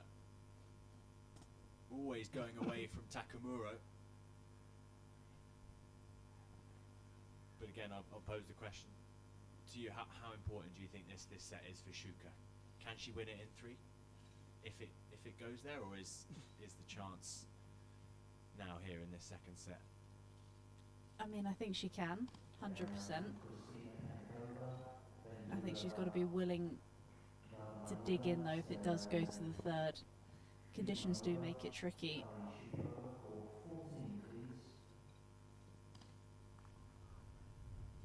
I know she's a breakdown in this second set, but you do feel that this is the moment. Obviously got 3 break points now. And the way that she has been serving, she has tended to be the aggressor for most of this match. I feel like the match is on her racket. Hold.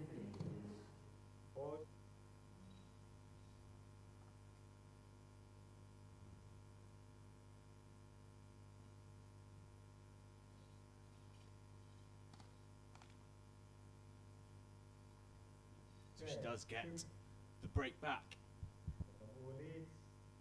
Gifted with a double fault, Shuka will be delighted to see that second serve of Takamura head straight into the net. And she's recovered a break of serve, but still she trails by 2 games to 3.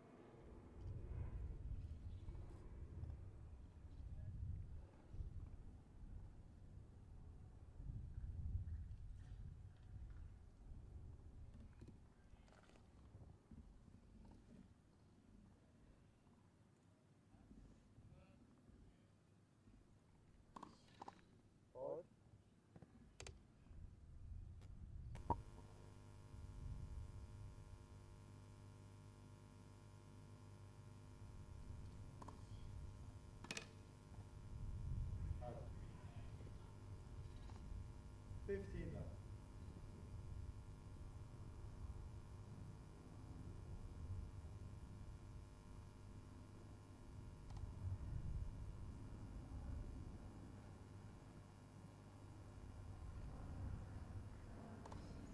Forward.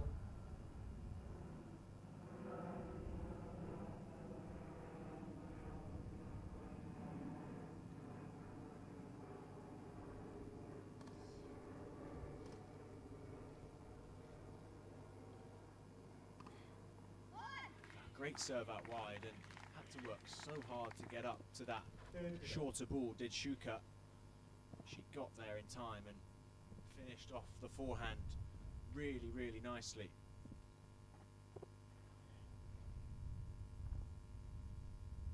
Starting to cool down a touch out here.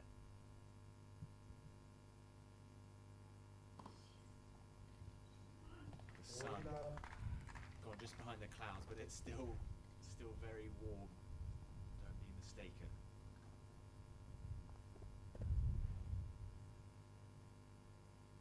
Good serving from Shuka.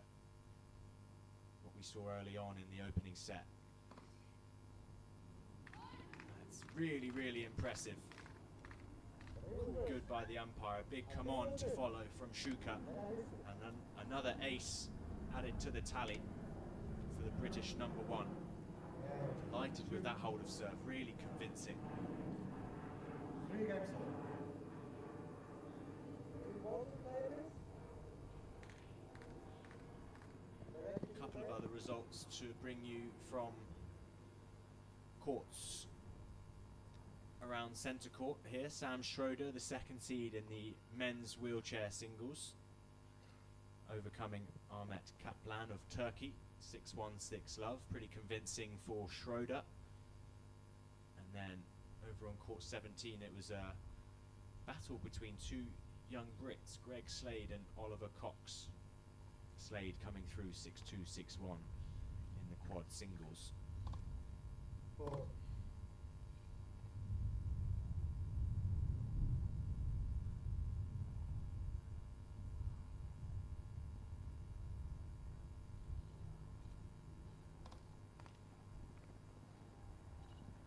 Love 15.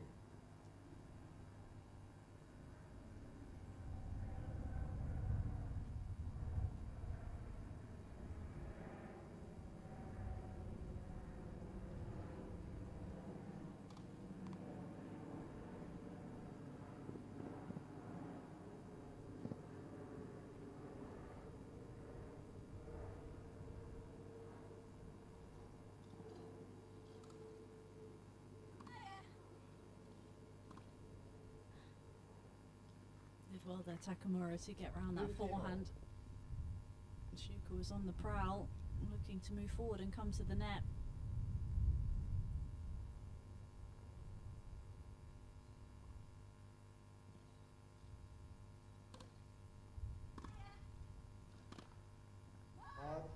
Absolute bullet of a forehand, just missed 15 wide. feet. Do you think that's a shot in wheelchair tennis especially that has to be hit so well, the approach shot, because they are, you know, it's tough to be able to defend the net. Yeah, in terms of the change of direction, definitely.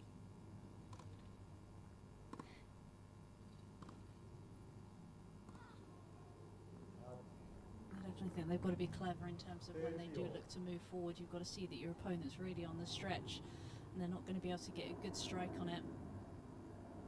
You're going to be coming forward and knowing that you're going to finish the point with that volley.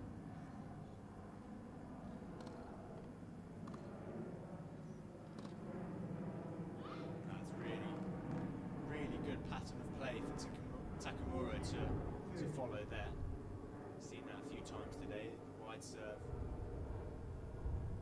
back behind.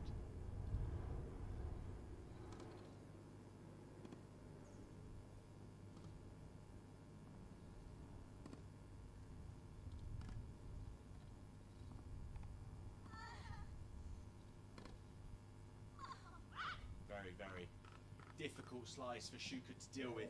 Tremendous pace from the Japanese on that one. 4 games to 3. feeds through the grass.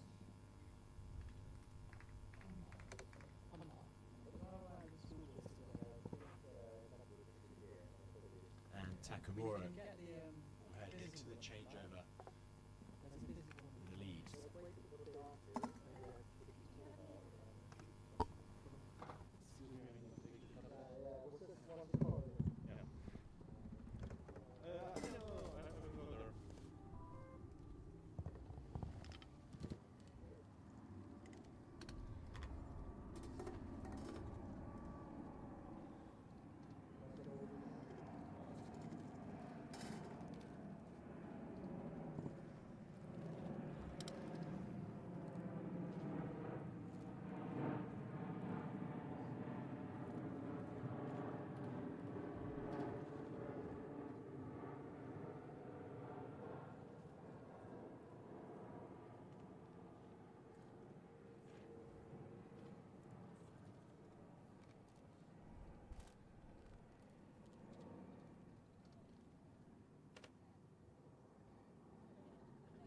It should be working in few seconds.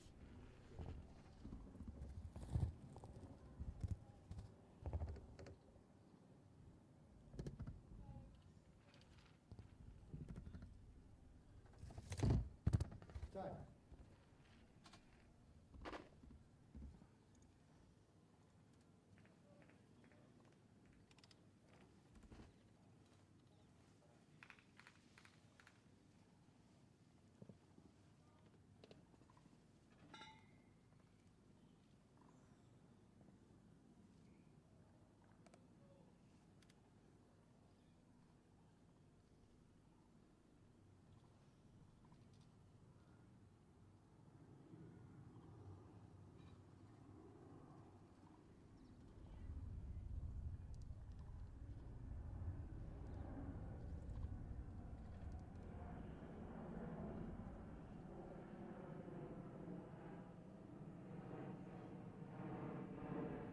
New balls.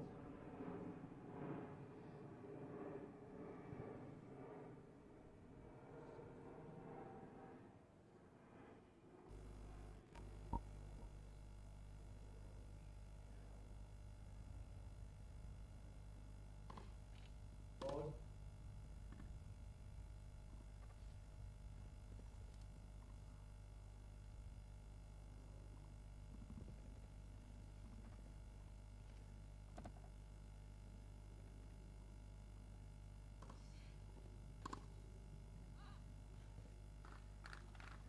Serious body blow Love 15.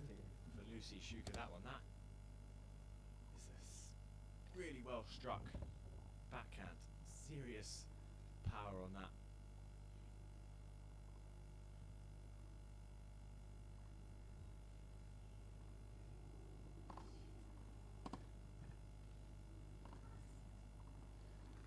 Another good return there. Love 15. Was able to just direct that cross court, just out of the reach of Shuka. Japanese putting herself in a really good position thanks to those couple of tremendous returns.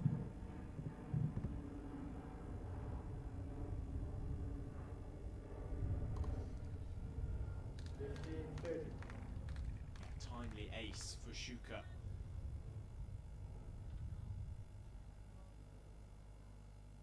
Sliding that one out wide.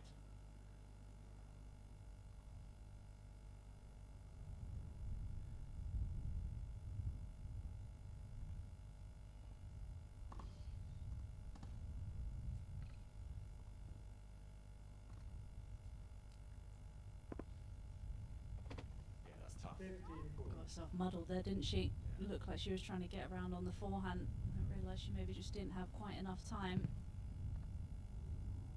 I think it's also a reminder that how often do we see that? We hardly ever see that. So it's like so often, almost every shot, these guys are in, put themselves in such good positions.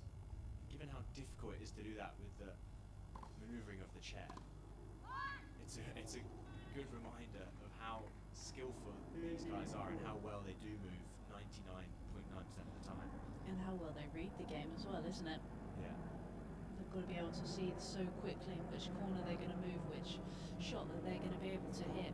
So as you say, they've got that extra added thing of having to move the chair around.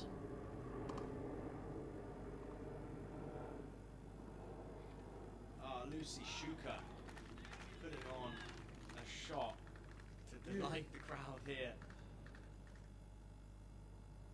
What an incredible drop shot. And what a moment to do it as well, wasn't it? Almost going 5-3 down, but finding that. Can she just cling on to her serve here?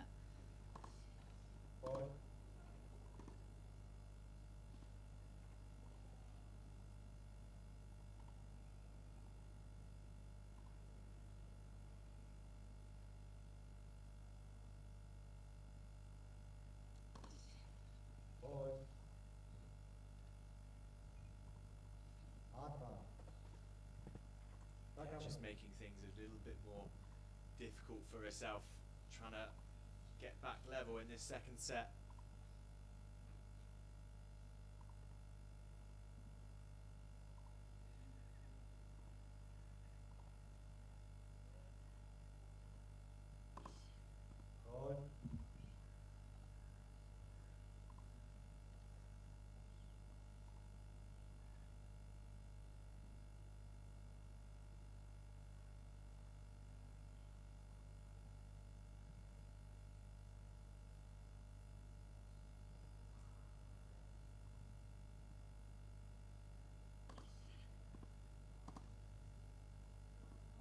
Very good second serve under a lot of pressure. Takamura was breathing down that serve, waiting to pounce, but the kicker just doing enough, getting high up on the backhand of the Japanese.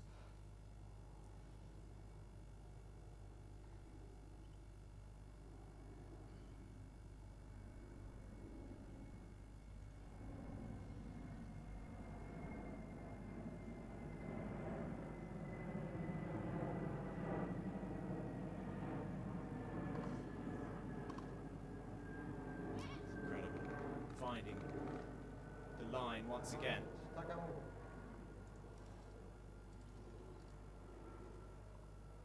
Continues to put herself in good positions out here.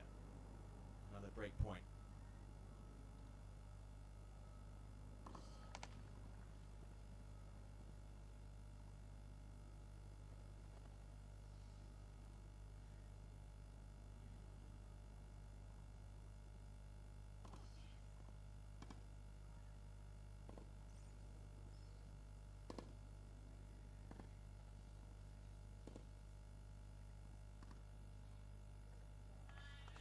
Slice. What a time to do it. Break point down. Slice coming into action at a good point there. Big puff of the cheeks, wasn't there, as well? Phew. We've all been there.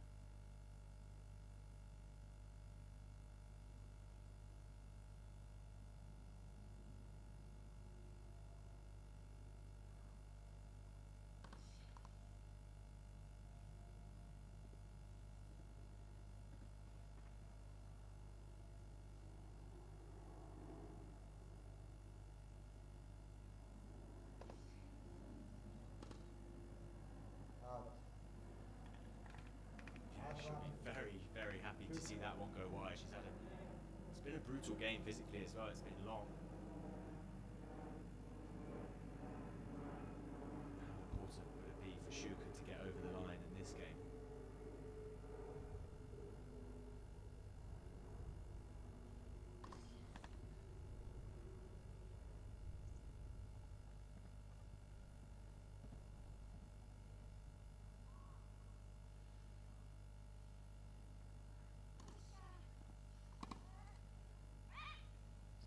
And we keep going.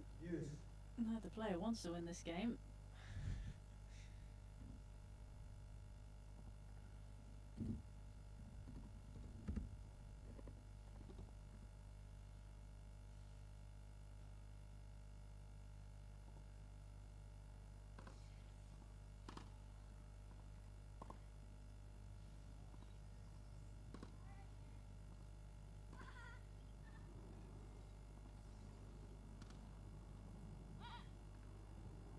sides. Really, really impressive stuff from Takamura. The forehand dictating play out there.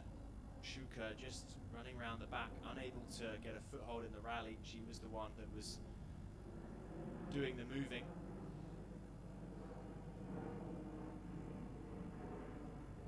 Takamura brings up another advantageous position. More break points.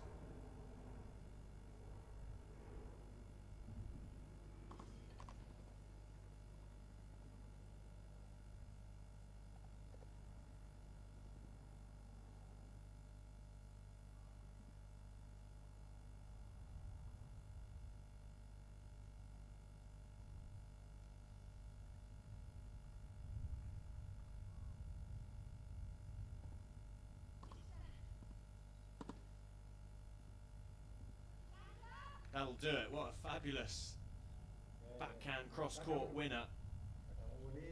Too good for Shuka. The British #1 goes down. Another break here in the second set. Oh, we headed to a third and final set. Takamura will have to hold serve here if we are to head there.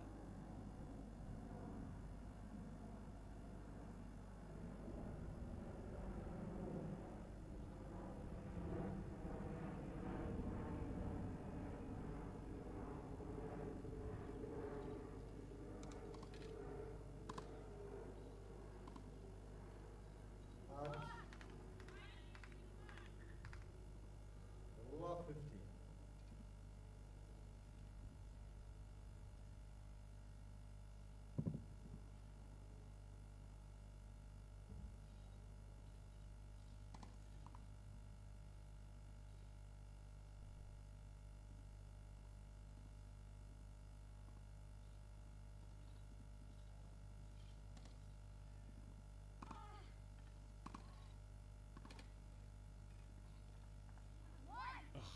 That's the sort of play that Lucy Shuka just has built a career on. That ability to finish points off at the net with not easy volleys at all.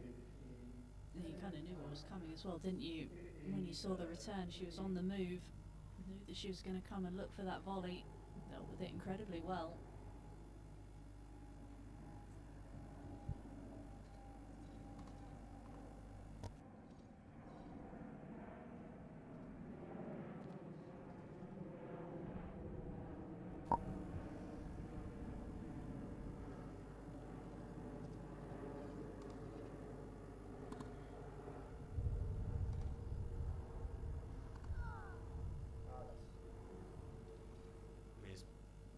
She's such a good doubles player, right? She's arguably more successful in doubles than she is in singles, and that is saying something. Her game is really suited to the doubles court, just in terms of how good she is around the net. She's great at seeing the space on the court. Has a way of being able to put it in really awkward positions for the opponent.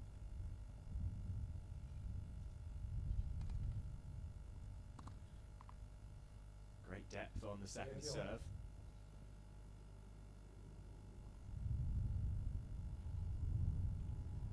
Yeah, 5-time Wimbledon doubles finalist is Shuka. Never quite got over the line on the Grand Slam stage, but has reached 8 finals. Wow, incredible off backhand return. 30-40. That's the sort of return in doubles, which is a great shot as well. Yeah, and they're looking to move forward or setting up your partner.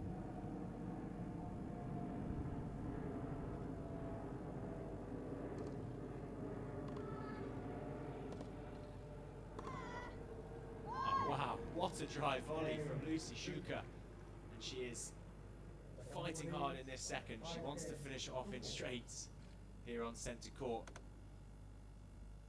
What a drive volley that was. That was not easy. That was low as well. Yeah, it was tricky. We saw one earlier in the match though where she played it from just inside the baseline.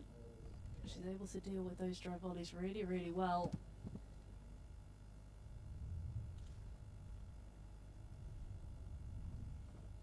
So Lucy Shuka, the British #1, extends this second set. But it is the Japanese Takamura who leads by 5 games to 4.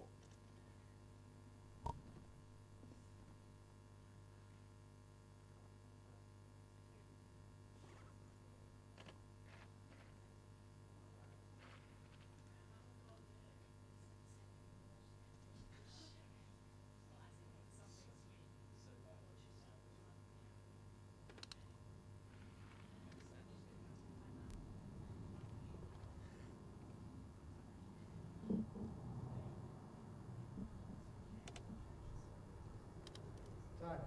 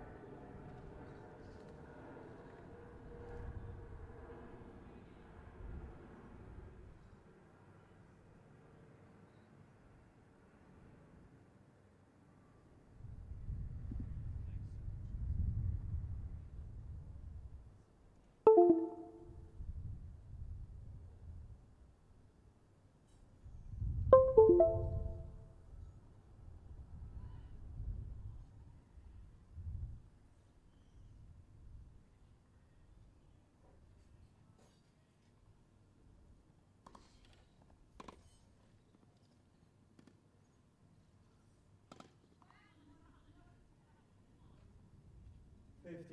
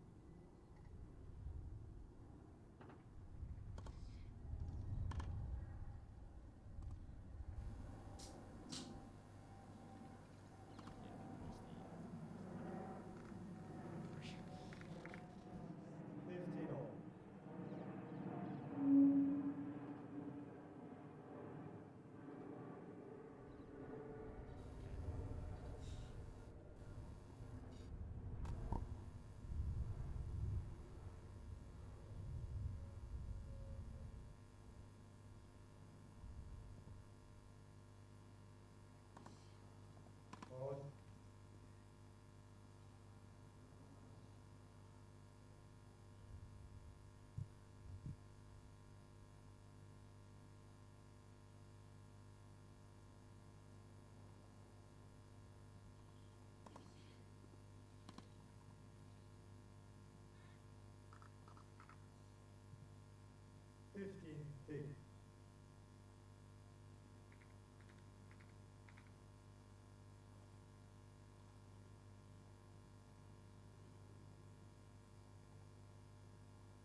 Dangerous moments for Shuka in this second set. Chances for Takamura.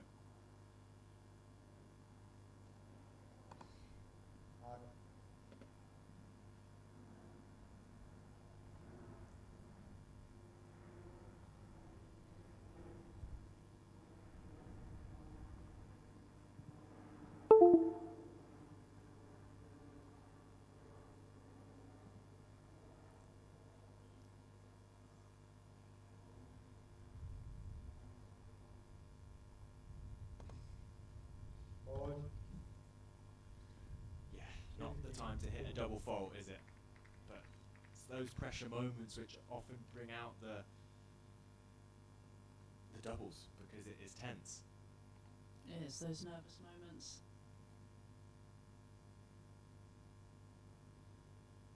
So 2 set points for the Japanese.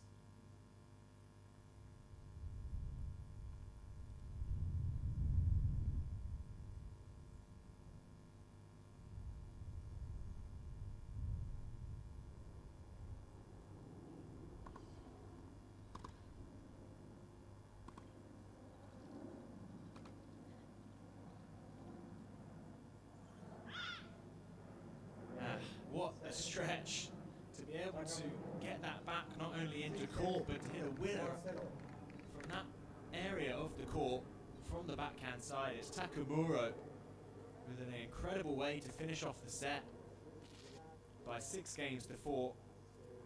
And the Japanese is fighting hard. And we're back level at 1 set all. The British number 1 will have to do it the hard way. And it's been an interesting second set. We didn't really know if Shuka was going to be able to finish it off there, but unable to. What is it that Takamura's been able to do?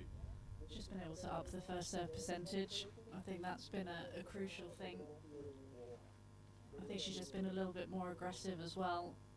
But I think Shuka hasn't done much wrong. I think it was very close. I think she just wasn't quite able to get over that finish line, so she's going to have to reset and regroup and try and find some energy. I think she's going to go off court and take a toilet break as well.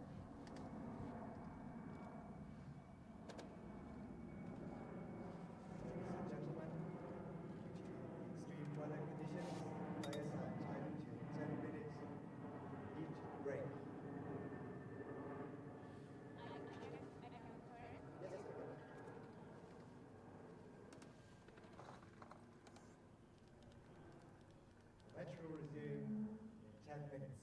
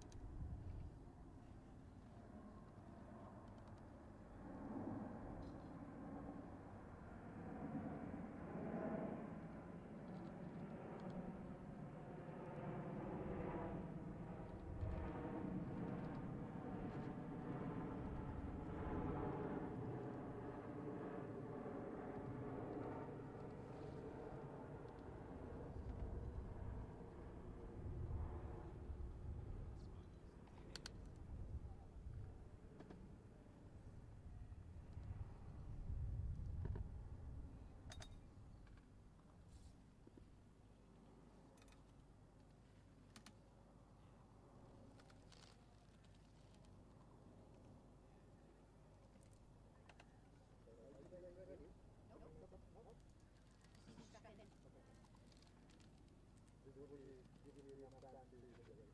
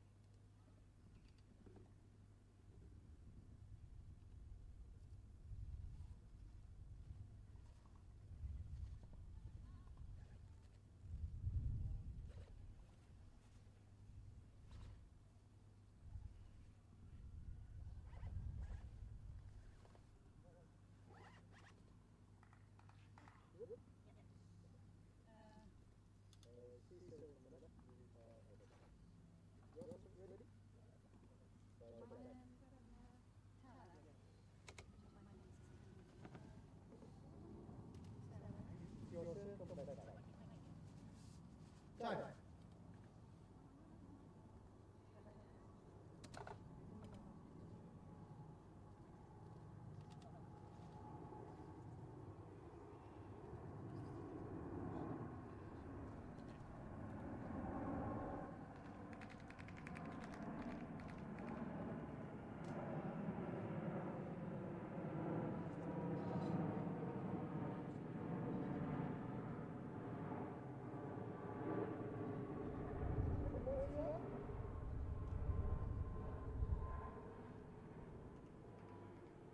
Final seconds.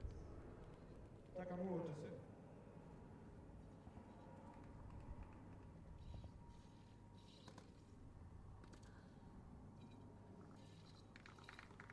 $59.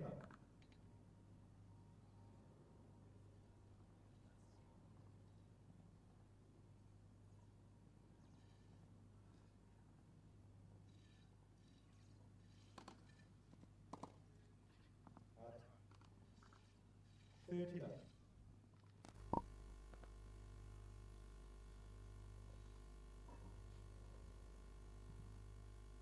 So a short break in play, about 5 minutes or 10 minutes or so.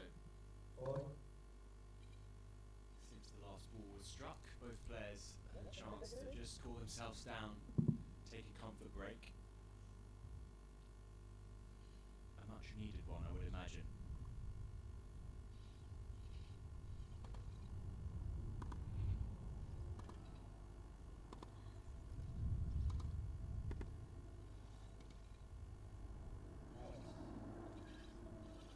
Lovely first volley from Shuka, closing the net down very well as well. In terms of comfort breaks, hot days, Anna, do you think that was a clever decision for both players to get off court for a few minutes? Yeah, most definitely. I think that would be the time that you would look for it. We saw as well that Shuka looking over to her camp to try and get some ice. You need to just find any way to cool your temperature down Thankfully the wind has picked up a little bit, the clouds have come over, but it's still incredibly hot and muggy out there. Court.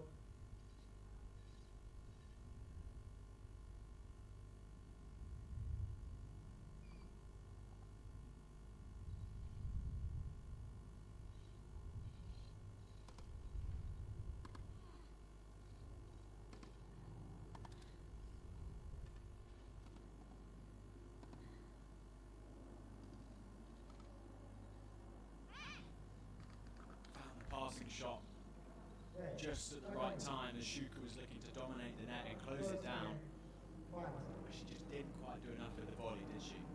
No, and then Takamura just finding the angle, always moving away from Shuka. Exactly what the Japanese player would have wanted to start this deciding set.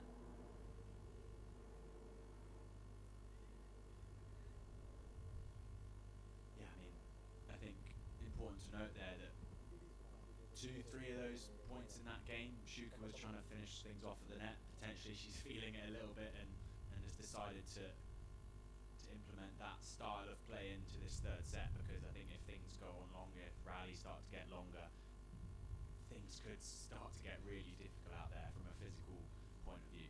Yeah, most definitely. I think she's trying to play smart tennis. Didn't quite necessarily come off in that game, but it's the right idea.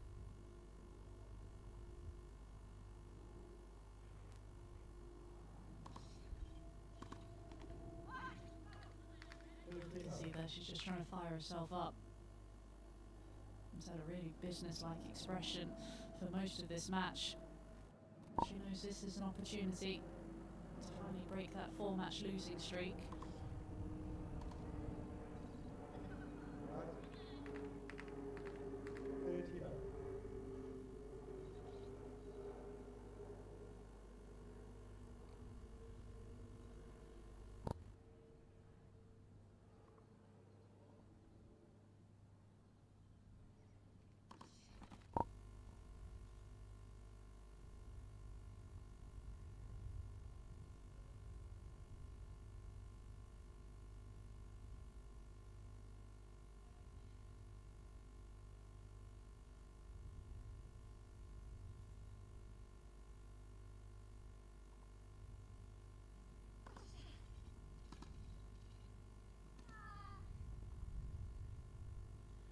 It's the sort of match and it's the sort of moment in a match where a crowd can really help the home player out, and Shuka being a Brit, being a well-known player as well, it'd be great if a few more people were around here on centre court. So hopefully as the days go by and the word gets out that these top players that are playing this event the week before Wimbledon, there could be some big crowds coming to Roehampton.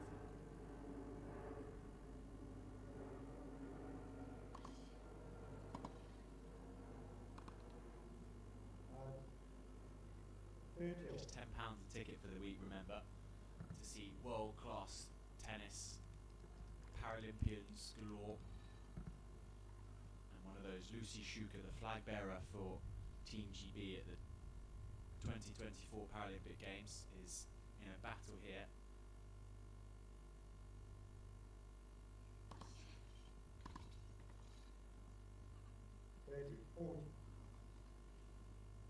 Backhand return dropping inch perfect on the line. Takamura rewarded with a break point.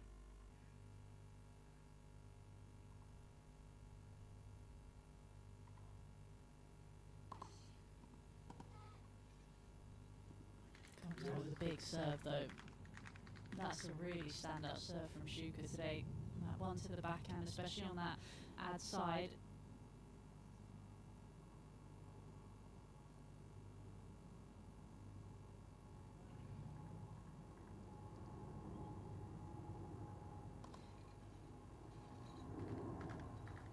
Finds another serve.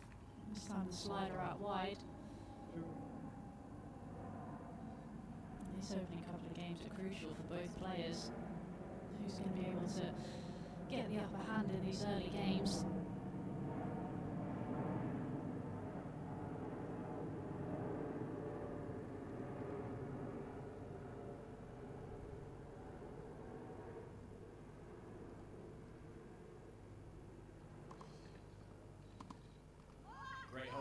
Lucy Shuka got herself out of real trouble there. You'd say the serve coming to the rescue again, a shot that really was the key shot in that opening set, a one. She took by 6 games to 3, but it's kind of gone away in that second set. It hasn't been as much of a help to her, but hopefully now it can start to pick up again.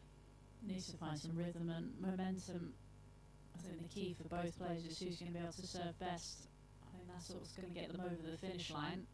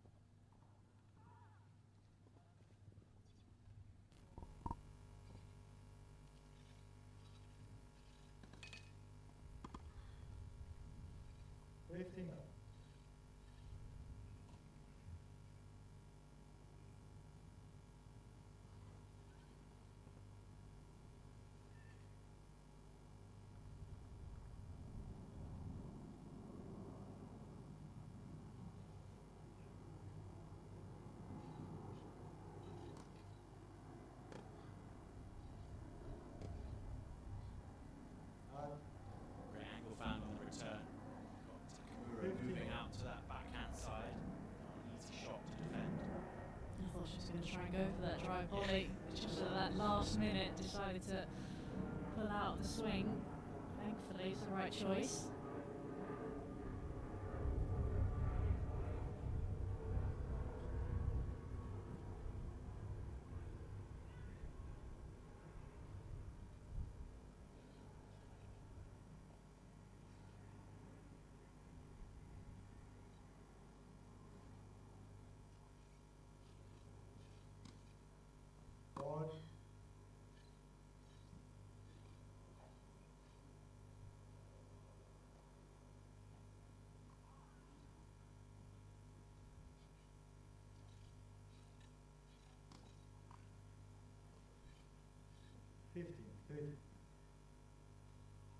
We can see Lucy Shuka right in front of our position in the corner of the court, and she is really dialed in right now. She's taking lots of deep breaths at the back of the court. Seems very focused early on in this third and final set.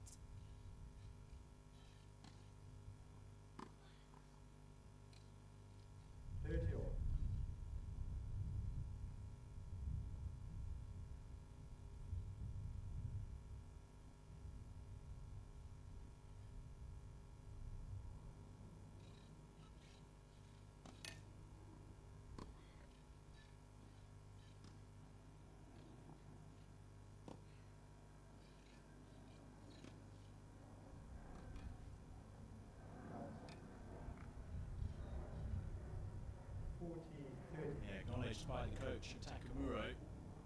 He realises how impressive that shot was on the run. Did so well to find the depth to trouble Shuka. Shuka just positioned herself a little too close to the baseline.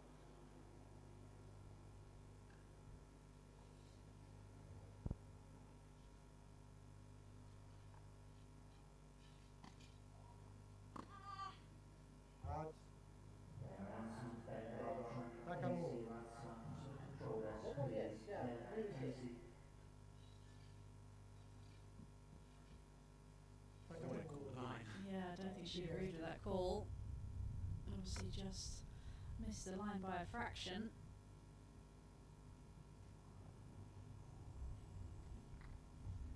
So then it does miss, and Takamura fends off. Good start to that game by Lucy Shuka. It is the Japanese who takes the advantage in the third. 2 games to 1 she leads.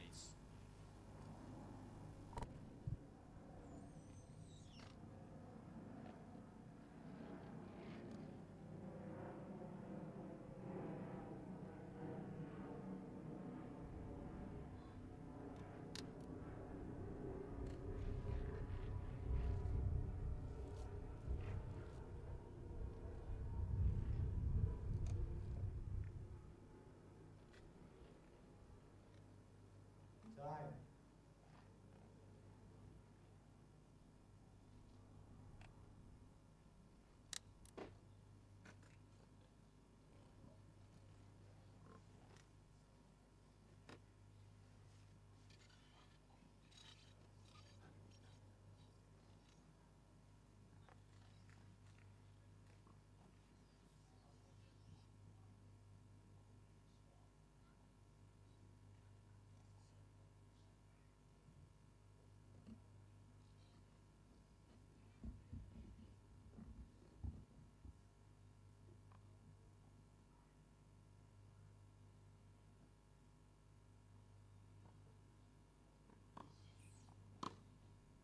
Out.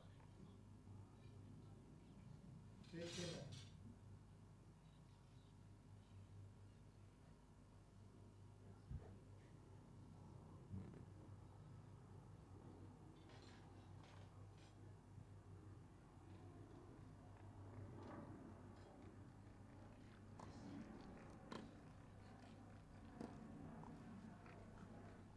more.50 more.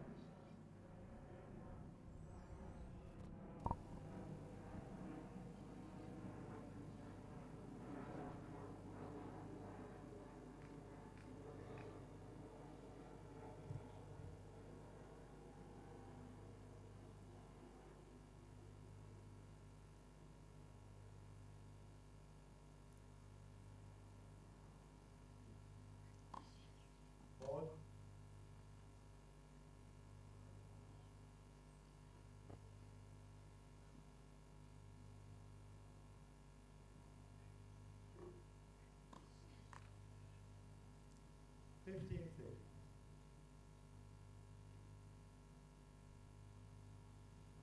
A few more doubles starting to creep into the Shuka game.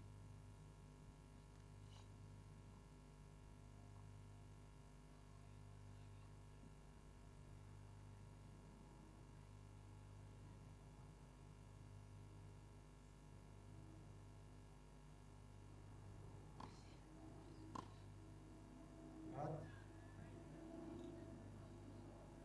30.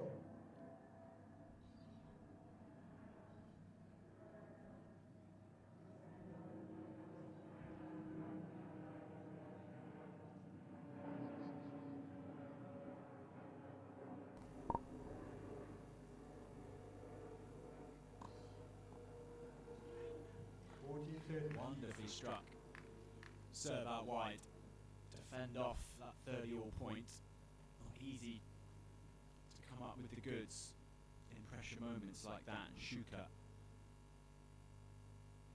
coming up with that ace just at the right time. Out. It's a very good hold of serve from 15-30 down. Shuka comes back and takes the game. There are some better options to control the speed better.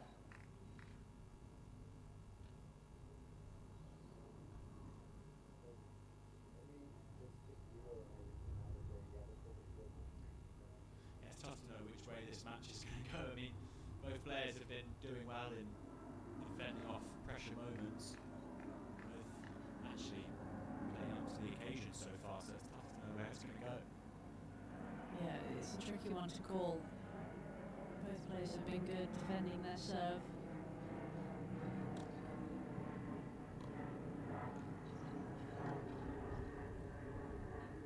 I think it's going to come down to who's the bravest in terms of aggression. You've got to take a few risks out here. Try and get on the front foot as much as you can, because whoever's done that has invariably been the one who's been leading.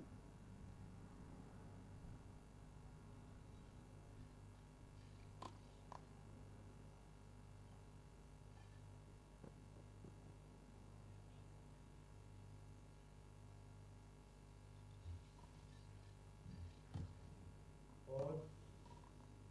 15 all.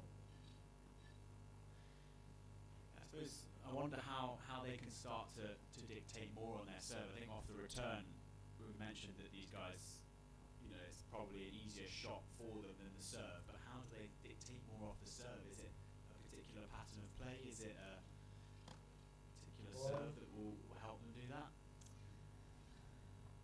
I think it's kind of a mixture of things. I think it's the mindset, trying to be a little bit more aggressive with the first serve.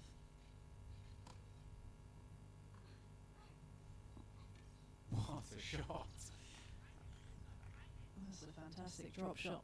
But there, just in terms of accuracy with the serve, that was just right into the slot. Came out with an incredible drop shot though.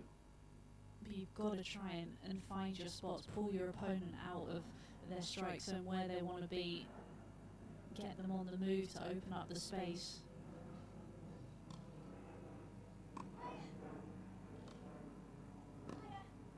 Wow, I mean, the drive volleys we've seen today, some of them have been spectacular, but that perhaps tops them all. Just look at the wrists, wish I was to drop it under the ball, and the racket head speed as well. The strength it takes to do that.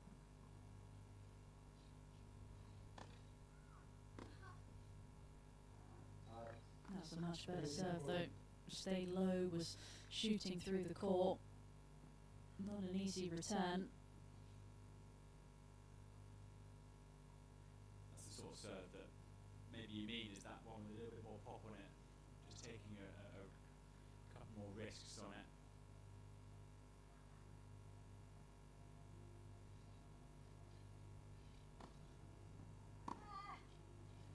Oh wow, Lucy Shuka, take a bow, what a return to earn the break. British number one. Has broken the serve of Takamura to put herself up by 3 games to 2.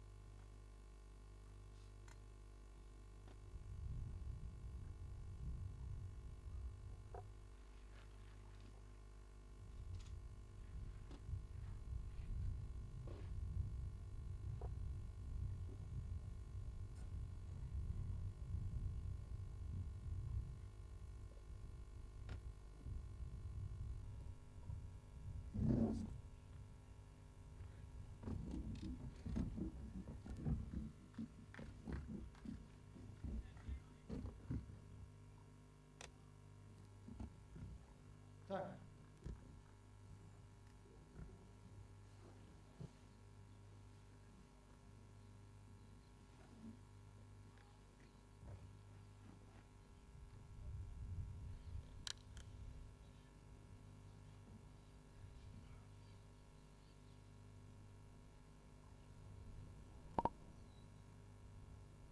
Lucy Shuka up the break in this third and final set.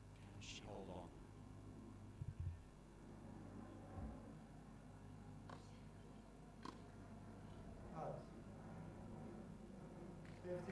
She really looks dialed in, doesn't she? Just looking at the facial expressions here, she's coming over. She means business.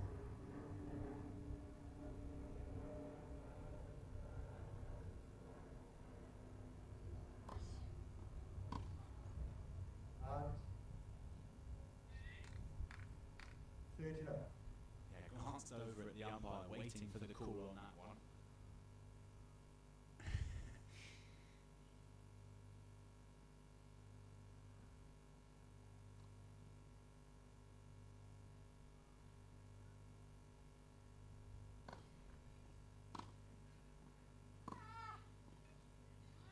What a game this is from Shuka. Really attacking into the court, not giving Takamura any opportunity to dictate from her side of the court.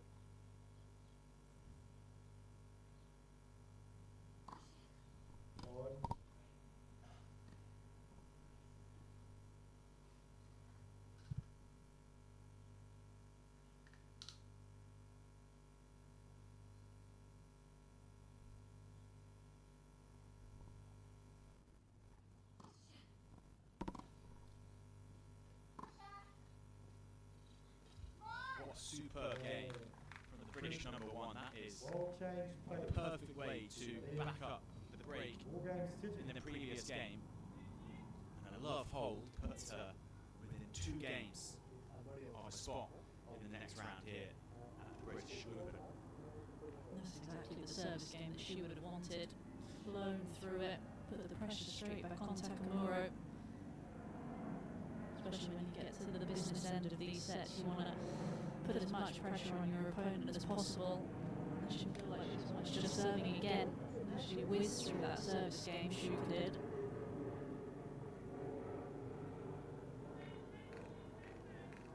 Yeah, so nice to be able to, we have seen many of them in terms of holding serve that quickly, but how nice is that for Shuka to put more pressure back onto Takamura.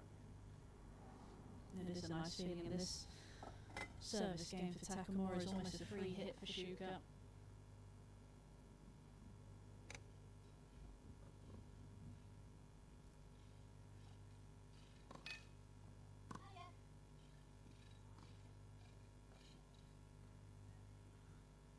It's amazing how those balls just look like they're going to come through and then they just die on the second bounce.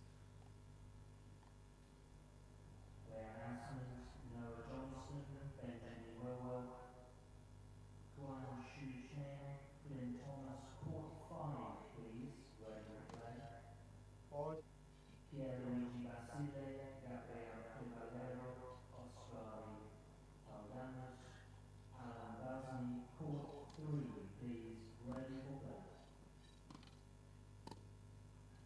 Yeah, clever shot into the shoelaces of Shuka. Such a tough pickup, that one.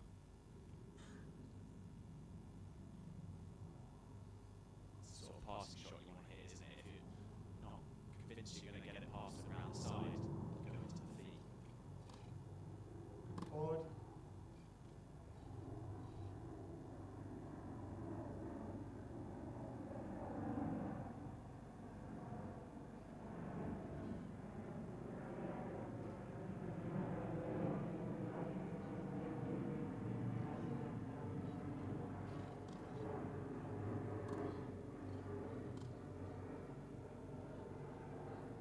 Going to talk about that 1-2 punch in terms of the passing shot, make them just play a first volley, then look to try and pass them with that next shot. That's what she did in the previous point, only needed one go at it in that last one.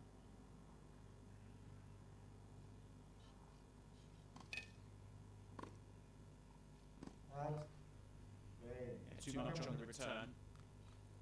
And a couple of impressive passing shots to get past Shuka. Does mean that Takamura gets a little closer to Shuka on the scoreboard, but it is still the British number one that leads this final set. Up a break and 4 games to 3. Okay, so instead of taking a one, leave it there, we're taking a one.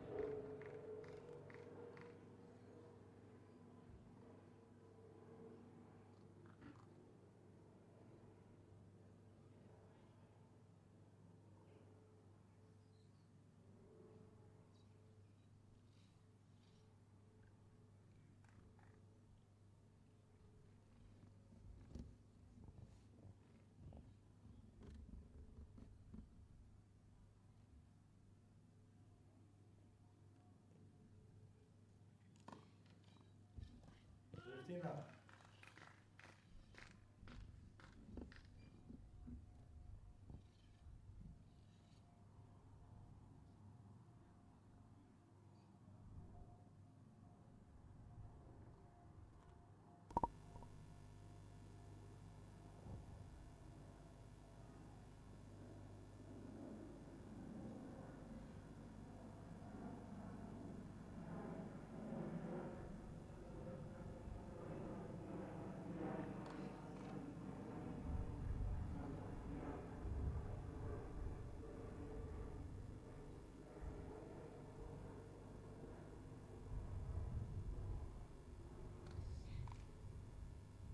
$15.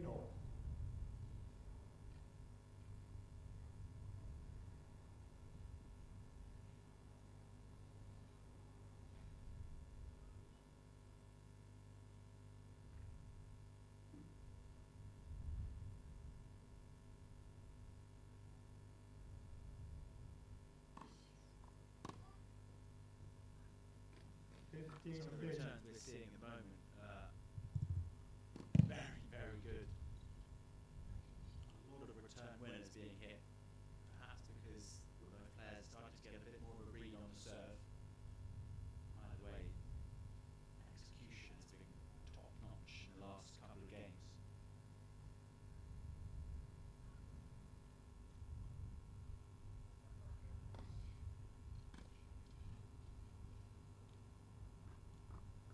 $15.40.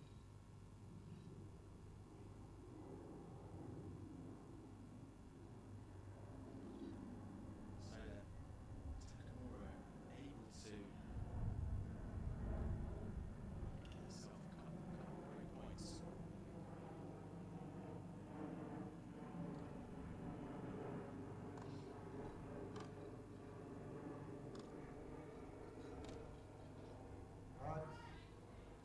Did miss by far.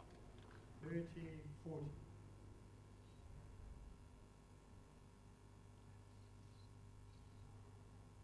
Sugar would just be so eager to get this game out of the way if she can somehow find a way to see these couple of break points, get over the line, and this would just be one game away. It would be an immense victory having lost the last two encounters. Yes.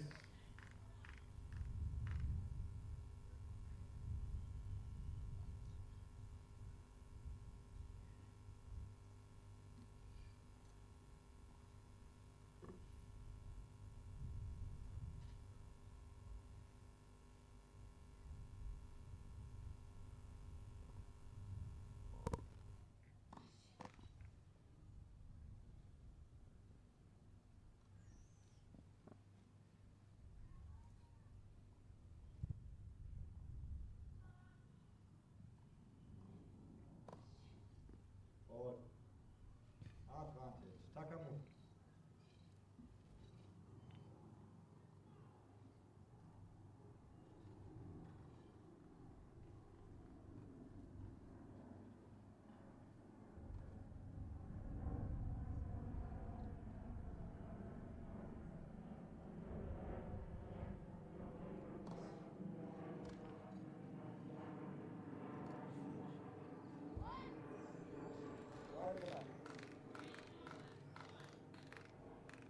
Yes.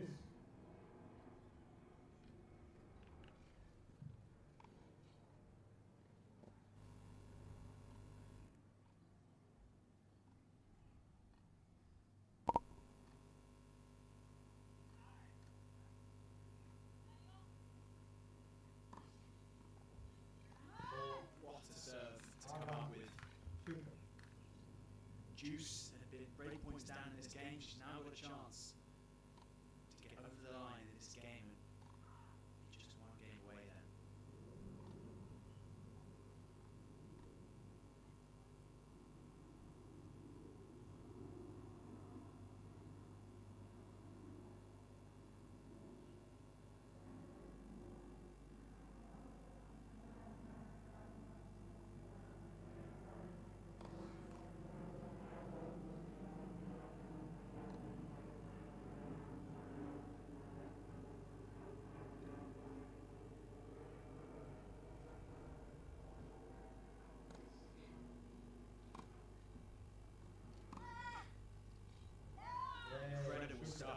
Lucy Shuka the heart to be able to get herself out of that game.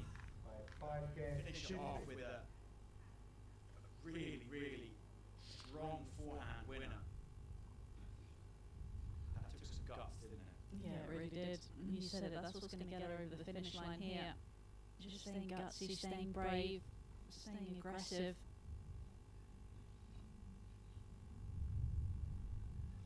Now the pressure's all on the Japanese player again.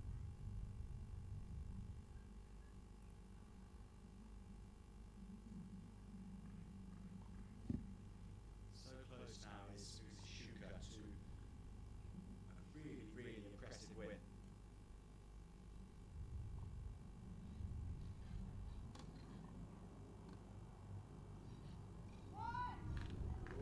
Nicely to start off things.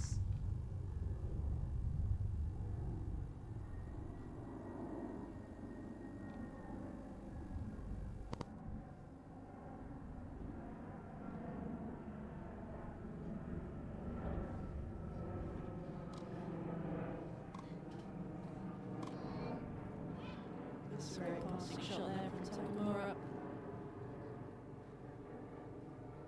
All she can do is just try and hold her serve here. At least make Shuka serve out this match. I'm sure there'll be a few nerves. Or maybe not. So impressed, especially this set with the quality of returning. Just been extra aggressive. Been constantly looking to move into the ball when she's had the chance.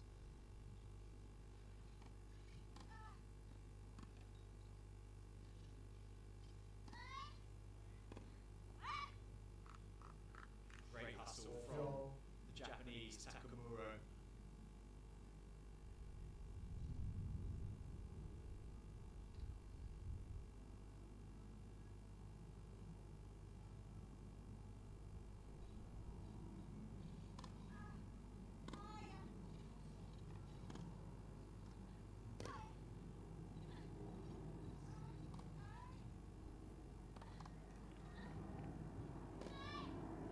Oh wow.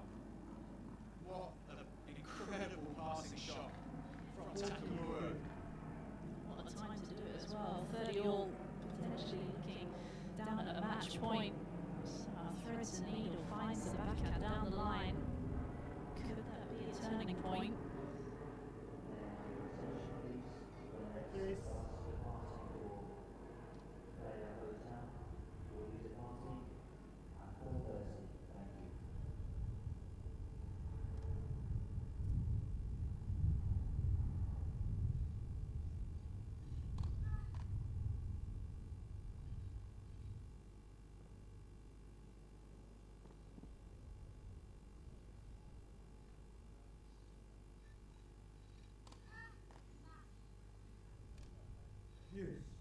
That second serve looked a little bit nervy, didn't it? The racket had really slowed down. Yeah, there's a little bit more hope than actual Confidence. Yeah, confidence in that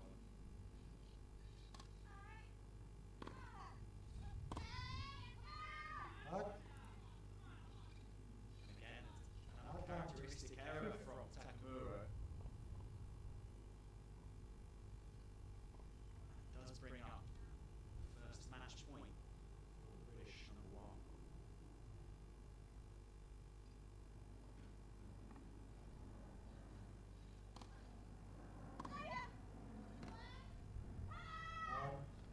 What an incredible hard-fought win for Lucy Shuka on home soil here at the Lexus British Open Roehampton. She gets through an incredibly tough opening encounter against Takamura. What a match that was. Incredible returning, incredible spirit to be able to finish it off after losing the second set. It's laughter now for Shuka. She can breathe a sigh of relief, but Anna, what an incredible win. Yeah, the joy on her face. I'm not sure she totally believed it was going to happen, but she was able to finally overturn that last 4 losses that she's had. And you look at the numbers there, 8 aces I mean, that's incredible numbers there, and that first serve percentage maybe would love to have got it a little bit higher, but just the way that she was able to defend her second serve as well. You look at that 83% one behind that second serve, that's incredible numbers. And again, it was just the guts and determination that was able to get her over that finishing line. In the end, she was ultimately the braver one out there. She was the more aggressive, and ultimately it paid off, and she takes her place in the next round. Yeah, to give some context to that win, Takura is the current world number 12, Shuka the current world number 17, so by ranking, clearly that's a huge win as well. Yeah, it is, and she'll take a lot of confidence. She obviously won the doubles last week in Eastbourne with Dina de Groot, so anytime you get your hands on the silverware, that breeds confidence, and she's obviously taken that into this week, and this is just a match that's going to build that confidence even more. They just said the way to start out her campaign here in Roehampton, like you say, after a very good week in Eastbourne a few days ago.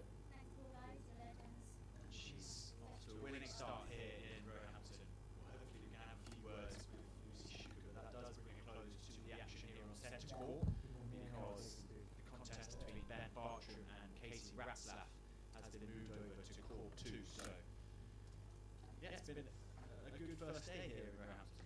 Yeah, fantastic day's play. We've had some long battles, but had some British success. So great performance from Alfie Hewitt, and then finishing off here from Lucy Shuka. And I'm looking forward to another great day's play tomorrow. Yeah, live action begins once again at 10:30 a.m. from Roehampton on this centre court. But for now, hopefully we can have a few words with Lucy Shuka, and we'll see you tomorrow for day 4 of the Lexus British Open in Roehampton.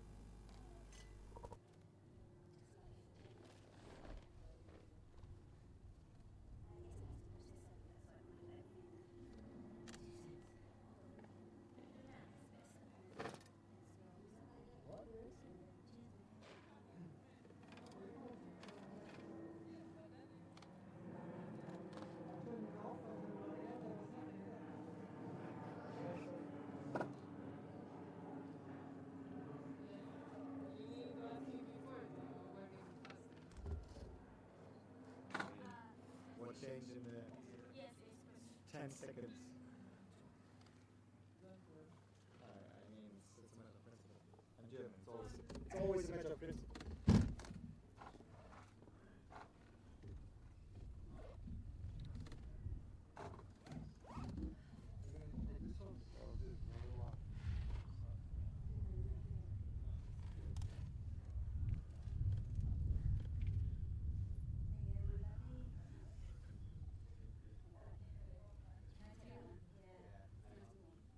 Apparently, she wants you to stay. All complaints? Good. Yeah, but where is the dog? He's just stupid. Cool. Okay. Okay. If he I thought he looked trustworthy. With the dog. He does. But you kept the chair that way so they can go here? Sorry? No, it was like this when I came. Maybe I looked at it, but they actually used it. Yeah, I know. But I put it the other way. So.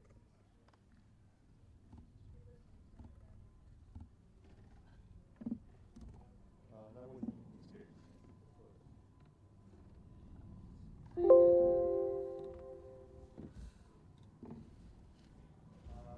Shall we take the forward out? Yeah, it's not like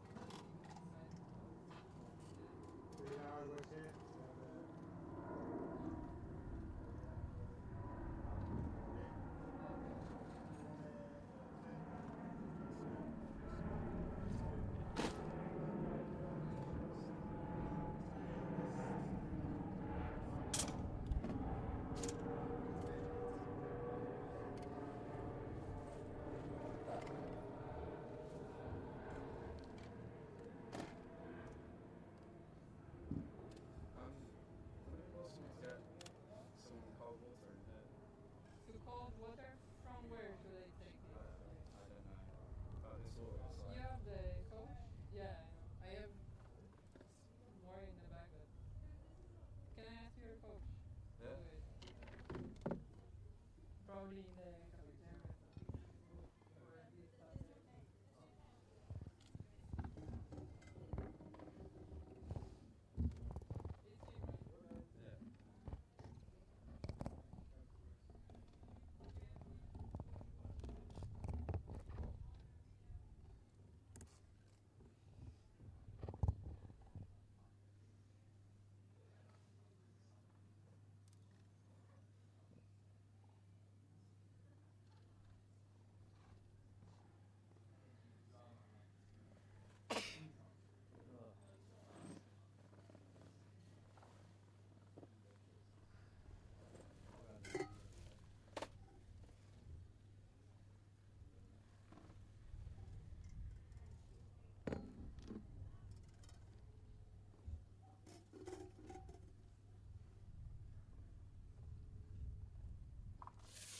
have everything? You need something more like towel or water? Okay. That's the only thing I am. Perfect. Fine? Yeah, no, that's fine. Do I have them there as well? Yeah, of Yeah, course. thank you. I fight for them fought for them in the morning, so I have never.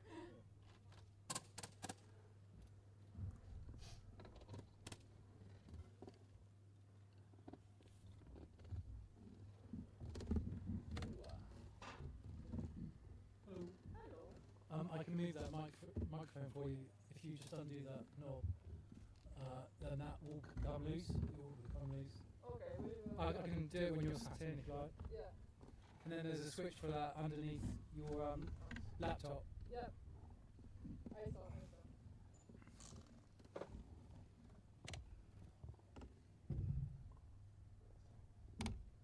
Works. So yeah, and then if you want to do that. Sorry. So then this will make it loose. But Okay. where are you going? Yeah, we'll do that.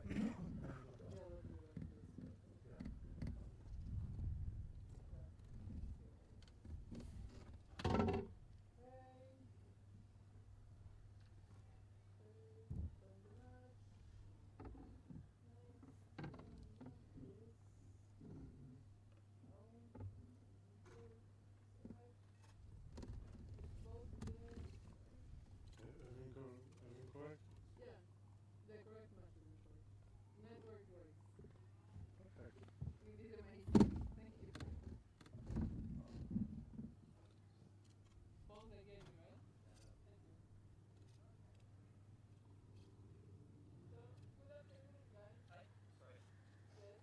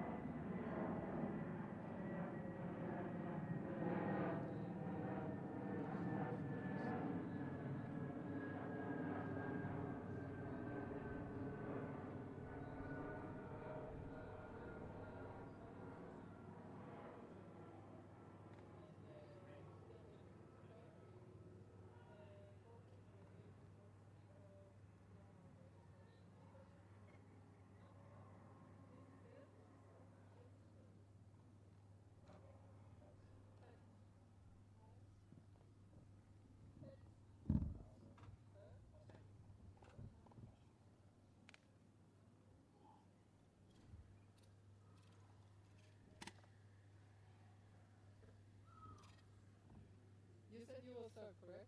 Yeah.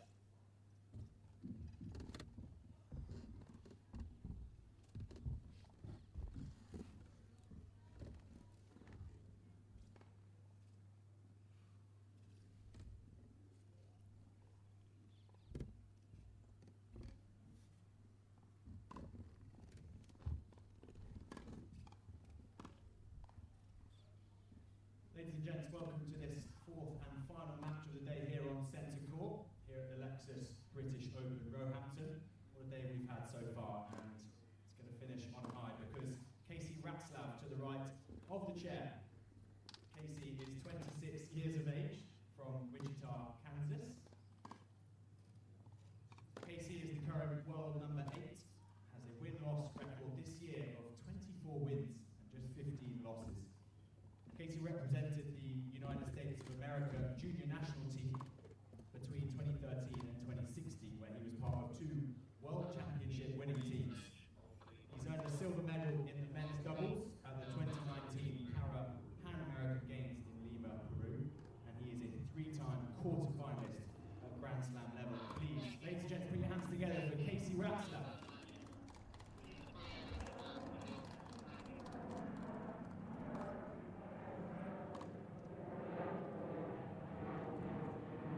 And to the left of the chair umpire is Ben Bartram. Ben is just 19 years of age from Norwich. Ben trains between the Eastern Tennis Centre in Norfolk and here at the National Tennis Centre.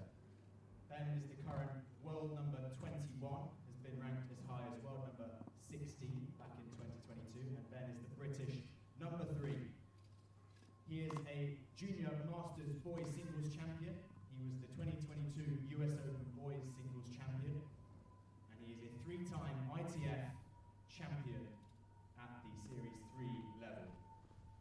He's won the British Open Juniors back in 2021 at this very event. So ladies and gents, please put your hands together for Ben Bartram of Great Britain.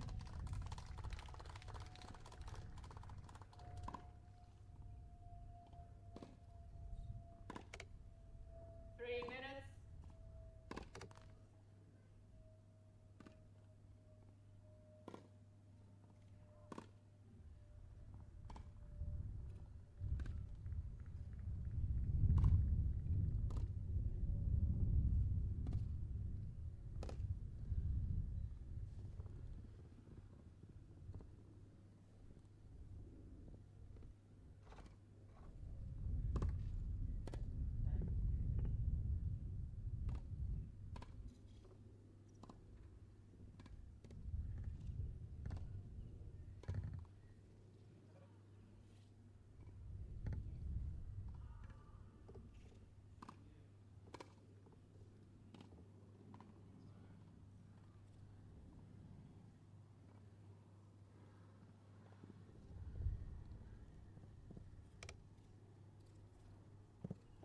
Minutes.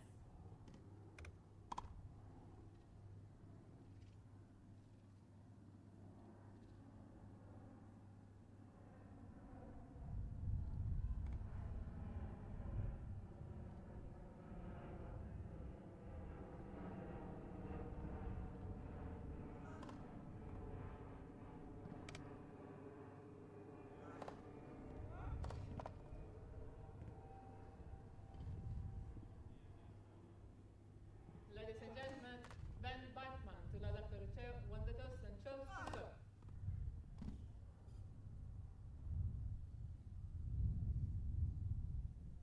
One minute.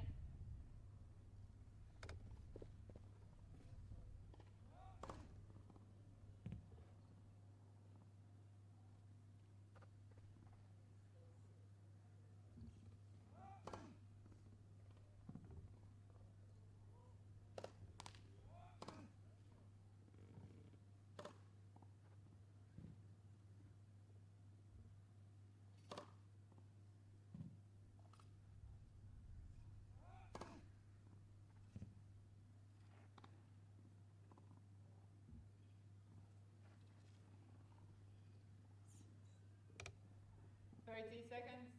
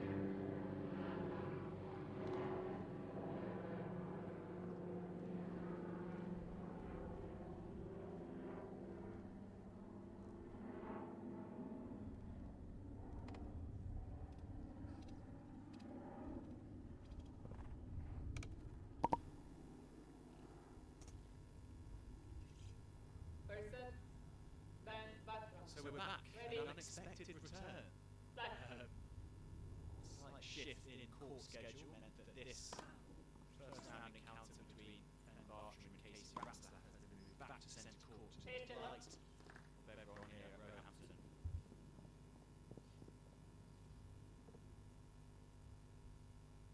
But it does mean that we get to see this young Ben Bartram, this young British player take to the court against an exciting young American, Casey Ratzler.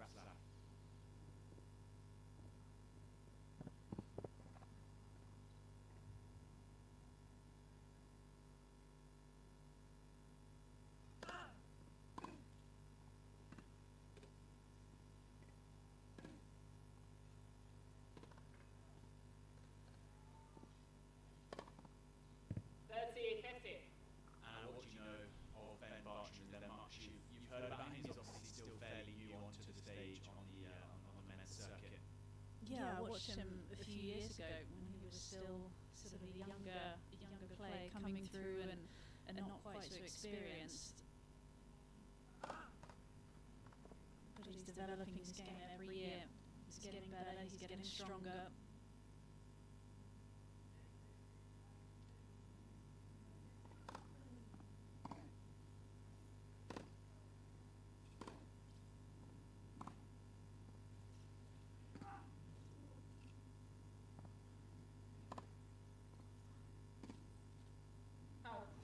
Just as you can see in those early forearm, there's a lot of strength in that forearm and upper body, isn't there? Yeah, there really is, and that's something that I think is really developed. You could already see from sort of a younger age the way that, or the direction that his game was going to go, rather. He always had that really fast racket head speed. It was just adding a little bit more power to his shots, and now there's so much more weight behind the serve, the ground strokes. He's got a lovely slice as well.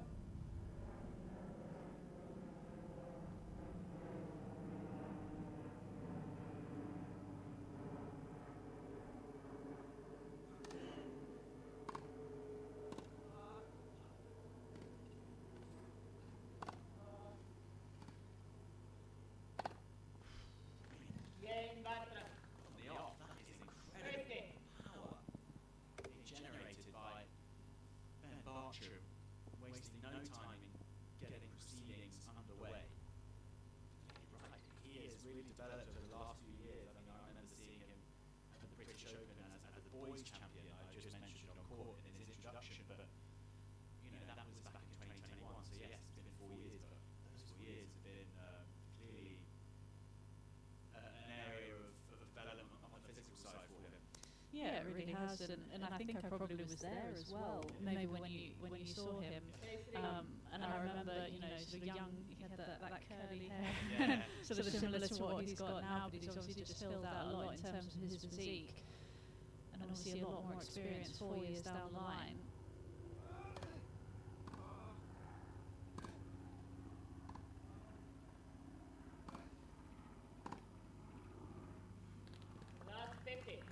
But he always, I remember watching him play, he had a bit of that fiery personality, hasn't he? We've already seen a fist pump after that backhand.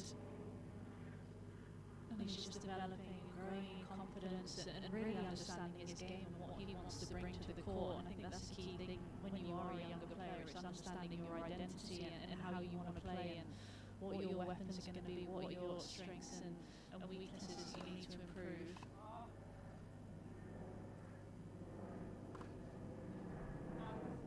That's it. Also, something we mentioned today, talking about roles and inspirations, he is got the perfect two players to come to in the arena now here, so no doubt he would have learned a lot from them over the last few years, watching them competing in the same tournaments. Yeah, and being able to train alongside them, I think it is such an important and sometimes kind of an underlooked aspect of it, just to be able to have those players around you.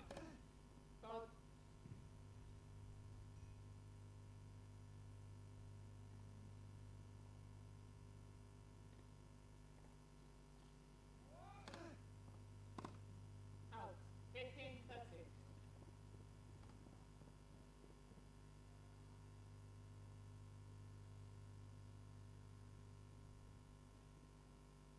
It's been a long day for these guys as well, and just in terms of having to hang around a lot, probably getting on court a lot later than they thought they would. So just in terms of preparing for the match, in terms of food and drinking and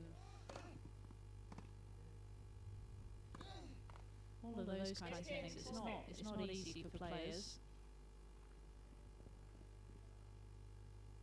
Especially when you're waiting around in the heat as well, sort of you're wanting to practice, but you're probably not wanting to practice all too much. But then also everywhere inside is boiling.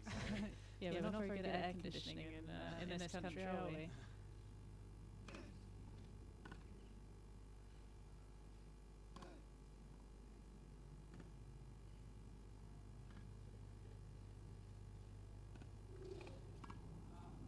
Beautifully constructed point by That's the it. American. What's it? You'd have thought Ratzlaff would probably be a little bit more used to the conditions than Ben Bartram is. But it's still just that muggy heat.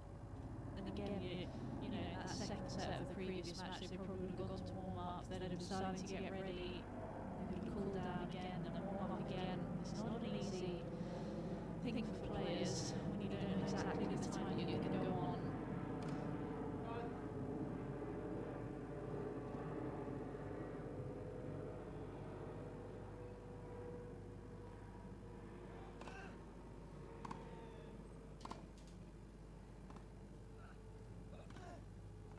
Game Bartram.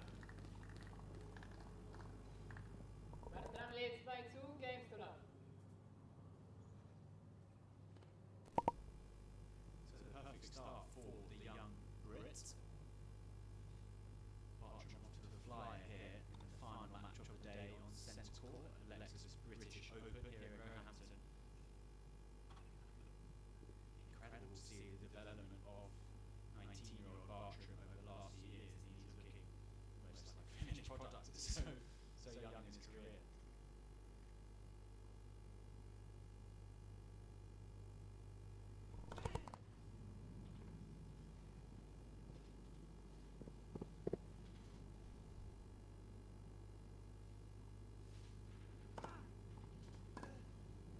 Out. 15 love. I mean, there's still plenty of areas for him to develop his game, but as you said, the way that he's come on over the last few years is really impressive.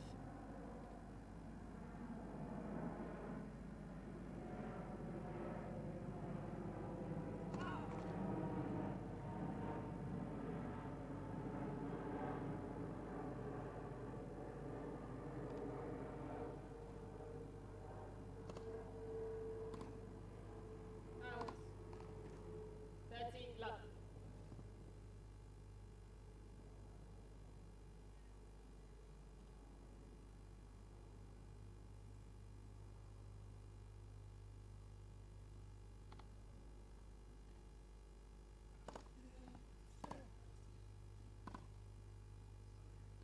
Opening up the course so well with that slice wide delivery, perfectly placed third ball into the open court. Too much for the American right now is Bartram. Game. And Bartram. pace to top off another impressive Bartram hole. leads by 3 games to none. I don't know about you, but this is impressive. Yeah, it really has been. It's just been just the pure power to start with from Bartram.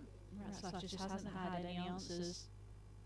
And the onus is really going to be on the Americans to try and find a way to turn this around. But Bartram seems like he's on a mission to get off this court with a victory as soon as possible.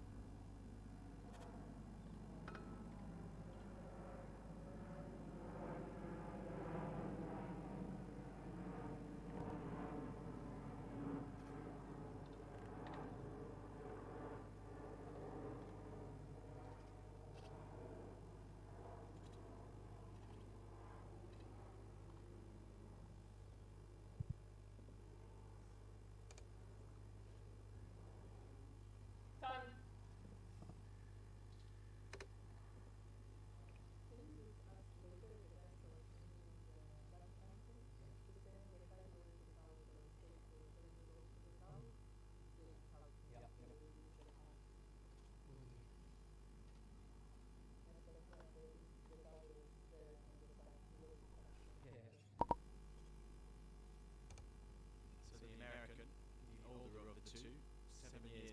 Barcher and Ratzlaff. Still with stuff to work on. Now, take a look. So Ratzlaff is actually volunteers to coach at Dartmouth University in the States or in New Hampshire. So a lot of his time is spent there training. He's got one of the coaches here at Dartmouth Tennis Club. And that's a superb setup to be involved with.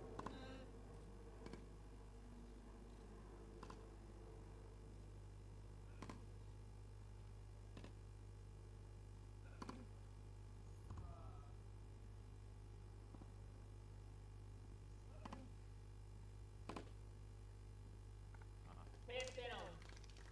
Backhand firing just as much as the forehand early on for Bartram.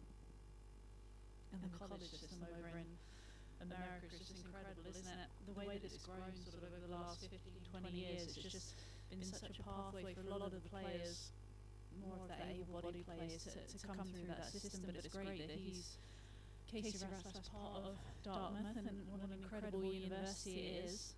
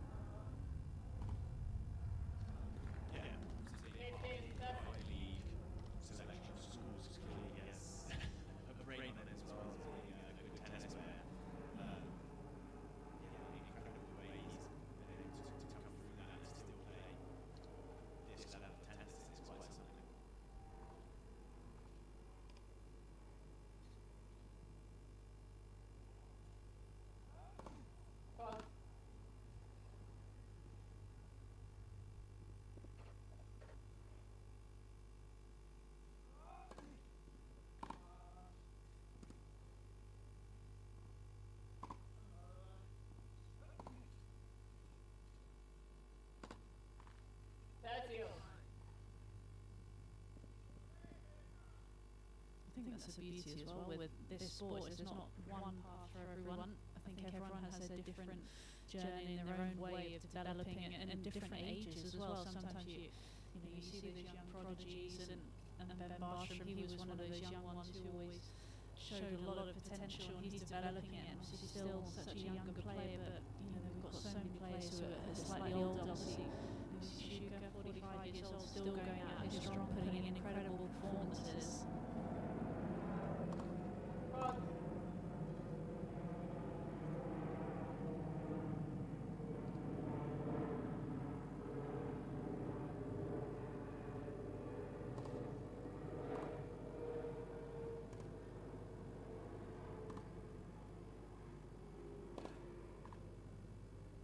That's it. Pussy. More the route for the wheelchair tennis community to go through in terms of an American college. It'd be great to see some more competitive leagues being set up in that space and see more players like Casey come through it. Yeah, massively so. I think the way that the game has just been developing and it's getting bigger and bigger, I think that's probably something that's going to look to happen in the future.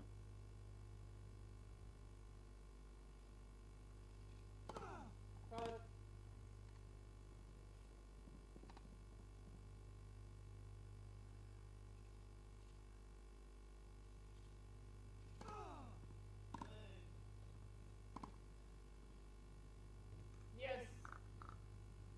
Great way to save. Great point from Ratzlaff. Superb backhand down the line winner to fight off Bartram in that point. But yeah, something I don't know too much about is the para sports side to American college system. So yeah, I'm for sure keen to do some more reading on it because I think it's an area where a lot could happen over the next few years given the growth of para sport.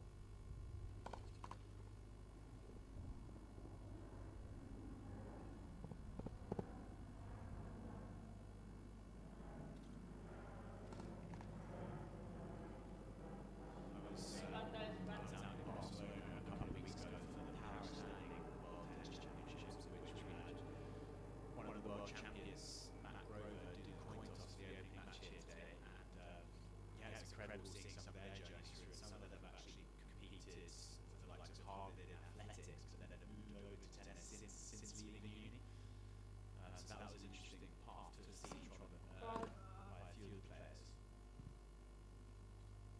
I saw a few of the highlights of his match, and he lost in the final, I believe, last year, and then finally got his revenge.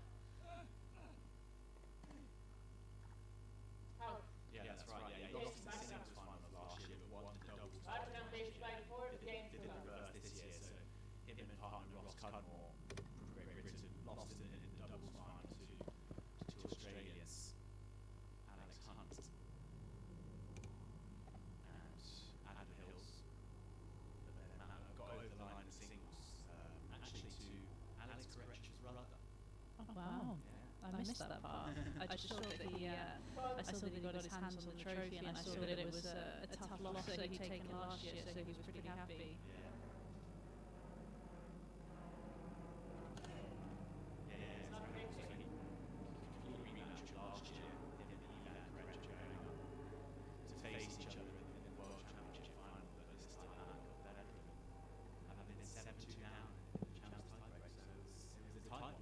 What a turnaround.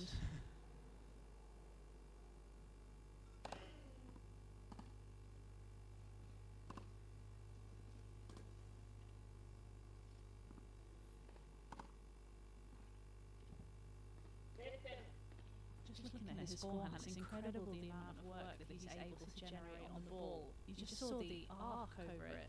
It's just like a rainbow shape. He was able to dip it inside that baseline.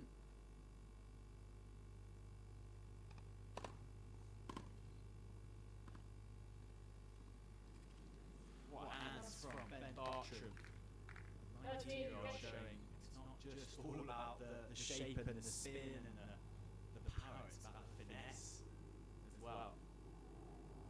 He has every shot in the book, doesn't he?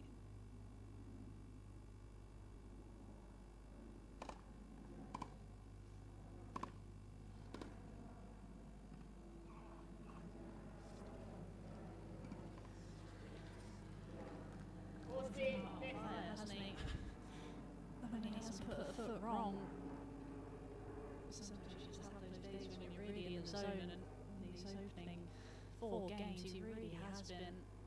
We saw it a little bit with Egbrink earlier as well, didn't we? That opening set against Alfie Hewitt, just could barely miss.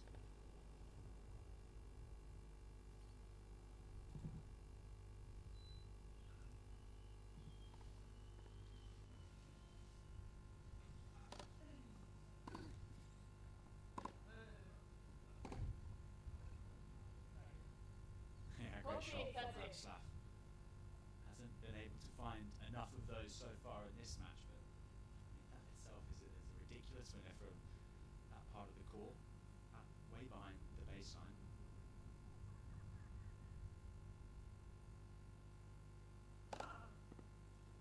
It's an absolute joke right now. Ben Bartram is storming his way to the first set.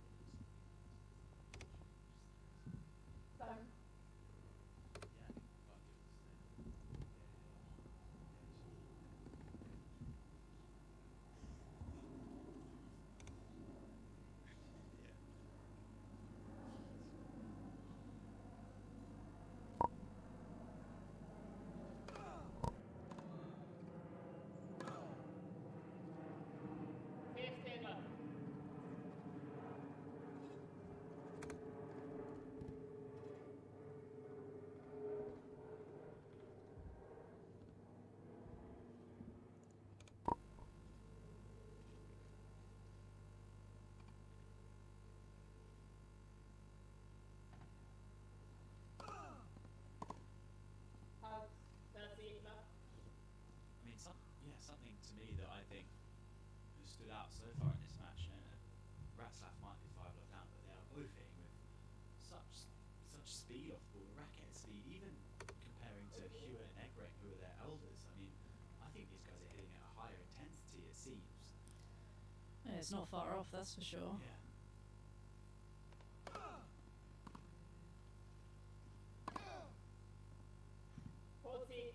That's exactly the forehand you were talking about, wasn't it?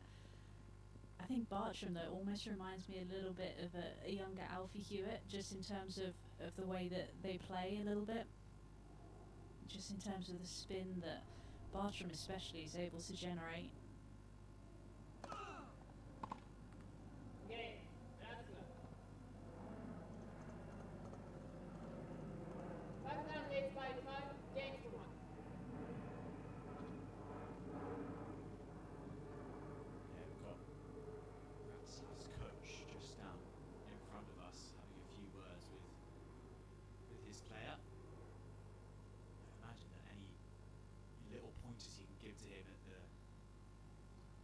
Change of ends or when he's just having a break with the towel would be vital.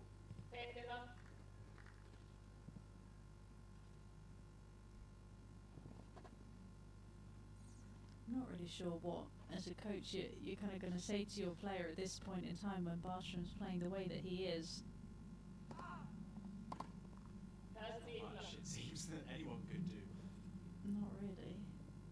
I think this is, as I mentioned before, I think this is a similar case to what Alfie Hewitt was kind of feeling when he was playing against Egbrink earlier. Egbrink was just being so aggressive, barely missing. You've sometimes just got to wait for your opponent to drop their level a bit. Do something a little bit different, just ask a different question of your opponent, maybe throw in a slice, throw in some higher balls, just get them out of their rhythm.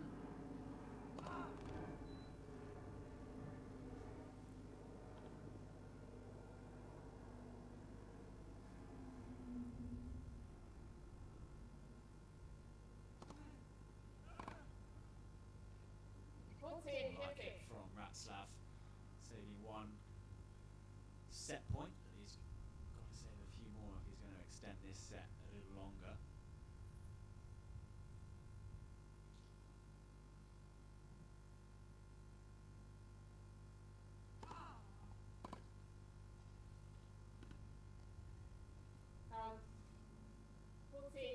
Only just though. Good eyes to Great be eyes. able to leave that one.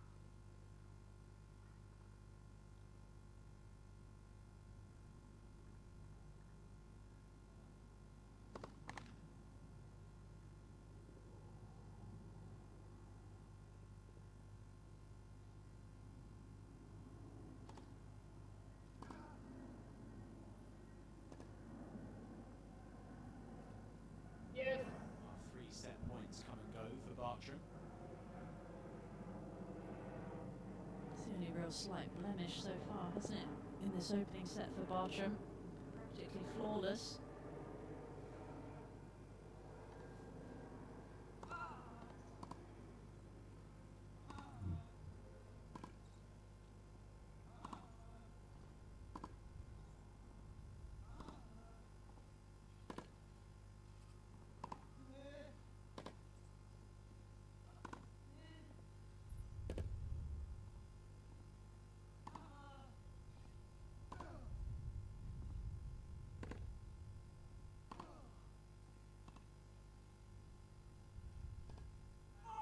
Incredible exchange from both players. No Going toe to toe from the baseline. Incredible physicality moving round the back of the court. It's a sight to see. Yeah, it really is impressive to watch. As you say, they're just throwing themselves around the court, covering every blade of grass.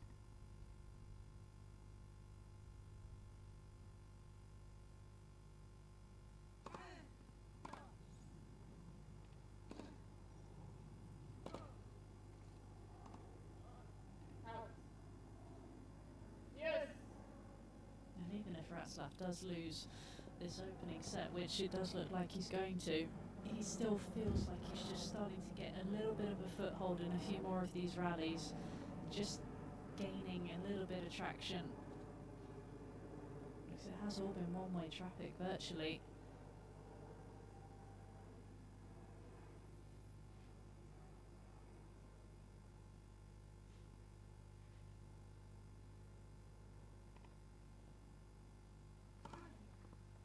Advantage button.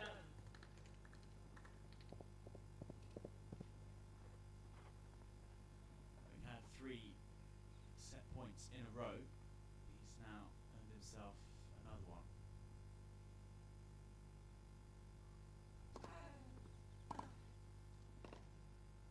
Yes.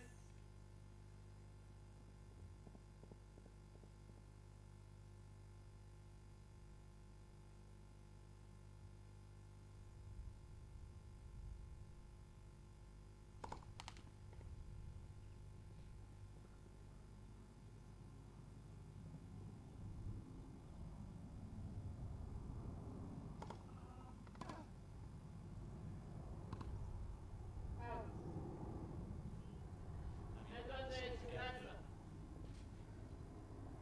Bartram is a fair way behind on the rankings. Ratzlaff sitting at number 8 in the world, Bartram at number 21, so he's really playing well above his ranking right now. Yeah, he is, but you'd have to say that the level that he can play at, you'd have to say that it's higher than what his ranking currently is. And definitely higher than what his potential is as well. Where you see the weapons that he's got, I think he's just going to keep going from strength to strength.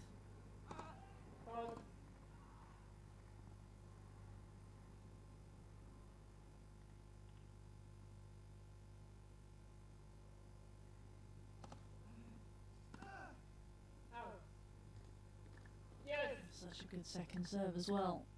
Just jamming into the body. Just wasn't able to maneuver out the way of the ball. Now, just like Ratzlaff's demeanour out there, obviously he's been really on the back foot in this opening set, but you haven't seen sort of any flicker of frustration, any sign of emotion. He just tried to go on with his business.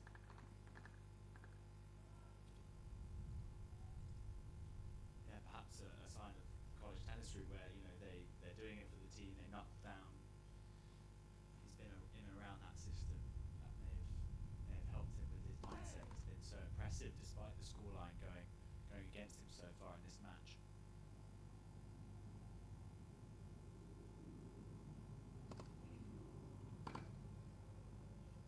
Yes. Incredible return. Such good shape. Played with a lot of safety as well. It's had good net clearance. Didn't go too close to the lines.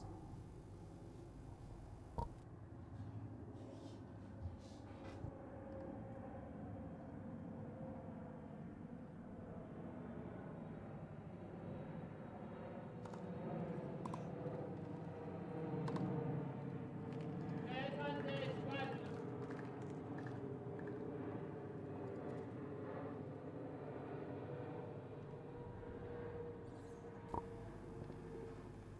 Once again, Bartram responds. Another set point. Game reset button. And he finishes it off with an ace. By What six a games to set one. from New world the lead. 19-year-old Ben Bartram. Taking a set off the world number 8 by 6 games to 1 is no mean feat, and he's made it look like he's done this time and time again in his career so far, in his young career. Yeah, very comfortable, wasn't it? He sort of started out as he meant to go on, and he just wasn't letting up. Had a couple of blips in that deciding game, but found his way over the line. You look at 5 aces, pretty similar in terms of first serve percentage, but Bartram just much more aggressive behind that. And both very good on the second serves as well. I feel like the numbers are pretty close, but in terms of the difference in level of play, it felt like it was a completely different matchup. If you look at the first serve, points 1, Ratzlaff really down there, 4 out of 20. And it just felt like Bartram was just in a bit of a different league there. He was really in the zone, he was so much more aggressive. The question is, what can Ratzlaff do in order to turn things around? Bartram just seems to be the one one who's on the front foot for the majority of these rallies, and you feel like if he can keep this intensity up and this level going, I don't know what the American can do to change things around.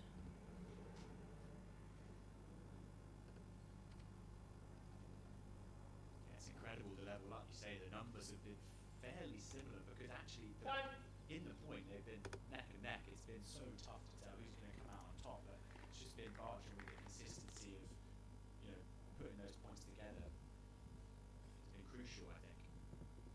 And I think he's just, in terms of the one who's been looking to dominate the rallies more, it has been Bartram who has been doing it. You feel like Ratzlaff's just been on the back foot. He's almost having to be a bit reactive to what Bartram's doing, and if Bartram can keep doing what he's doing, just keep being proactive.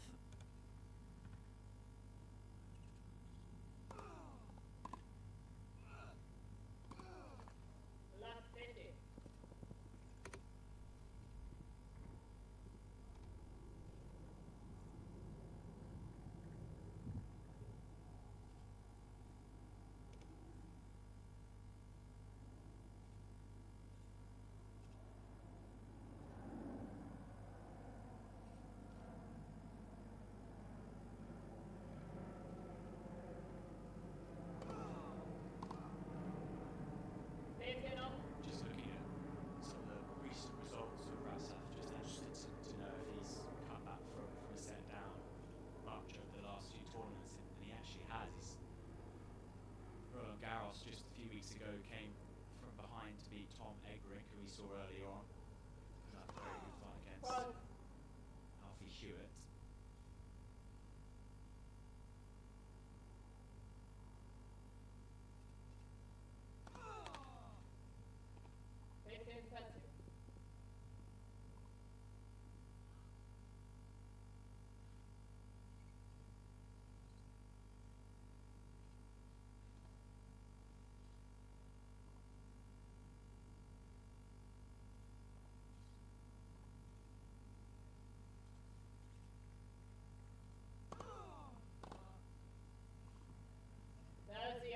Again, you can see just how willing and proactive he is looking to be behind the serve.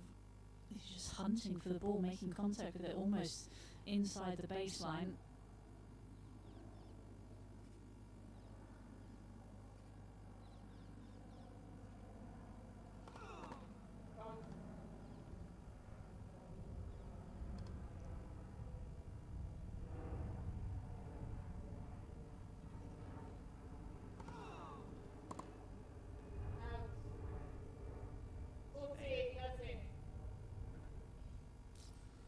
No, just fractions he missed it by.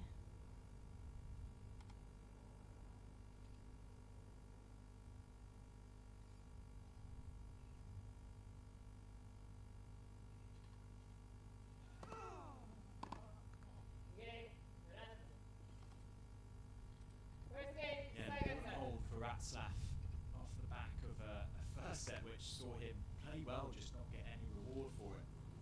So nice for him to be able to get on the board early ahead of Bartram in this second set. Just to try and gain a little bit of momentum, especially when your opponent has been playing so well. What can you do just to take your time a little bit more? Just a little bit of advice there from the coach. Nod of the head there from Ratzlaff, agreeing with what he was saying. Doesn't always happen. Players tend to be very stubborn, don't always listen to the coaches. Speaking from personal experience. Sounds like there's been some personal experience. Only the odd occasion. Always tends to be when you're losing and the coach is giving you some rubbish advice. But it's true though, it is a weird relationship, the whole coach-player in tennis, because you are the one asking for their help, you're the one paying at the end of the day, but then they're almost the boss as well. So it's like, you know, it's a funny one. Yeah, it's all, like you say, it's that weird dynamic, isn't it? You've got to sort of relinquish control and sort of let them take charge as well. But I think there's so many different kind of coach-player dynamics in terms of some players like to really have that kind of 50-50 dynamic where it's more of a conversation. Others prefer the coach to sort of be the boss and say, this is what we're going to do, this is how I want you to play, and that's what I think is quite interesting. You have to find a coach that you really gel with.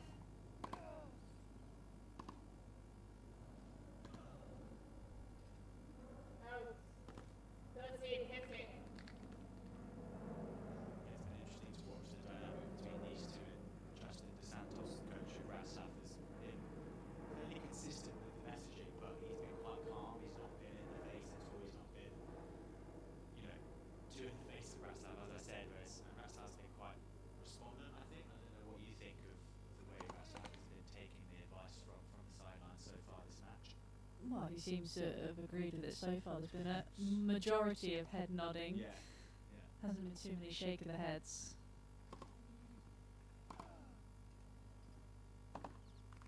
But that's what they're there for, isn't it? For the support and just to try and add little bits of things that you can tweak maybe when things aren't quite going your player's way.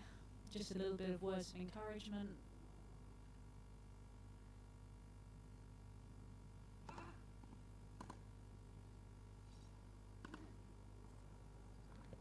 Well, it's interesting as well because in this setting, it's very much coach-player. Back in Dartmouth, where they spend a lot of their time, they're actually coach-to-coach, providing support for the players still in college. So yeah, it's interesting that dynamic where they're able to switch. Marshall hits sublimely good wide serve, a lot of kick on it to veer away from the racket of Ratsav as he just looks for a little bit more from Coach Dos Santos. There's obviously a lot of respect between the two of them. They work day in, day out together. They obviously have, I'm guessing, a fairly similar view of kind of how they see tennis and what they want to bring to the game. So you kind of understand why it works so well between the two of them.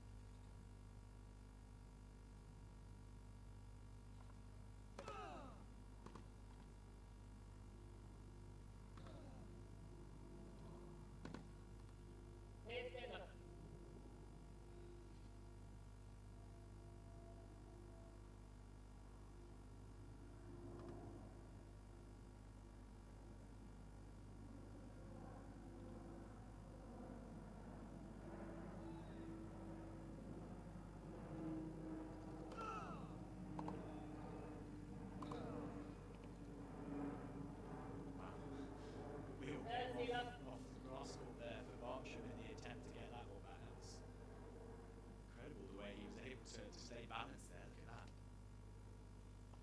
Great front footer from Ratsav.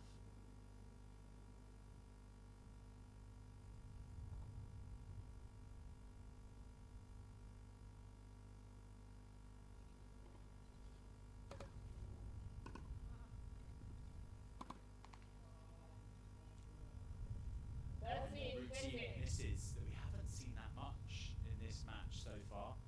Level has been so high.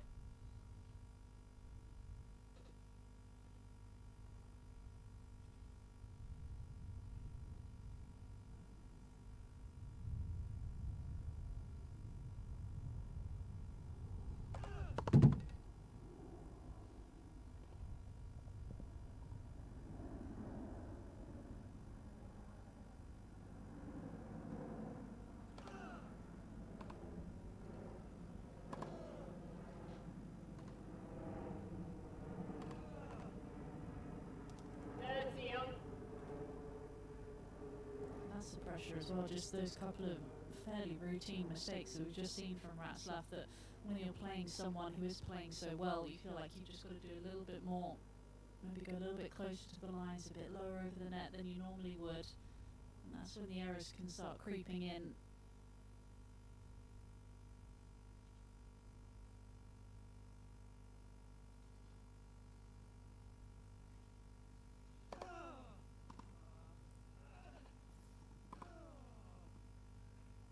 Really good movement around the ball with the chair. Just the way he was able to manoeuvre, move out of the way, get on the forehand, still be able to hit that off forehand as well for a winner. It's a big point.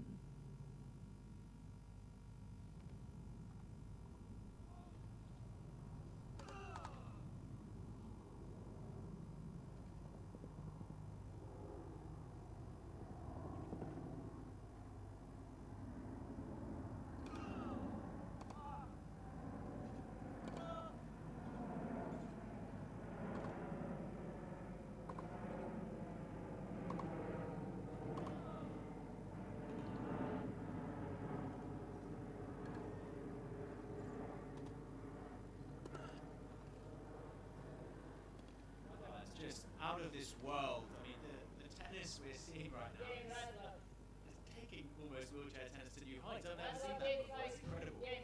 It is so impressive the way they're able to maneuver the chairs, the physicality, the speed with which they hit the ball. So impressive.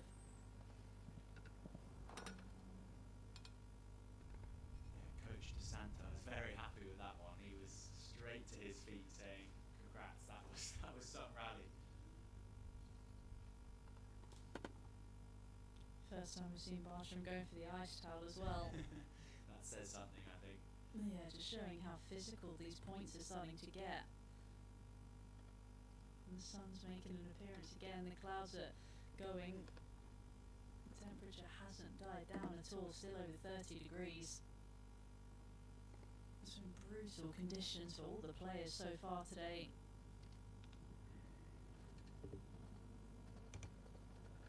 Yeah, normally those umbrellas in the crowd aren't up for the sun. No, let's hope they're not out for the rest of the week, although I have said it a couple of times, but there are showers forecast. Let's hope that that's wrong. Wouldn't be a British grass court season though without a few, would it? 2-1, Václav Bartram serving to get us back.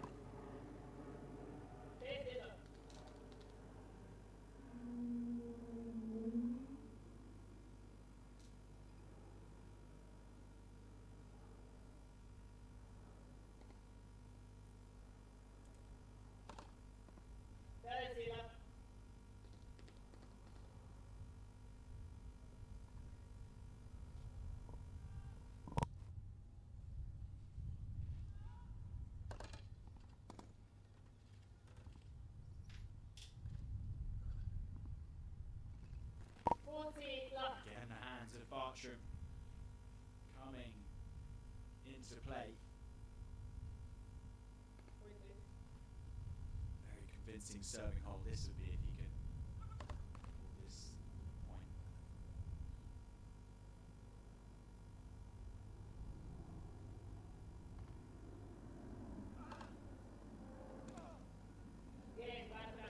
She does indeed. A very, very healthy love service game for Ben Bartram. All of a sudden, pressure turns once again to Casey Václav.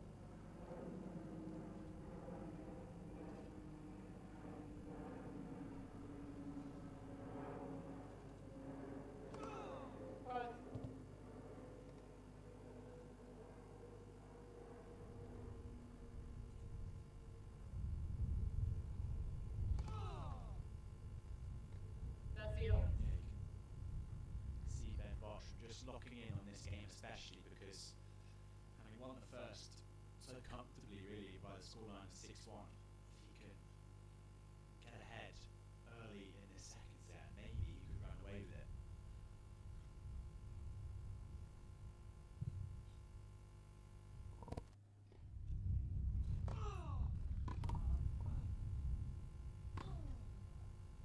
I think you know that when you have an opening set that's so comfortable like that and you play so well, there's sort of a thing in the back of your mind where you think, okay, is the second set going to be quite as easy? Is my level going to stay the same? Is my opponent going to raise their level? And Raslav definitely has in the second set.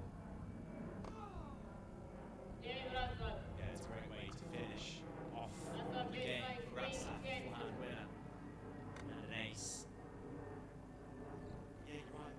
Yeah, it's so rare these days that there's any sort of love, even love one victories. You can almost guarantee if you win a set by 6-love or 6-1, you can almost guarantee the next set is going to be tougher, which is tough to come to terms with when you're sitting in the change room saying, I've just played a really good set. But you have to, otherwise things will get ugly. Yeah, you definitely have to sort of reevaluate after the opening set, and I think sometimes, you know, you can't place too much emphasis on the score. I think you just got to focus, and I know it's such a cliche that we talk about it in tennis, but you just got to go point by point. I think sometimes it's easy to get ahead of yourself and you think, yeah, I've won the set 6-1, this is sort of, I'm in cruise control mode here, but it like you say, it doesn't work like that very often, so you kind of have to go back to the drawing board, you know, reset and refocus after the first set, and that's obviously what Raslav did at the end of that opening set. It could have easily been for him to get downhearted and discouraged by the way that Bartram was playing, but he hasn't sort of down tools. He's just carried on, done exactly what he needed to do, and now he's leading 3-2, asking a lot more questions on the Bartram serve.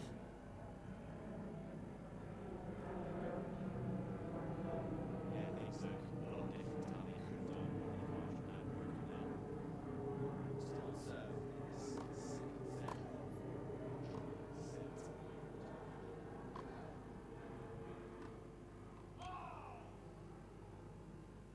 Quite a funny moment there, just Raslav comes out from the chair and just throws his towel as they do into their allocated box and just completely misses it and goes over the side netting, so the towel currently out of reach for Raslav, hopefully he can make do.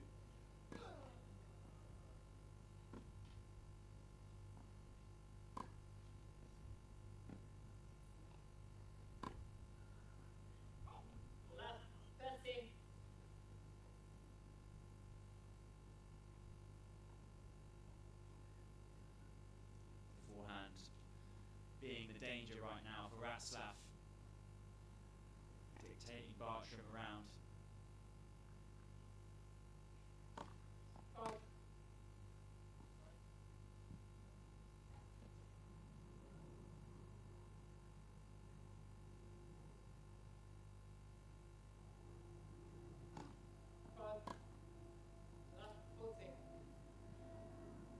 You could almost sense that there was chances coming for Raslav. His level has I mean, I don't see too much of a difference from the first set. He wasn't playing badly at all in the first set, but he stayed consistent, he stayed true to himself. He's created chances.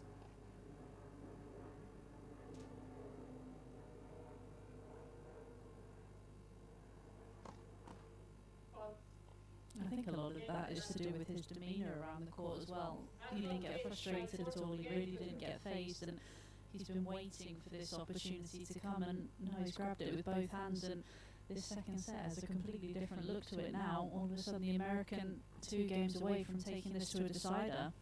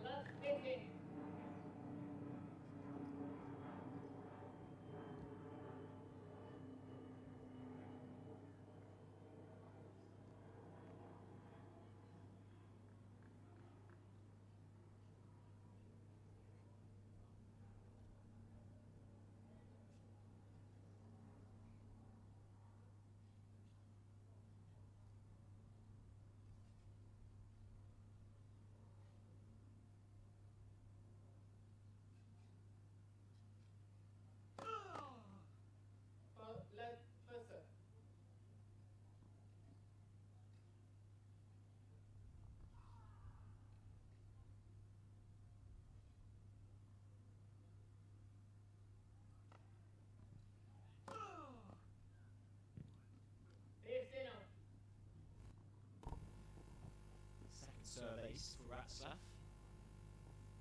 First of the match.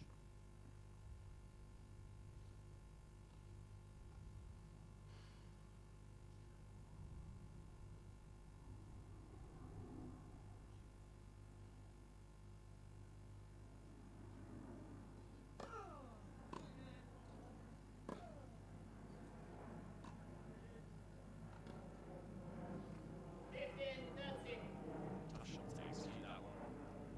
Dipping low. He's got to hit a very good volley to beat Barsham.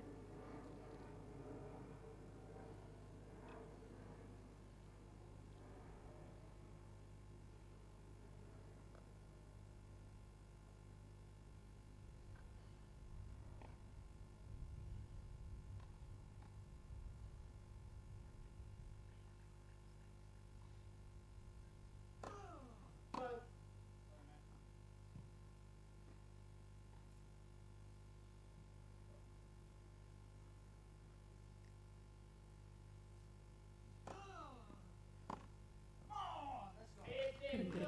Yeah, pretty good return. And that's the danger with Barsham. If you just get it in that strike zone, invariably it's not coming back.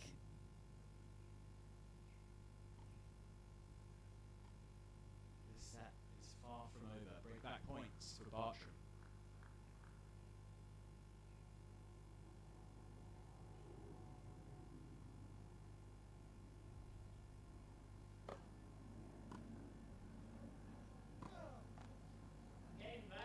Very good response from the young Brit. The 19-year-old regains some form in this second set. Gets one of the breaks back.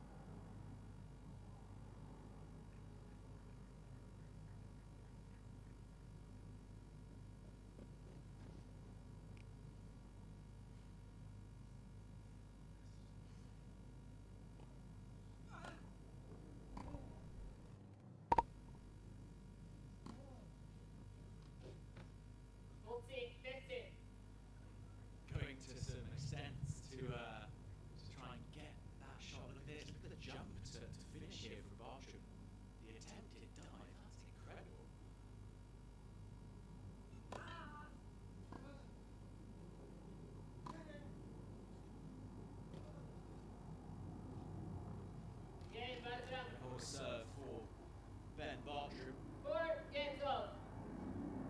That's got to be impressive. It's still such a young stage in his career to be able to stick into these sets that are looking in a different position of 4-2 down. You know, he could have easily gone now, but it's just goes to the third. I think sometimes though when it's earlier in your career you don't have those sort of mental scars, do you? You're sort of fresh and you don't think about that stuff. You're just like, yeah, I just want to win every point, every game. I think maybe that's a little bit of the outlook that Bartram has. Nothing is beyond him.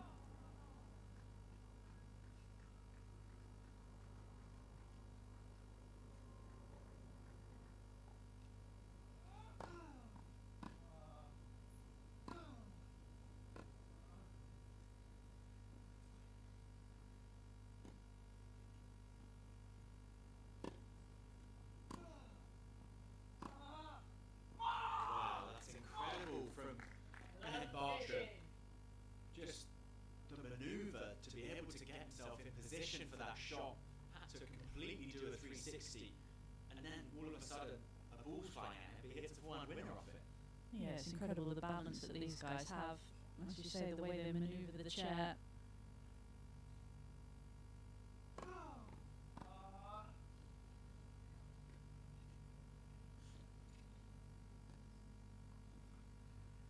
Didn't miss by much, just clipped the top of the tape.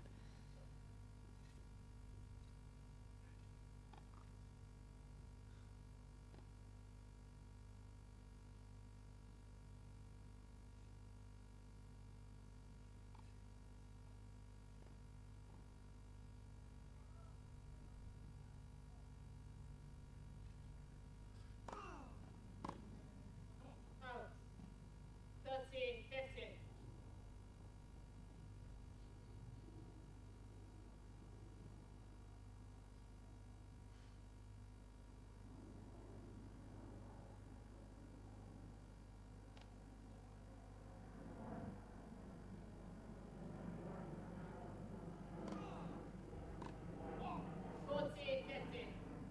Looking at serving from the 26-year-old American to start.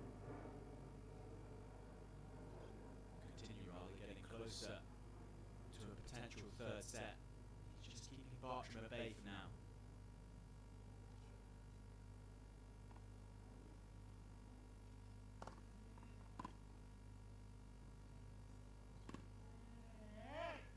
Game Ratzlaff. Yeah, extremely positive hold for New ball Casey game. Ratzlaff.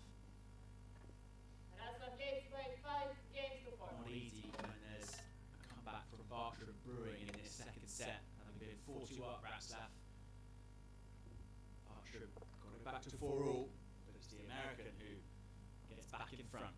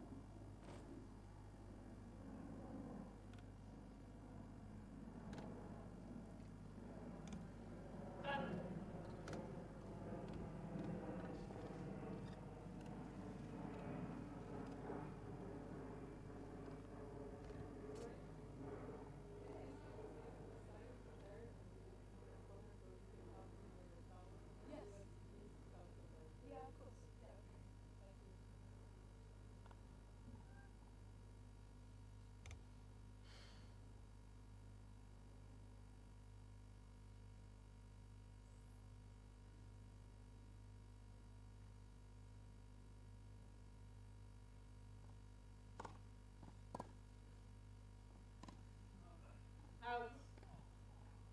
Love 50. Important opening couple of points here for Bartram. Lost that first point, you could hear that roar of frustration. Out. 15 on.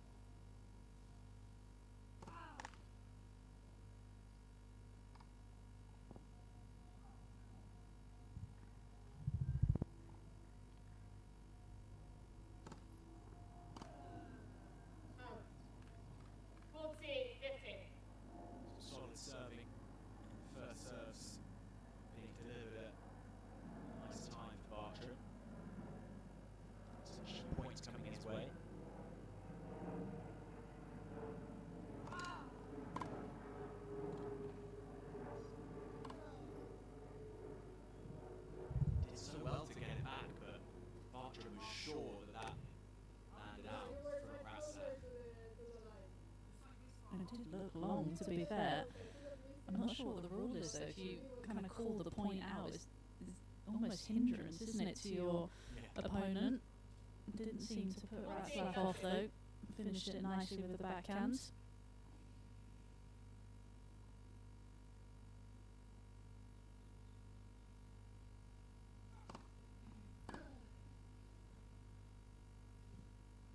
Slightly mishit return, but ends up being a great return down the line.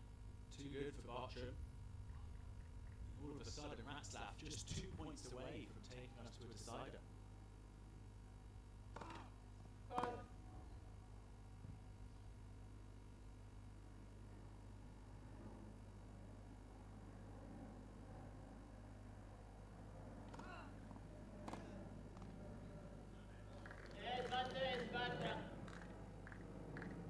Ratzlaff just closing his eyes after that miss, trying to lock it out and move on to the next point, because that could be a crucial return missed.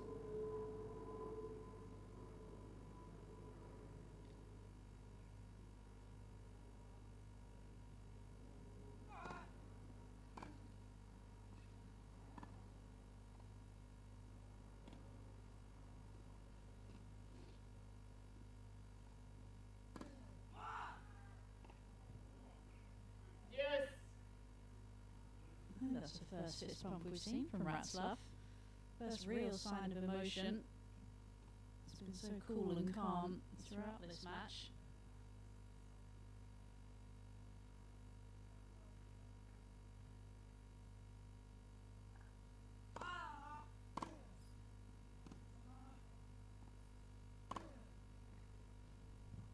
Forehand's firing on all cylinders right now. And this is where, as well, the experience, you mentioned the rankings difference earlier, and the age difference as well. This is where just those extra matches that Ratzlaff will have played, this is where the truth is going to be told.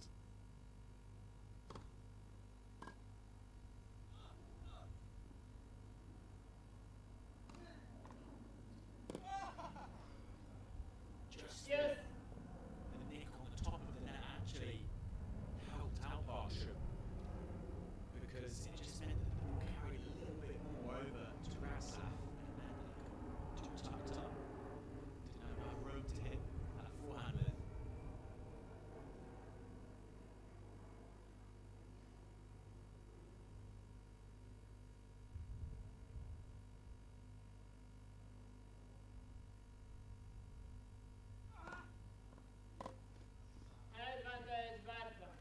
Great serve up the tee from Bartram.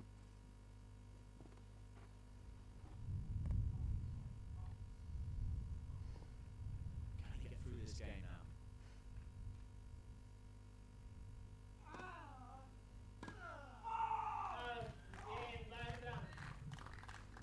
Can indeed.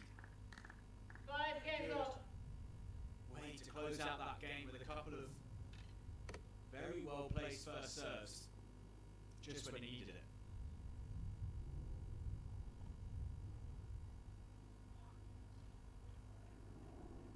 Again, it's the mentality that shines through for Bartram. It seems at such a young age, again and again, he's proving himself to be one of the world's best out here. And it's understanding those crucial points and momentum and things like that. And you said it, just 19 years old, for him to be able to understand those and bring out the best tennis that he has when he is in those situations.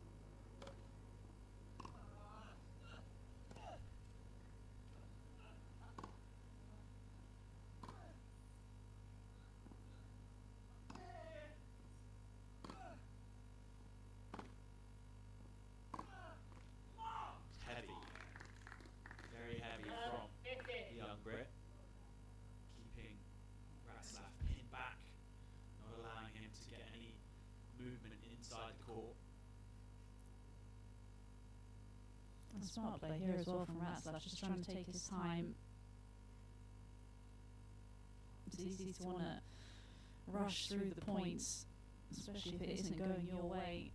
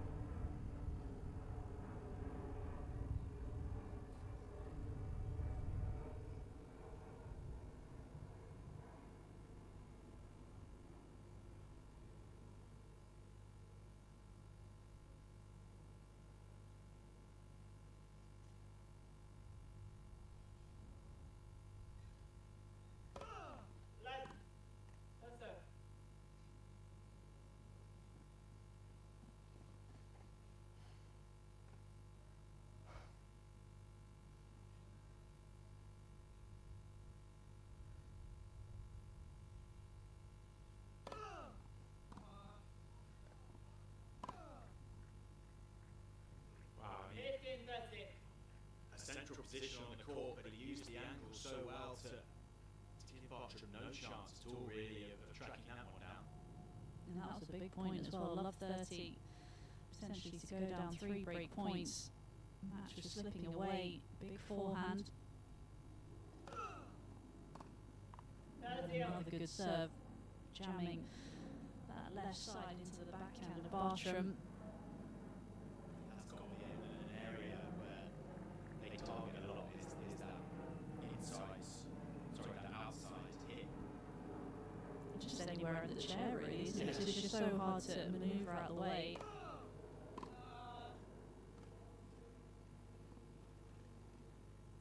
Yeah, there's absolutely no chance of Ben Bartram chasing down that extraordinarily good drop shot from Casey Ratzlaff. I think he quite liked that one. There's a little smile over to coach.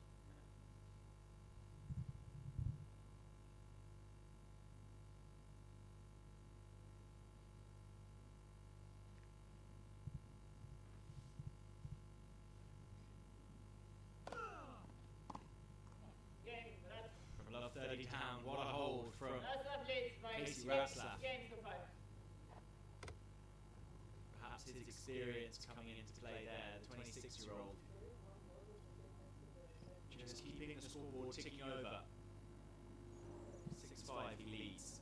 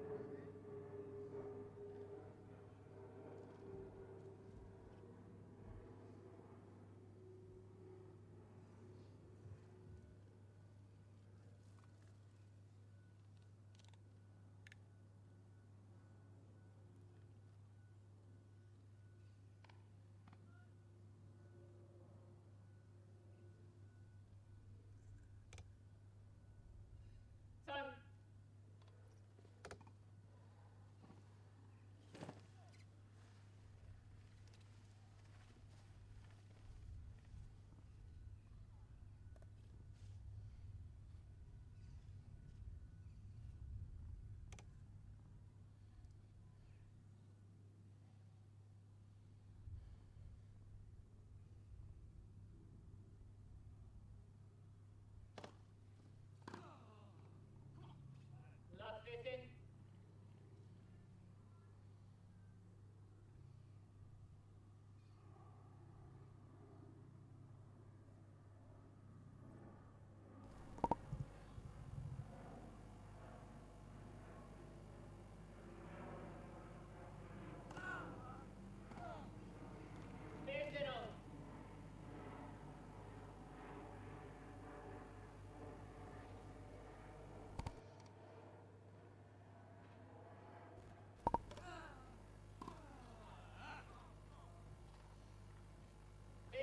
That's it.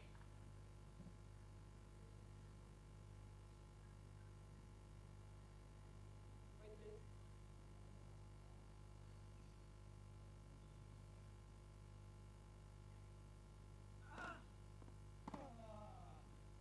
Yeah, sensational returning from the American out of nowhere.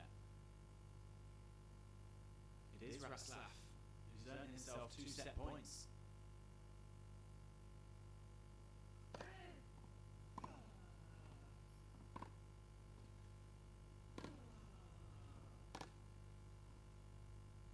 Out. Game. Second There set. it is.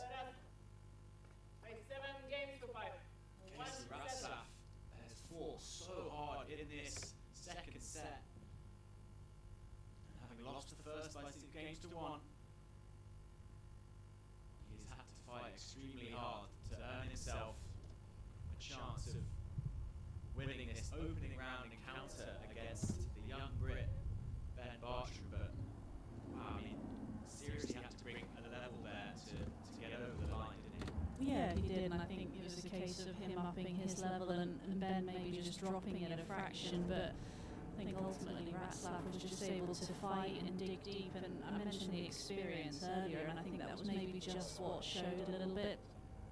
he just kind of knew what to do in those bigger points. And in that last game, he asked a lot of questions of Bartram, and he just didn't have the answers.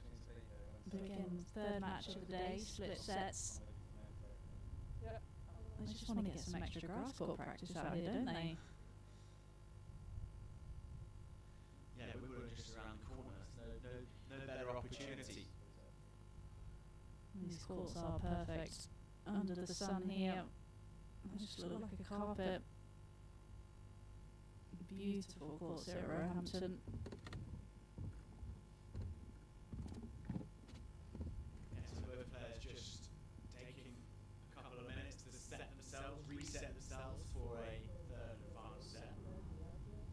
But around the court here at Roehampton, there has been some impressive wins for the British players. 5 out of 9 matches gone Brits' way. So solid there, I'd say. I'd say that's pretty good. We always want more, but I think that's a pretty good number. Hopefully we're going to get another one if Ben can just find a way to edge out this decider. As we saw on centre court, Hewitt and Shuka getting the wins for the British players.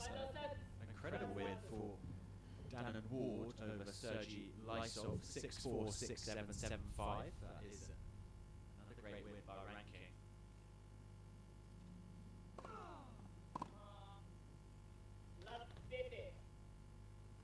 Tough opening rounds for Andrew Penny and Ruby Bishop. They fell in the opening round. And of course Gary Cox, who we saw in the opening round. Sorry, in the opening match here on centre court, falling to Guy Sasson.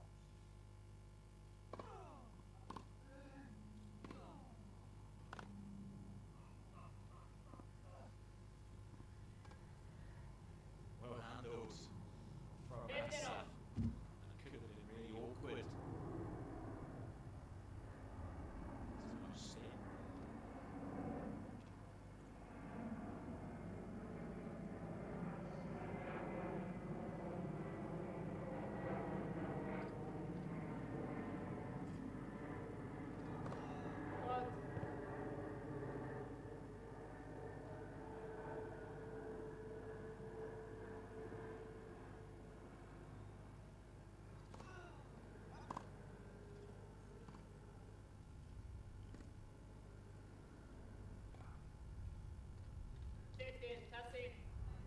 I mean, across the 2 events here at Roehampton and just around the corner at Wimbledon, the Brits have been doing really well. I mean, it's the most ever Brits we've had through in a single day, I think, over at SW19. Yeah, I think it was. I think this is the time of the year that the Brits just really want to show what they're about.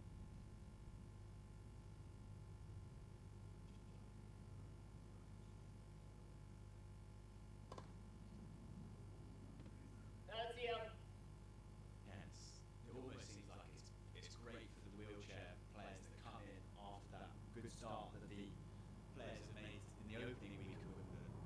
They sort of have that base to really build on.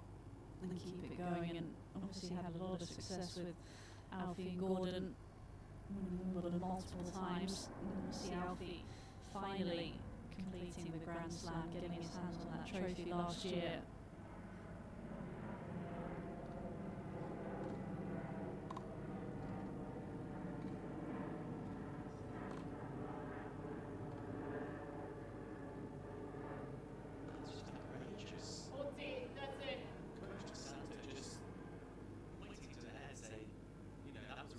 Shot. Clearly, that's a tactic he's looking to employ here. It's all well and good having a tactic, though it's all about execution, isn't it? And he has executed that incredibly well.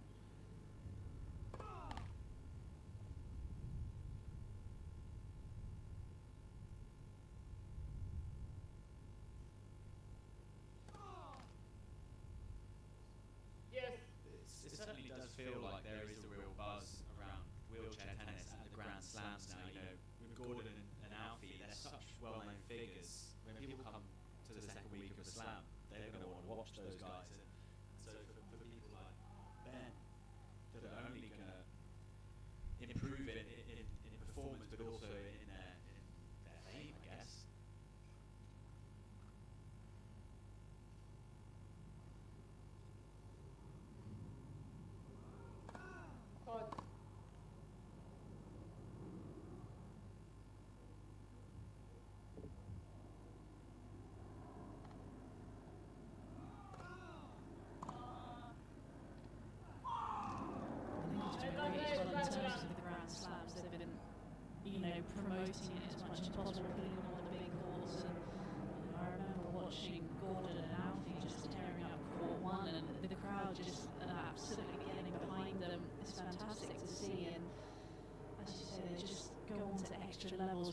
to Wimbledon.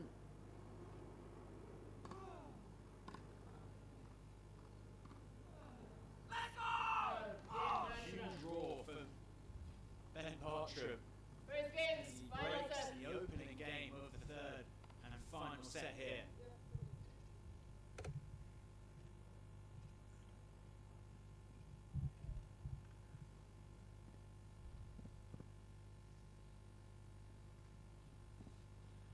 I mean, for Ben, again, leading into Wimbledon, matches like this are so key, it seems. Just having this sort of battle against a top 10 player, he's going to come up against a top 10 player probably in the opening round of Wimbledon next week. So, yeah, this has got to be crucial for him, and that's why he's really taking it on and taking it in his stride. Yeah, not only for Wimbledon as well, but also just future career in terms of building experience against this level of play. Because obviously, this is what Ben will aspire to, and obviously beyond. So this is the type of player that he's going to have to beat week in, week out.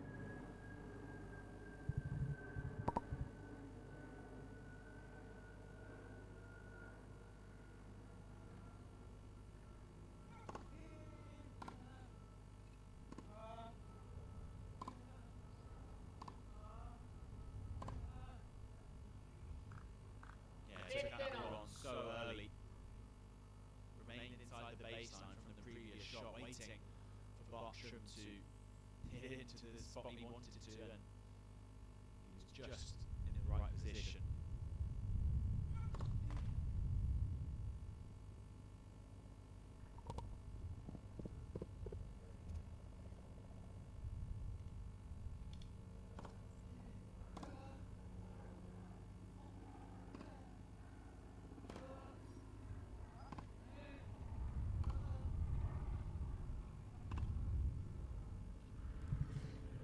Just getting on the front foot again in this deciding set.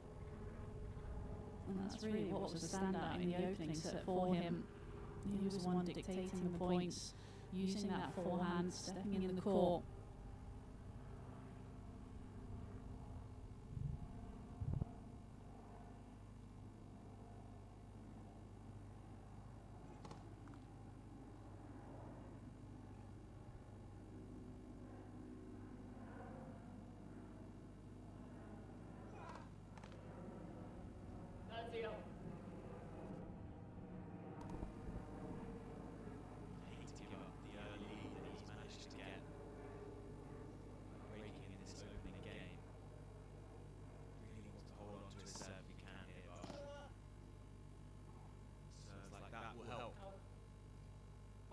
That's it.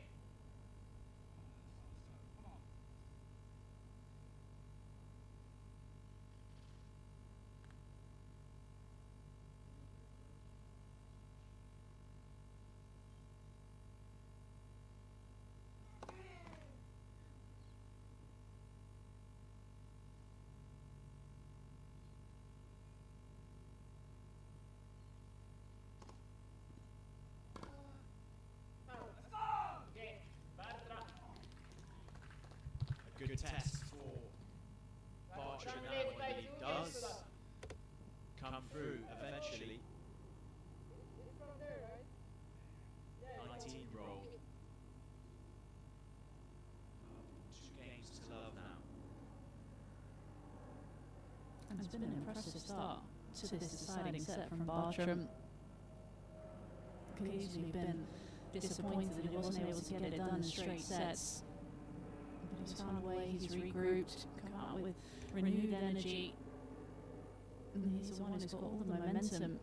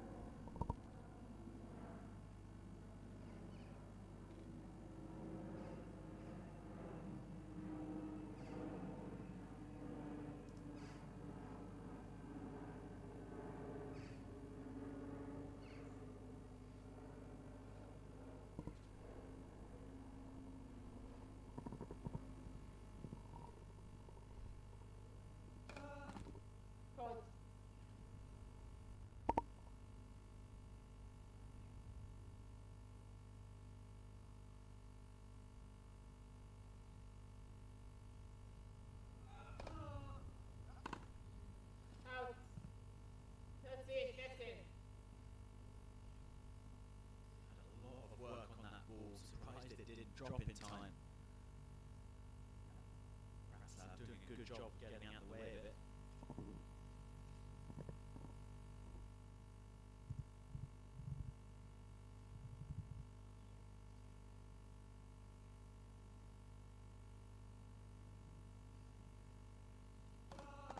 Left, Dusser.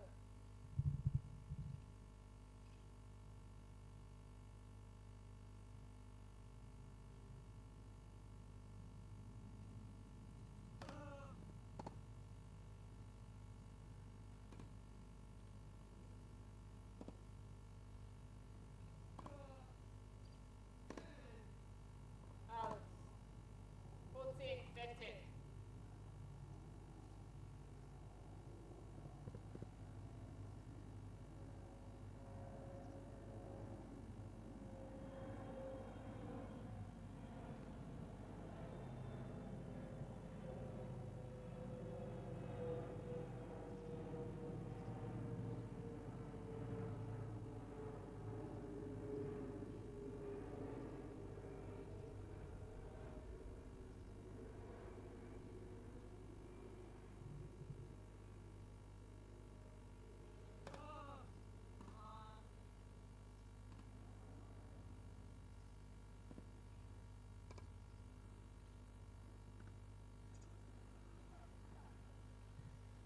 Oh, Ben Bartram is all over the centre court here at Roehampton.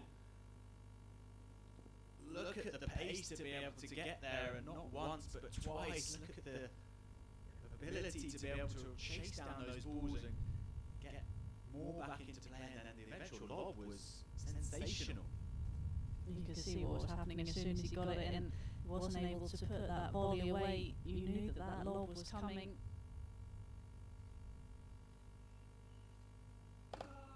Pause.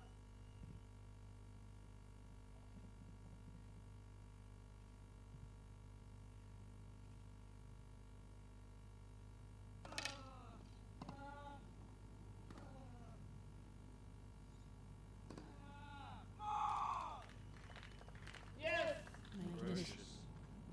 Making his move as well, isn't he? Would love the double break. Absolutely. Yeah, you can sense that. It just makes his life so much easier if he can get the break up. It's as simple as that. Just have that extra cushion, don't you? You don't feel quite as much pressure on your serve. He does manage to get over the finish line here, would be his fourth career win over a top 10 player. He's also beaten the American earlier this year.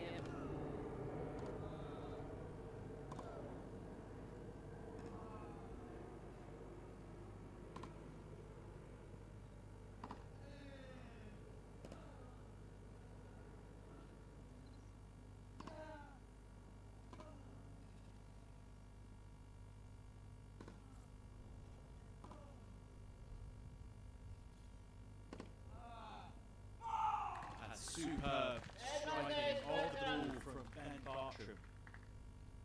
Just absolutely unleashing off both sides. Eventually the backhand finishes off the point.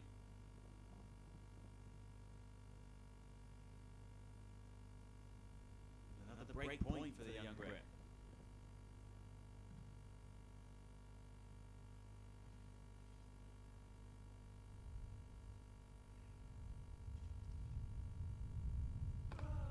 Pause.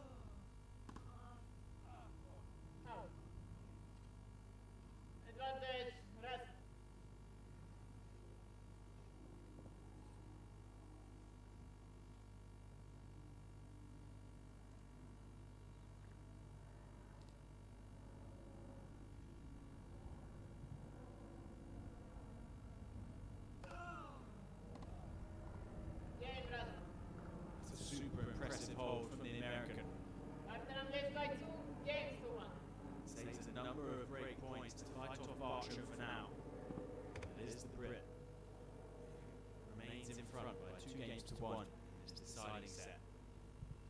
Can I get a physio out here?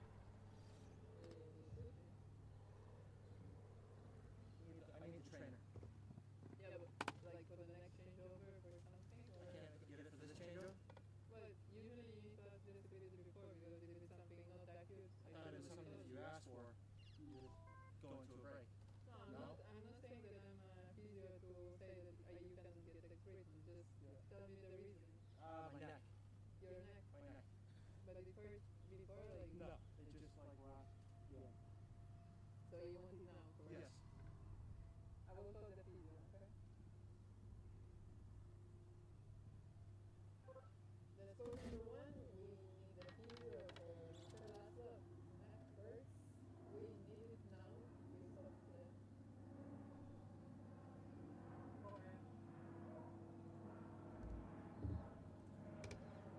Ladies and gentlemen, the physio has been called to the... Yeah, that's what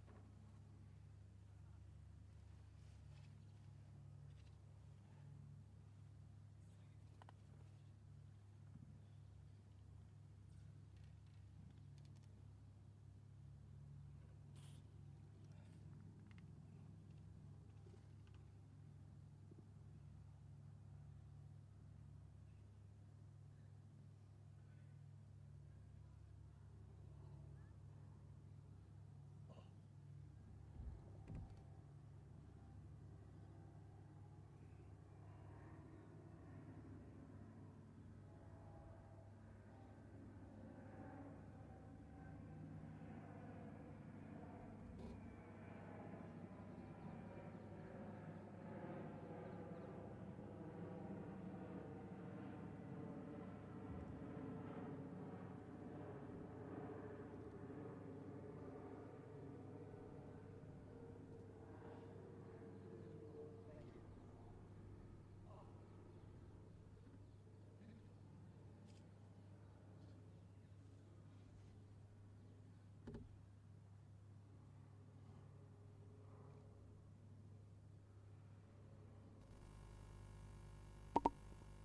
So as you can probably see, the physio or doctor it seems has been called to court by the chair umpire,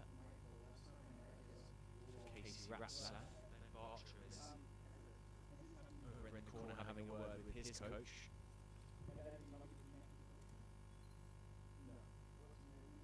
There he is.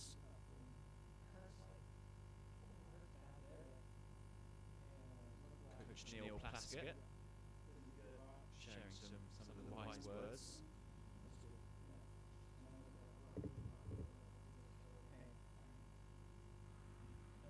Yes, actually quite surprising that this is the first time we've had a medical timeout today. It's been so hot. I wouldn't be surprised if Casey's just feeling out there a bit, so decided to call the doctor just to check what's going on. Potentially like it's a neck problem. Yeah, it's certainly where being directed towards and doctors are looking at most. It just needs a little bit of loosening off of that area. Ladies and gentlemen, See the players in the chairs have to use that so much. The shoulders really do take a battering.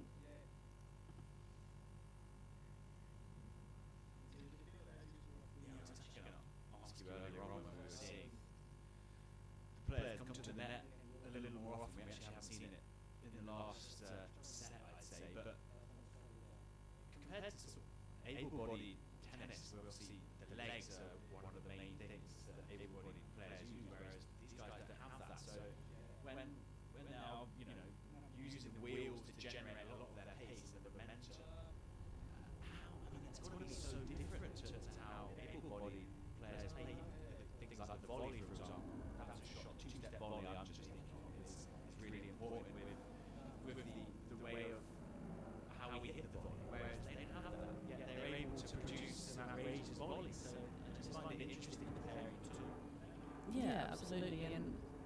they have to be a little bit more selective maybe when they do look to come forward and pick and choose the right moments a little bit more. And I think as well you think about the different surfaces as well. Obviously on a hard court it's easier to kind of roll the chair around, they get a little bit more momentum going, but when you're on a grass court the chair slows down obviously, so you have to expend a lot more energy getting yourself around the court. So for them playing on a grass court it's a lot more physically demanding and a lot more pressure through the shoulders and the upper body as well.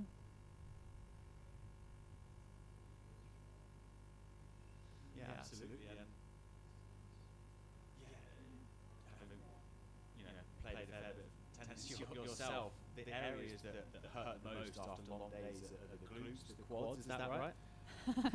Everywhere. Everywhere, the brain. Yeah, exactly. I mean, tennis is such a physically demanding sport, and obviously you kind of look at everything from the grip to the wrists to the elbows, the shoulders, the upper body. All of it is used, isn't it, when you're playing with various different muscles and different joints and everything. So when you're in the chair, all of those upper body elements are being put under more and more pressure. So for these guys out here, like you say, there is so much emphasis being put on the upper body, the neck, as we're seeing here. Unknowingly, to me, I didn't realise that is clearly an area where they have to use a lot, and a lot of the strain goes into the neck and to the forearms, to the higher back, lower back.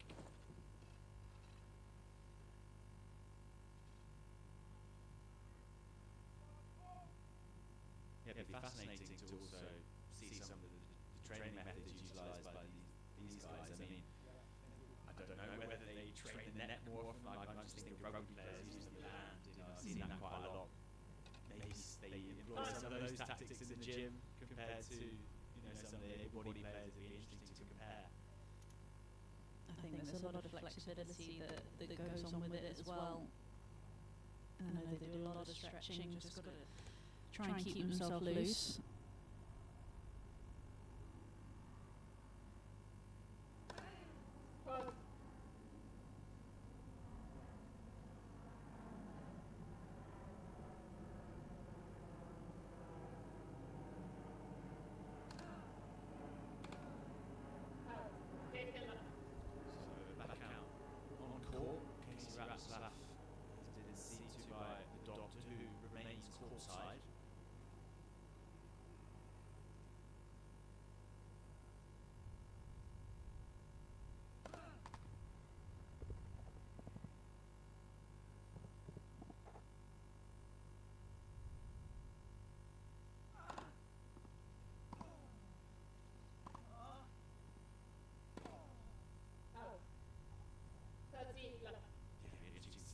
More errors like that sort of come from the racket of Ratzlaff.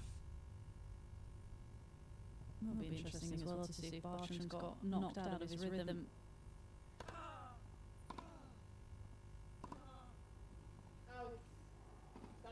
Obviously had a little bit of a longer break than sort of 5 minutes or so.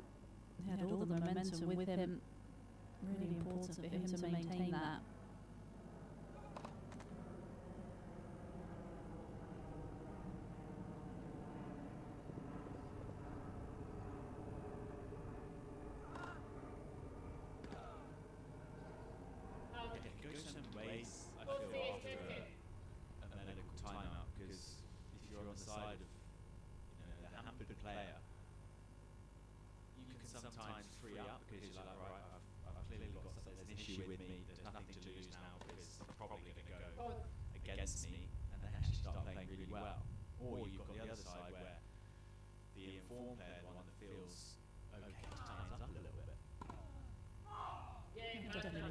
On both sides of that equation. I remember when I've had some injury problems, and as you say, you do tend to loosen up because you think, okay, well, I've got nothing to lose now, I've got a problem, I'm going to have to maybe shorten the points, be even more aggressive than I necessarily would be.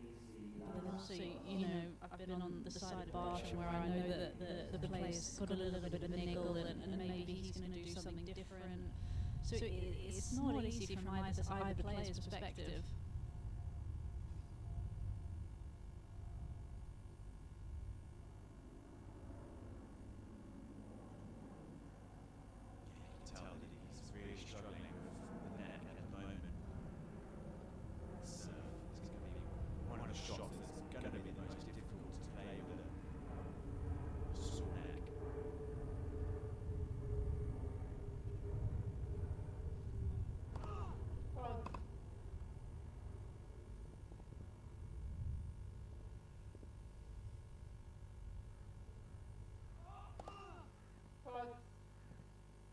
You can see he's trying to arch his back a little bit more than use the neck.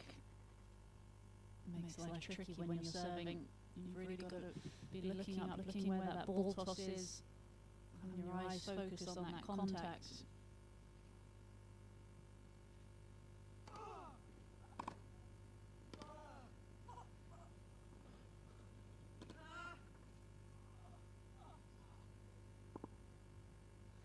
Almost made it, didn't he? We've seen a couple of times where he's almost played the ball behind him and made it back. Yes. This time just couldn't quite do it. Yeah, I've seen it a few times where he's so out of position and makes balls that he really shouldn't be making.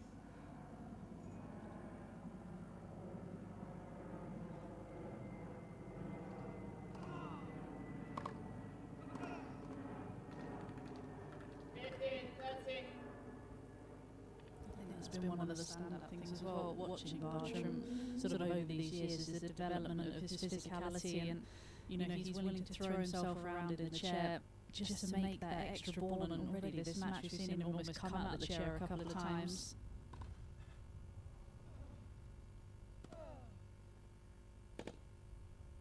Oh, what a shot from Bartram.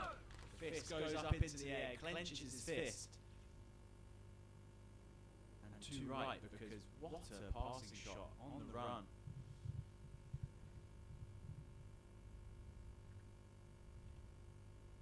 Perfect way to set up two great points.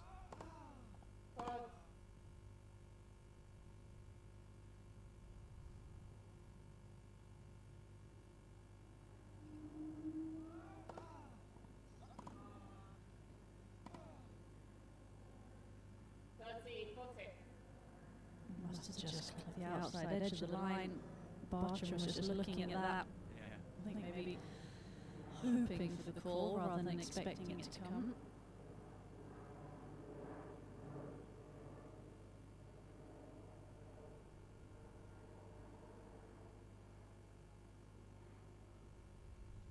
Finding it sort of almost uncomfortable for him watching Rastav serve at the moment, because there's clearly discomfort in the arch of the back and neck.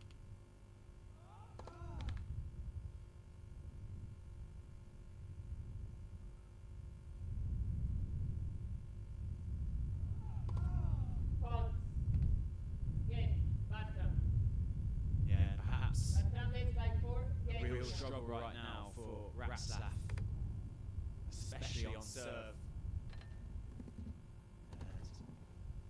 They had the medical timeout just a few minutes ago. It is Bartram that makes the most of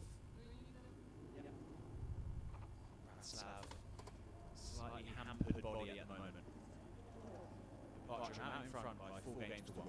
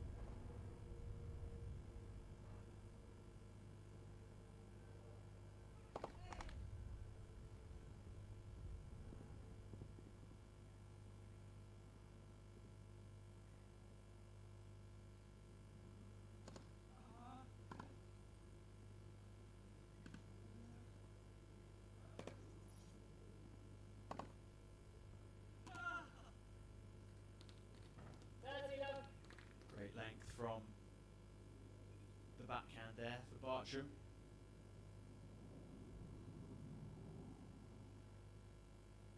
Edging ever closer now to what would be an extremely impressive win. 30-50. And he said the 4th top 10 win for Bartram it would be.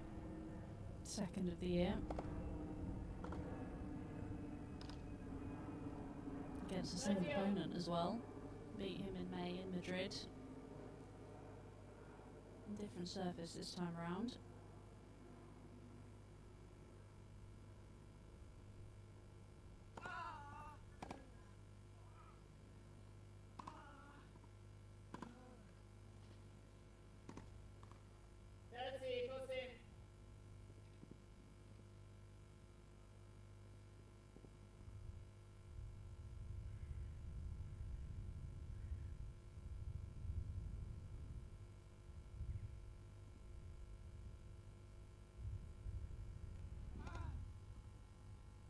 Yes.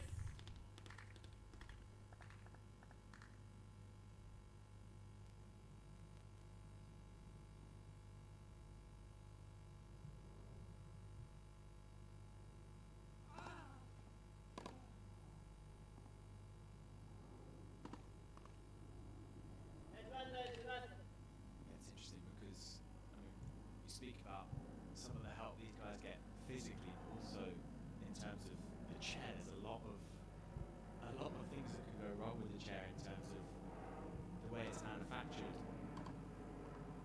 Yes. And yeah, there is a very well-known person in the wheelchair tennis world called James Ascroft, who is pretty much at every single wheelchair tennis event that I've ever been to.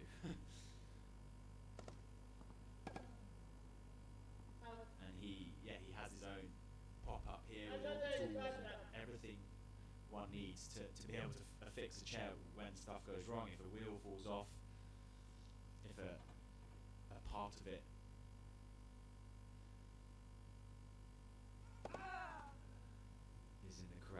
is in the incorrect place.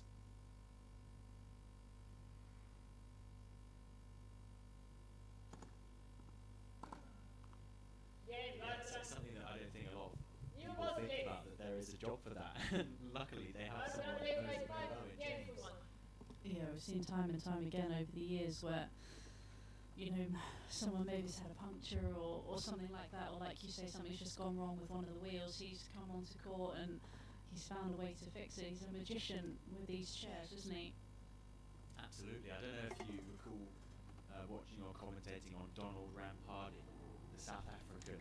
Do you know what? I Just do an absolute actually. Character. I do remember that. This was a few years ago, wasn't it? Yeah, do you remember when he was putting so much effort into getting a ball, retrieving a ball, and his chair actually just fell apart. Fell into 2 pieces almost. And yeah, it was James Ascroft who was called to court and somehow managed to fix it, and Rampardi was able to play on after, I don't know how long it was, but yeah, incredible.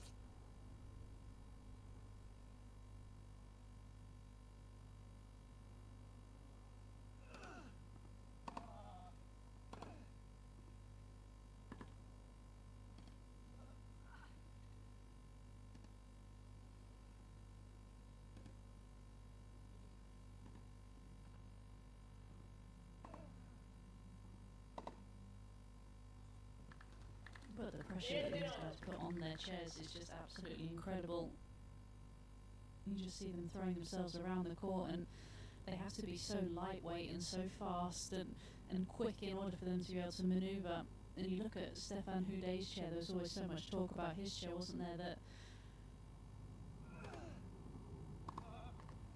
just in terms of the material that it was built out of, and it was the lightest that it could possibly be and the most robust as well. And most of the materials that they use for the Tour de France for the bikes, hugely expensive.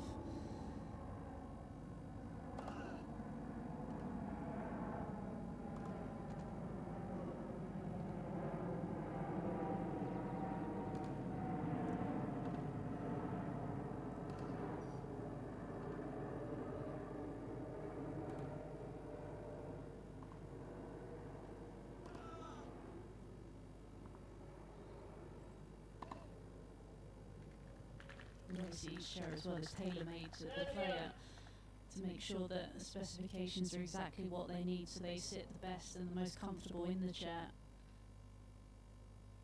Obviously have a day chair as well as the sports chair that they're using now on court.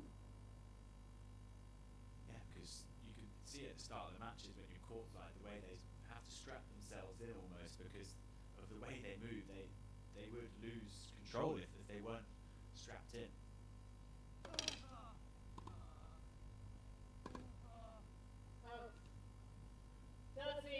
It's incredible what they're able to do in the chair.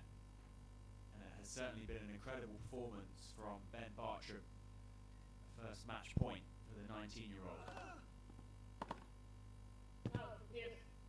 He's looking to go out in a blaze of glory. Yeah. We've seen him fire that backhand down the line. This time it did misfire. It's been a rarity.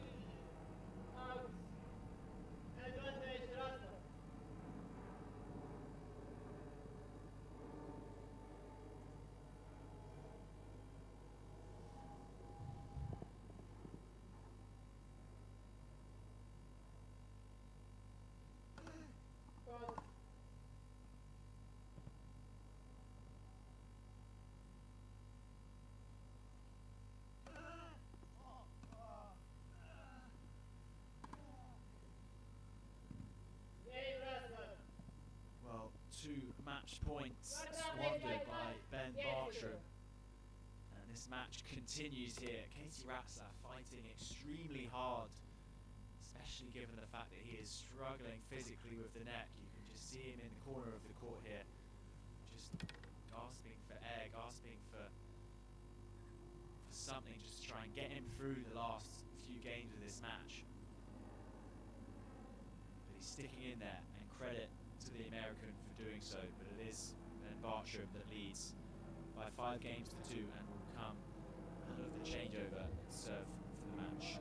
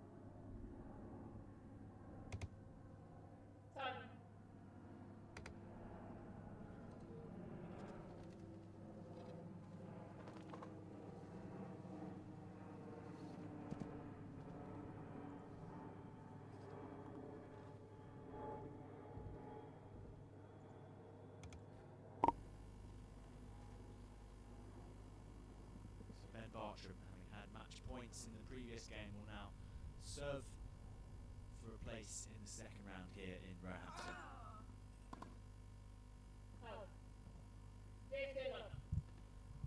Not only that, but it would secure a 4th top 10 career win and a 2nd over Ratzlaff this year.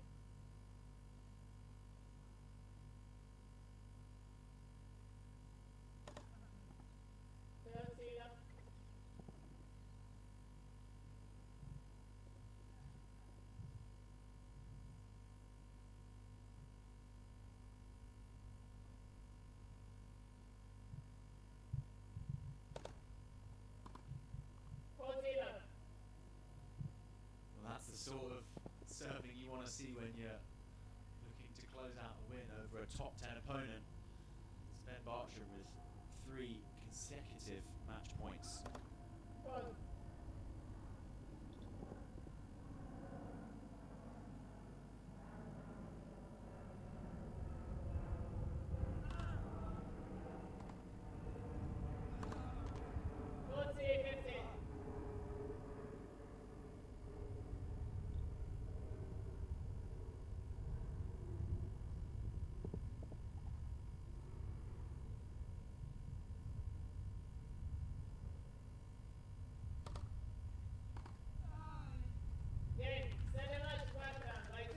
Ben Bartram gets his second win over Casey Ratzlaff, the world number 8 so far this year.